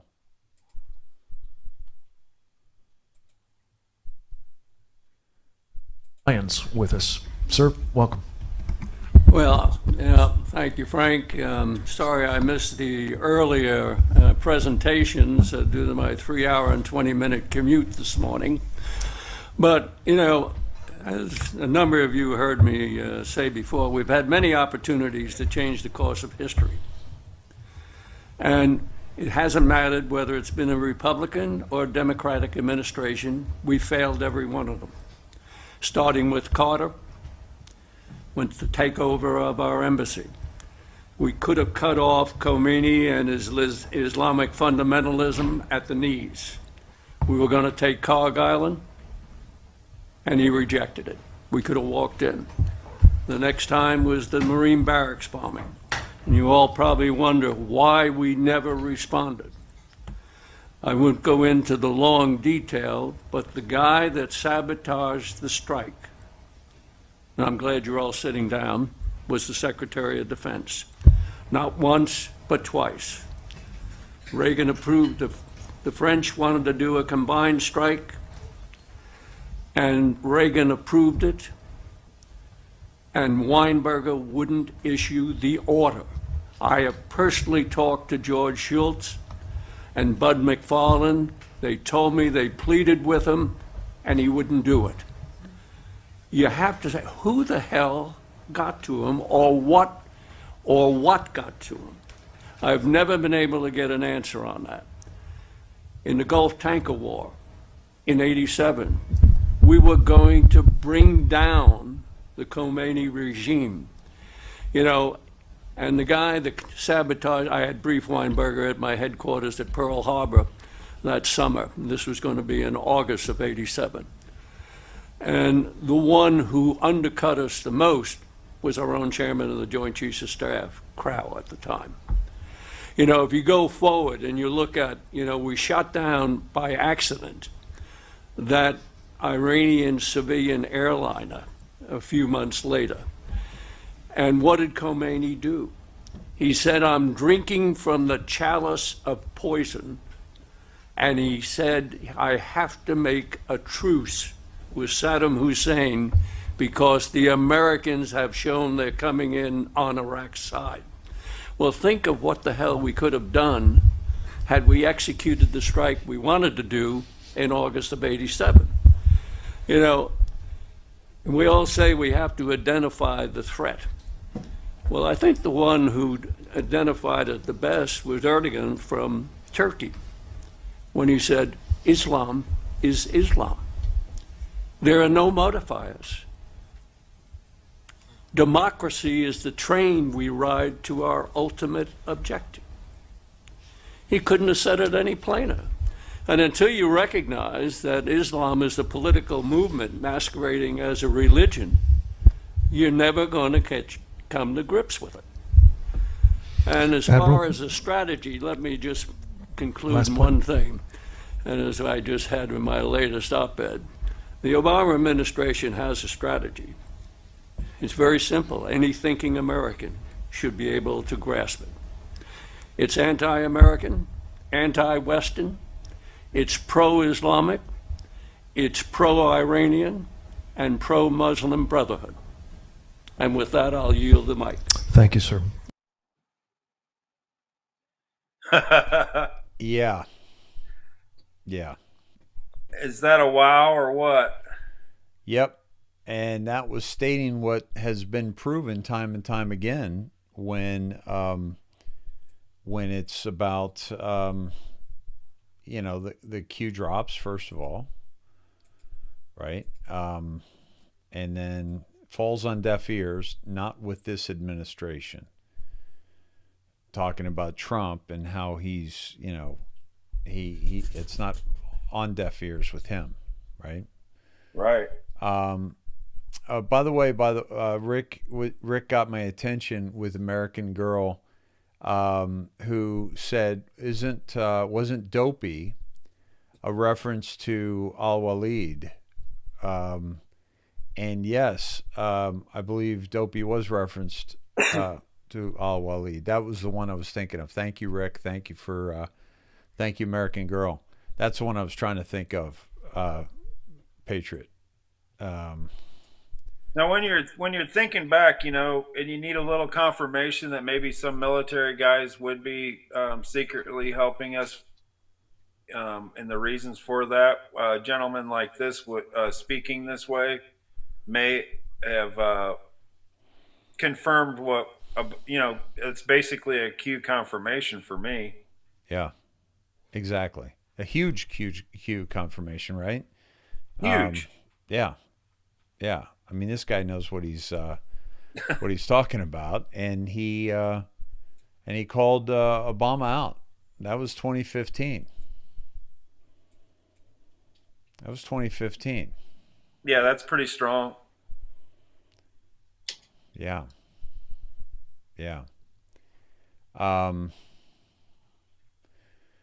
Jim from Florida says, I get so much cleaning done listening to Dave. Thanks, Dave and Sneds.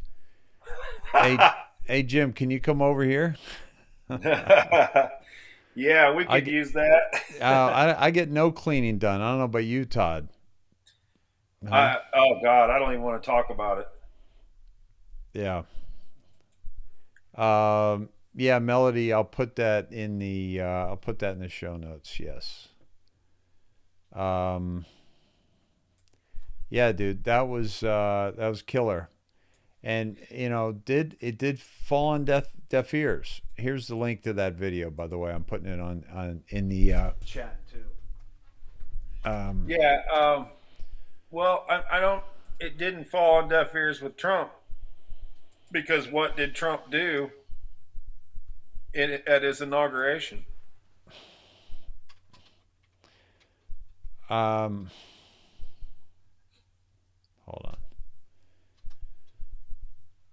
on. Do you mean with the military? Yep. Yeah.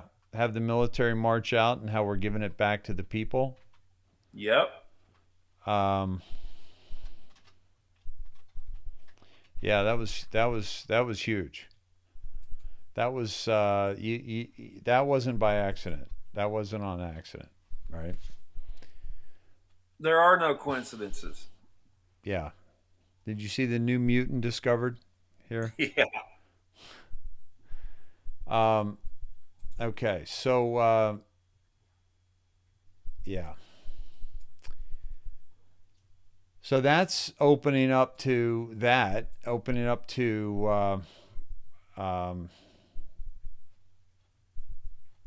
well, I went down to 927. Now 926. Go ahead. All right. Let's see. I should have that up. Okay. And these are in the blue. This is the reason why we're here, Todd, is because these were the blue numbers on the Delta, today's Delta. Yeah. Okay. So this is March 10th, and this was also posted 3 times on the same day. They made many current, former enslaved children famous. Hollywood is filled with them. Models. Find the loudest voices. Brainwashed. Who was adopted? Who was born in? They thought the sheep would follow the stars. Why the misspelling? Did you mean Marina? On the move, misspelled. Don't analyze.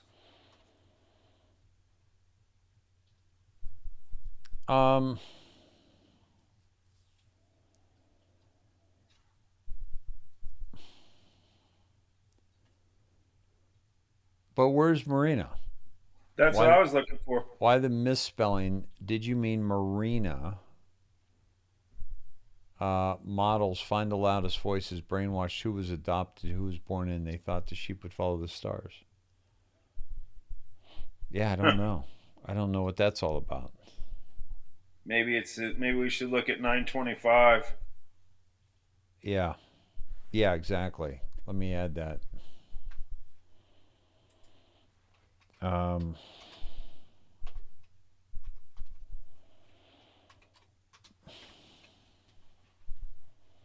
Wow. Good to remember. Yep. Evil's everywhere. We're just talking about it. There are no drawn lines, no boundaries, good versus evil. Yeah, we were just talking about that. Yep. But it doesn't help save, the Marina. I think he said Maria, if I remember right, and I think he meant to say Marina for Abramovich. Here it is. Yeah, it's Maria. The spirit cooking discovery is bigger than you know. Follow Maria. There's a reason the word conspiracy was made, pushed their weapon against the awakening. So that they meant Marina. Q meant Marina. Yep.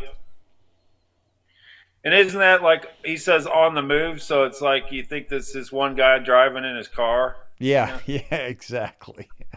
Oh, sorry, I was at a stoplight picking up my kids. But yeah, exactly. But what's significant, heading to a PTA meeting, the spirit cooking discovery is bigger than you know.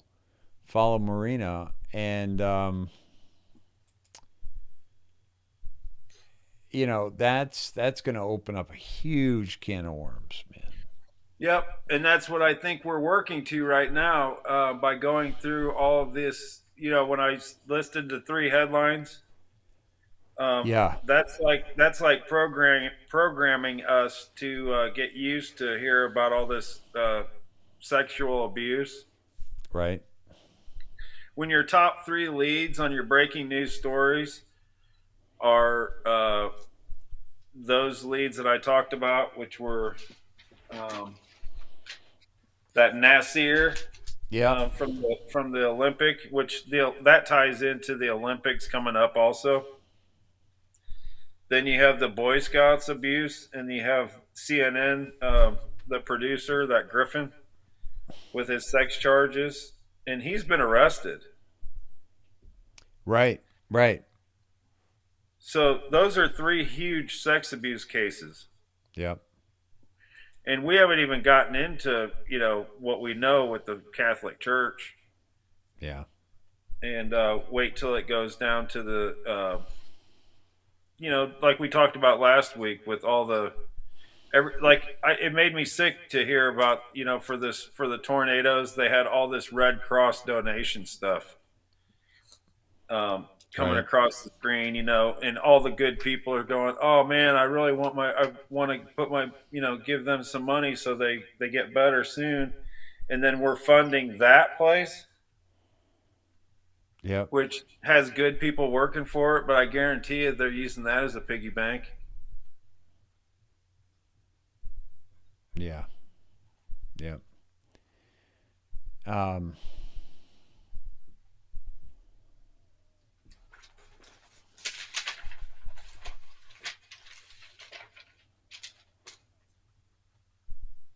And this next one, 89, is the first major graphic, I think. And FBI and military currently have open investigation in the Clinton Foundation. Why didn't Comey drop this?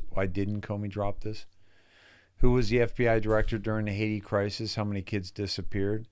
How much money was sent to Clinton Foundation under disguise of Haiti relief and actually went to Haiti? So this is the children. More of the children. Yeah, definitely. And what they did was remember where they gave them cell phones. Who the Clinton Foundation was supposed to rebuild housing for people, and also remember they started that company so everybody could work at that. Yeah, I forgot what the company was, but they were going to build just a ridiculous amount of houses. Yeah, and they built 3. Yeah, exactly. Yeah. Yep. So, once that's exposed, and like I said before, we had all these Haitian refugees coming into our country. Yeah.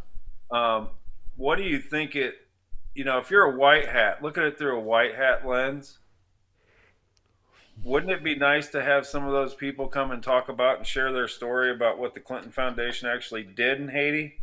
Yeah. Even though we know, one of her staffers was arrested for trying to steal 30 kids. Yeah, and then then ends up working for freaking Amber Alert. Amber Alert. Amber Alert. Yeah. Yeah. Yeah. It's really, this stuff, once people, we're supposed to be tracking and keeping this, this graphic updated and keeping our information straight. But that's a story that if shared to, anybody that hears it's going to have serious questions about, what's going on with HRC.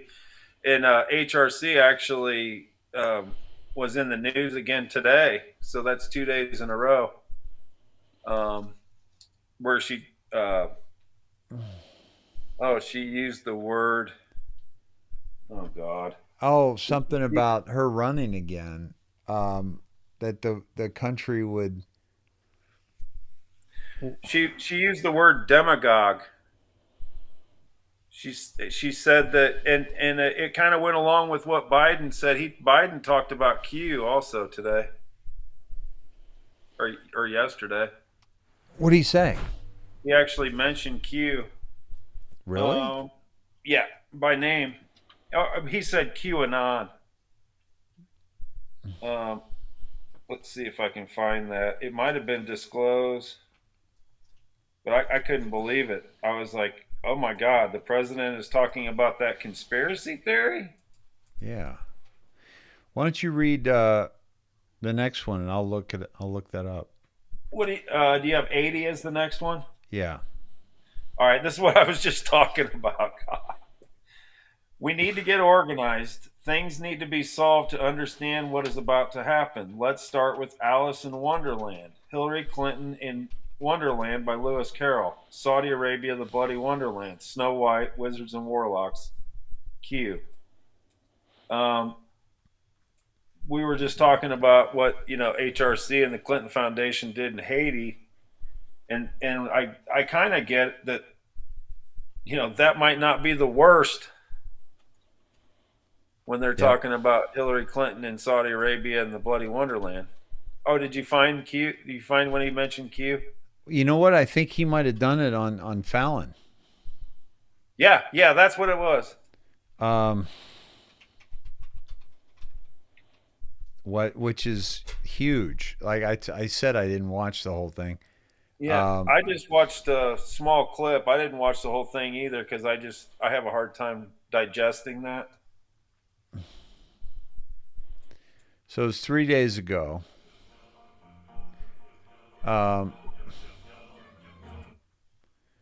Oscar Mayer. Here.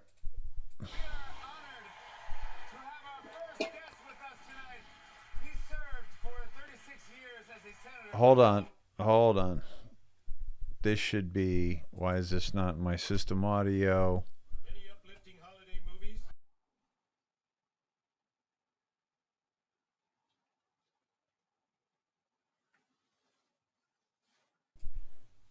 Damn it, my audio. Why isn't it working? Let me see if I can find it real quick, because it might be a better clip. Let me try one other thing. I think it was Disclose or 911. Yeah, it'd probably be good to just have that part of it. Yeah.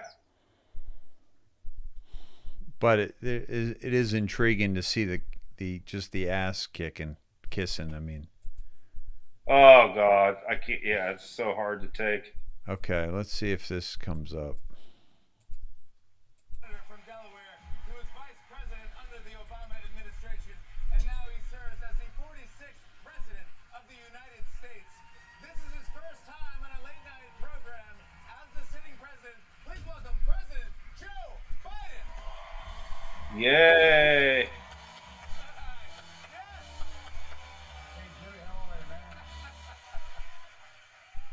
President Biden, I appreciate you being here. It's your first our show as President He's frozen. Biden, and I'm honored. I'm honored to be on. Thanks for inviting me. We have lots to talk about. Let's start with some good news here. You passed your infrastructure bill. This is a big deal. Passed. What are some changes that Americans can expect from passing the bill? Well, you know, we used to be the #1, have the best infrastructure in the world, highways, bridges, the whole works, and now we rank number 13th in the world. And it has a lot to do with quality of life. It has a lot to do with whether or not we're going to be competitive. And for example, one thing it does, we're going to replace all the lead pipes in America that are causing people to get sick, get cancer. And So, Dave, why didn't they do that under the Obama administration? Yeah, exactly. If the lead pipes were there for 8 years when he was vice president, now they want to fix it. They've had a chance, Dave. Yep. People were saying, how could he stay up that late? He doesn't. This is Fallon. The Tonight Show is filmed at 5 o'clock in the afternoon. That was after he had the early bird special. Exactly. He went to bed right after this.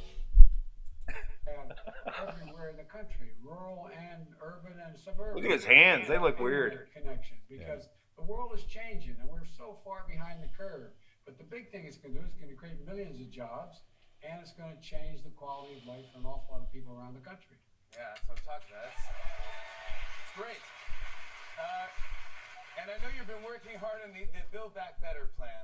And yes. Some people may not fully understand what's actually. Fallon's reading. Is there a simple way to break it down? Yeah, what's in it is the ability for working class and middle class people to have their cost of living cut significantly. For example, there is money in there to make sure that there's the ability to care for child care. Right now, if you're in New York and you're a man or a woman having a child care for your children, you're paying $21,000 to $25,000 a year to be able to do that. Well, most people can't do that, so people leave the workforce. So Big Brother's going to take care of you. More than 7% of your income, saving tens of thousands of dollars over time. We also provided in that bill, the Build Back Better initiative, we're going to make sure you're able to send your 3 and 4 and 5-year-olds to school, which will increase exponentially their chances of succeeding. All the studies show, Jimmy, that 47% better chance of graduating from high school, no matter what the background you come from, no matter what home you come from, and be able to go on to get to school. What better can happen for America than have a better educated population? Absolutely. All right, so it's in Breaking 911 one day ago, Dave. The clip I was talking about. Okay. Yeah. So let's. So just a couple things. One is, why would you have to do this in front of green screen? Dude, he's fake. Yeah. First of all, the mantle and all that behind him is green screen. And he's way too coherent to be live.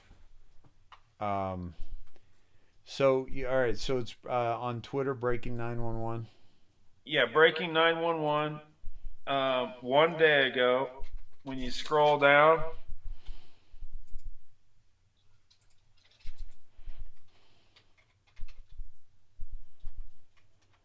And don't go to the fake one. Yeah, I gotta figure that one out. It's this one here. That's it. Okay. And hey, there's holy shit. There's a lot there. Man indicted for firebombing New York City deli in wild attack caught on video. Yeah, holy there's all shit. kinds. This is a great source of information, Dave. Yeah, jeez. Did you hear about the tsunami? No. 7.6 earthquake in Indonesia just recently, like in the last hour and a half or so. Oh, yeah. Holy shit. Okay, off Indonesia, tsunami warning issued. But tsunami warning where? Yeah. I don't know. I don't live in Indonesia, so I guess if it's not going to hit me, I didn't need to know, right? Oh, jeez. Poor dog got All right. Ex-NFL player Zach Stacy tells officers ex-girlfriend staged on-camera assault that sparked outrage. I don't know anything about that. Man punches woman in the face on a subway platform.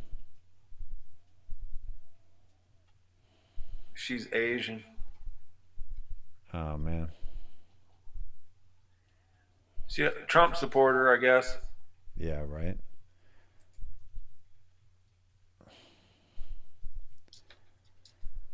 Substitute teacher arrested after video allegedly shows her having sex with a student. Wow. Oh, geez. Hit and run, LAPD. That's messed up. Mm-hmm. Liz Cheney. All right, let's keep going to Biden. Suspicious death at Tesla factory. Yeah. Cops fatally shoot knife-wielding man in kitchen before finding his mother dead in the garage. Oh, geez.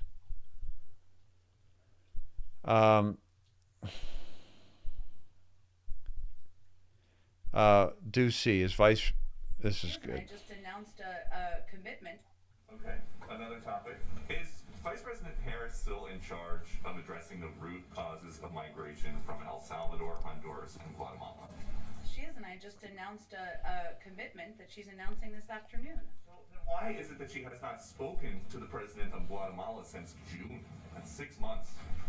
Well, I know that I did see this kind of strange report from the president of Guatemala saying that he's had no contact with the White House, which is inaccurate. He said Vice President Harris has not spoken to her, and if she's in charge, why is that? Well, we have had a range of conversations, Peter, I think as reflected in our readout we put out last week with our National Security Advisor, with the Vice President's National Security Advisor, with our NSC Senior Director, Juan Gonzalez. We put out an extensive readout of that just last week, and we'll continue that high level of engagement. Okay. So the president of Honduras is lying? Yeah. Okay. Wow. Did you happen to catch that Taiwanese president the feed being cut off because when he showed a graphic, he showed a map, he showed Taiwan a different color than China, and the State Department told them to cut the feed? Really? Yeah. Oh, you got to be kidding me. California reimposes statewide indoor mask mandates starting Wednesday. Yep. God, you got to be kidding me. Yep. Oh, jeez.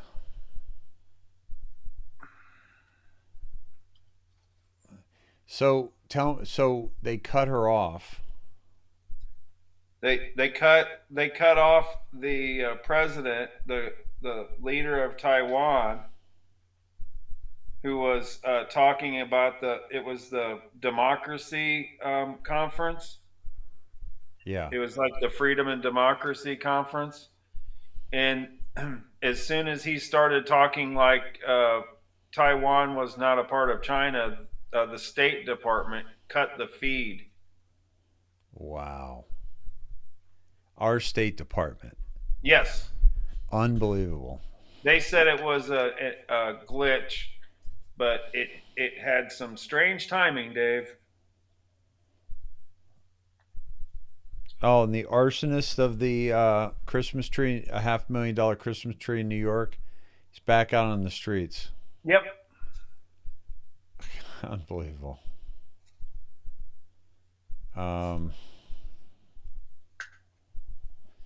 Oh, he won't extend student loan relief, so you're going to have to start paying your student loans February 1st, even though you don't have a business anymore.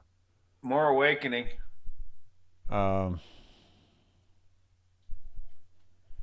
Okay, so where's the it's down further.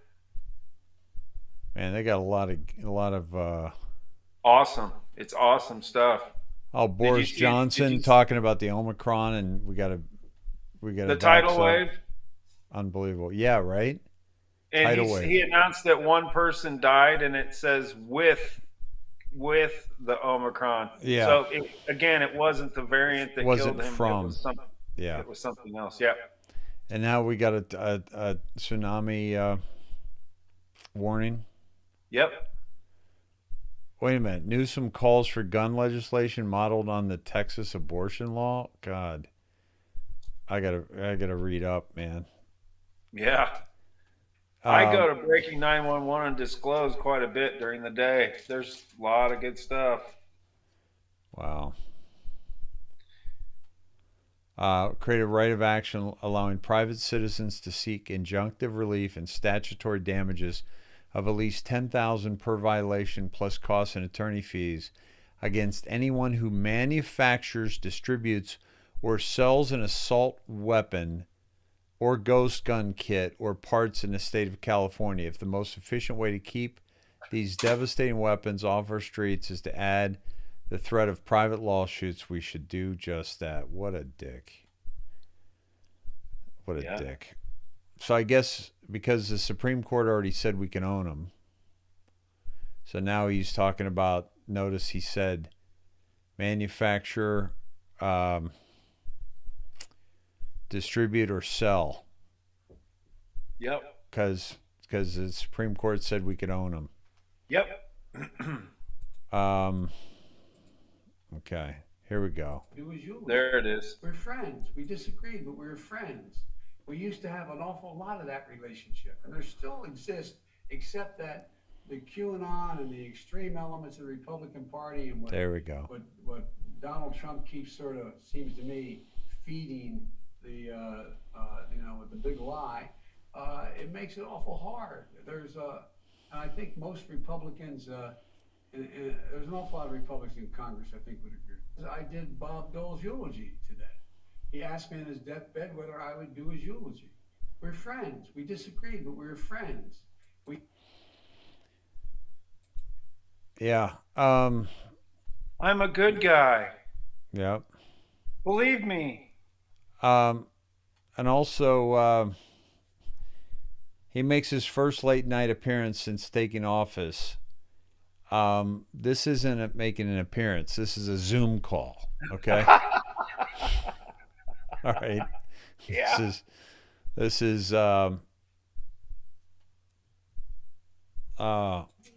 Oh, he calls them hurricanes. Well, all that I know is that the intensity of the weather across the board has some impacts as a consequence of the warming of the planet. Unbelievable. Climate change. The specific impact on these specific storms, I can't say at this point. I'm going to be asking the EPA and others to take a look at that. But the fact is that we all know everything is more intense when the climate is warming. Everything. And obviously it has some impact here, but I can't give you a quantitative read on that. Yeah, and he was teed up with a question on that. Did you see the clip? Did you see the clip, Dave, where he talked about the hurricanes that, and it was talking. He meant tornadoes, but he called them hurricanes. Is this when he said the right here? Of their loved ones and the debris that Yeah. you see scattered all over. It's very low volume, by the way. Oh, sorry. The hurricane path. It's a tragedy. It's a tragedy that the hurricanes passed over the hurricane's path. They lost their homes, they lost their businesses, and it's a tragedy. It's a tragedy. And It's a tragedy, losing your homes and businesses. Just to be clear, the hurricane, tornadoes, they're very similar. You know, one is over the ocean, the other is over dry land. But the my gun just fell to the ground. I think it jumped after that Newsom comment. But this is the businesses that were closed by the hurricanes, as he likes to call them, don't even come close to the amount of businesses that he closed down because of these COVID rules and this COVID scam. Not even close. Not even. If anybody that's awake knows he's destroying our country from the inside. That's it. Yeah, absolutely. By the way, just a quick side note. We've been at 1,705 people for the past 2 hours. Right. It says July 25th, 2018. You'll soon know why. With a 727 too. Yeah, and I just looked at the clock. It's almost 2 o'clock my time. Really? Yeah, Oh. 2 in the morning. Oh my God. Oh, dude. Okay. Yeah. We got to. Stop. Yeah, we got to get you to bed, man. But you were just going down. All right, what do you want to do? Basically, it all just led to, the blue numbers. I had basically about, I think I had 57 posts up or something, and the timestamps started matching, and the 11:11 timestamps popped up with 11:11 in the Q drops. But there was more confirmations, and it was all good. All the messaging this week. If you just want to we'll spend more time on it tomorrow. Okay. Yeah, it's just late. Yeah. Here's what I got out of tonight. A lot of points back to child trafficking, and we're seeing more of that, especially with the CNN.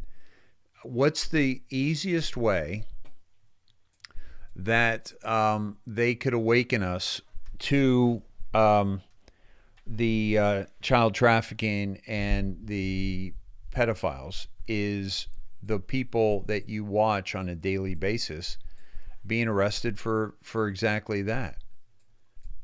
And so look at CNN. I mean, CNN rehired their legal analyst who was jerking off on screen on a Zoom call. He was zooming with Tubin. Right? So, yeah. Eric's asking for an 8-hour show. Ain't gonna happen, Eric. Sorry. Yeah. It feels like it's been already for me. I didn't sleep at all. I had 2.5 hours last night because I was researching and seeing stuff. It's a fire hose right now of information. It's crazy, man. And the news is unlocking the map in a big way. And I'd love to hear Biden talk about QAnon. I know. On national television, that was huge. That was great. Yeah. Yeah, we need that. The more they attack us, the more they're going down. Yep. Love it. Exactly. All right, brother. Well, thank you, man. Thanks for staying up late. Thanks for all you do.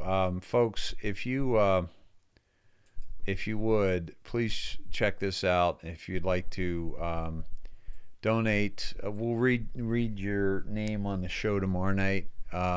I want to start putting the donations, people in the show notes because you're a part of making the show happen. Yeah. And I agree. We do need to get you on earlier. We just had the fire hose is the news that is just coming at us hot and heavy. And so the problem is that we're trying to cover all the news because the news is then going to unlock the map and we need to pay attention to what's going on. But at the same time, if Todd comes on earlier, we get into it for hours and then we never get to all the news. So we got to find a good solution here that doesn't take us as long to get to all this. I could do probably like a 10 o'clock half hour. Maybe that'd work if we just had a window. I'm do gonna do a half hour. Let's do a smaller segment, and start with idea for half an hour, and if need be longer, we go longer. But that way I'll leave you some time on the back end so you can cover the rest of, yeah, but then it doesn't doesn't help you if you stay up another 6 hours, doing research either. So you're like, well, you're always pissing and moaning, oh, it's late, I gotta go, and then the next thing I know, you've been up all night doing drops. Oh, I know. I feel like I last night really hurt. I had to get the boys to my ex-wife's at 7 this morning to get their clothes. We had a bonus day last night with the boys, so oh, cool. So I didn't have everything I needed to take them to school, so we had to leave here at about 5:45 or 6:45 to get them to change their clothes and get ready over there and get to school and blah blah blah. Yeah. But anyway, yeah, I bitch and moan a lot. That's just me. I'll be the first to admit. Yeah. All right, man. Excuse me. All right, brother. Hey, love you, pal. Good night. Hey, love you guys. Love you, Dave. Hey, get out of your foxholes and do some work, would you? I'm sick of doing all this by myself. I'm just kidding. You guys are great. Keep sending me stuff. I'll see it when I see it. All right, pal. All right, talk to you. See you. See you tomorrow. All right. All right, my friends. I'm just going to end with the memes that I mentioned, and let me take you to those, and we'll wrap it up with a prayer. And oh boy, I finally got it. My Biden WTF? Are you trying to say decoder ring? 100% risk, the arm, the body. Trust us, Big Pharma, 0% risk. That's a great graphic, folks. That's exactly, I mean, that in 1, 2, 3, 4, 5, 6, 7, 8 words. Actually, 6 words, few numbers. Speaks volumes. And by the way, notice the finger positioning of the needle of the satanic symbol. No accident there. You will never hear me apologize for being American. I agree. So then I had them build me a cage, and I really like it. Now I am safe from cats, and no one can sneak up and hurt me. But now you can't fly. That's what we're looking at, folks. If it's not a human being, then why are you harvesting organs from it? Dr. Ben Carson. Exactly. And this goes to New Zealand with Ahern. Unbelievable that abortion law that just passed. Those who warn you about rising sea levels are buying beachfront property. Those who warn you about COVID are throwing parties and taking vacations. Those who tell you giving up your guns will make you safe are hiring armed security. Do you see it? Your city on socialism, your hospital on socialism, your grocery store on socialism, your politician on socialism. The New Republic, the most corrupt president in American history, July 11th, 2020. Talking about President Trump. Also from the New Republic is criticizing Joe Biden, a danger to democracy, December 11th, 2021. Do you see the hypocrisy? If you need a pass to prove you are free, then you are not. Hilarious. That's great. Yeah, the third dose increases immunity, so after the fourth dose, you are protected once 80%. Yeah, I can't read this, but yeah, basically 12th dose. When the 5-year-old at the family dinner draws something stupid and everyone has to pretend like it's amazing. Medical advice from this guy? No, don't want it. Don't want it. Medical advice from this guy? Yeah, you got it. This is the complimentary vision seminar, How to Thrive No Matter What, with certified dream builder coach Amy Wazorek. 75-minute interactive Zoom call. You can call in audio or video Tuesday, Wednesday, Thursday, and Thursday. 5 o'clock tomorrow, noon o'clock Wednesday. I'm tired. Noon Wednesday, 10 a.m. Thursday, and 5 p.m. Thursday. So 1 tomorrow, 1 Wednesday, 2 Thursday, all Pacific Standard Time. It's free. Here's your meeting ID passcode. Provides proven, reliable, repeatable process that can help you create a life you absolutely love living. There are 10 Dream Builder principles that will skyrocket your success when you apply them to your life. You will learn 3 of these principles that you can apply right now to help you tap into power greater than any condition, circumstance, or situation. Learn about Amy. She's fabulous, but she works with major corporations, folks, major corporations and major executives, okay? And she's bringing this to the Snedheads. I am very excited that she is, simply because I know how good she is at it, okay? And I mean, she's worked with major corporations, and these executives, you know, just love working with her. So you're going to learn 3 of these principles, and it could be a standalone meeting, or you could get involved with a group that meets once a week, that holds each other accountable, and is fabulous. All right, my friends.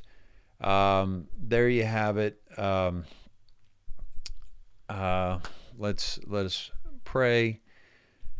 Dear Heavenly Father, thank you for bringing us together on this this evening. And dear Lord, we pray for Diana Rust, who has passed, to be with you and her family. And just so I'm so thankful for her support and for her warrioress actions over these past years as we've slipped into tyranny. And we are glad that you have her with you, and that together you will help us fight this battle against evil. And we thank you for all the Sneds. We thank you for baby Grace, already healed, baby Ellie, already healed. And all those who are having difficulties right now. Marianne's husband, already healed. Nancy, who's sick right now, please heal her and her family. So many that are having difficulty right now, Lord, please be with them. Let them know that you're with them and you love them and that you support them. And we ask you to also watch over all those who suffered this weekend at the hands of these storms, all those across the U.S. that were just hit so hard. And please watch over those that may be experiencing a tsunami from this earthquake. And please just reduce the loss of life that we're seeing, Lord, please. And thy will be done, but we just ask for the compassion for these human beings that are getting this jab and having difficulty with this medical tyranny. And we ask this, our Father, who art in heaven, hallowed be thy name. Thy kingdom come, thy will be done on earth as it is in heaven. Give us this day our daily bread, and forgive us our trespasses, as we forgive those who trespass against us. And lead us not into temptation, but deliver us from evil. Thine is the kingdom, and the power, and the glory, yours now and forever. Amen. All right, Sneds, good night, all. And thanks for hanging, for those of you that are still with us. And all the best. And we'll see you tomorrow, tonight, or this weekend, folks. There will be no show Friday, and I will do a brief show Saturday without show notes. And I look forward to that. So no Wednesday and no Friday this week. Okay? All right. I love you all. Be well. Good night. See you tomorrow night.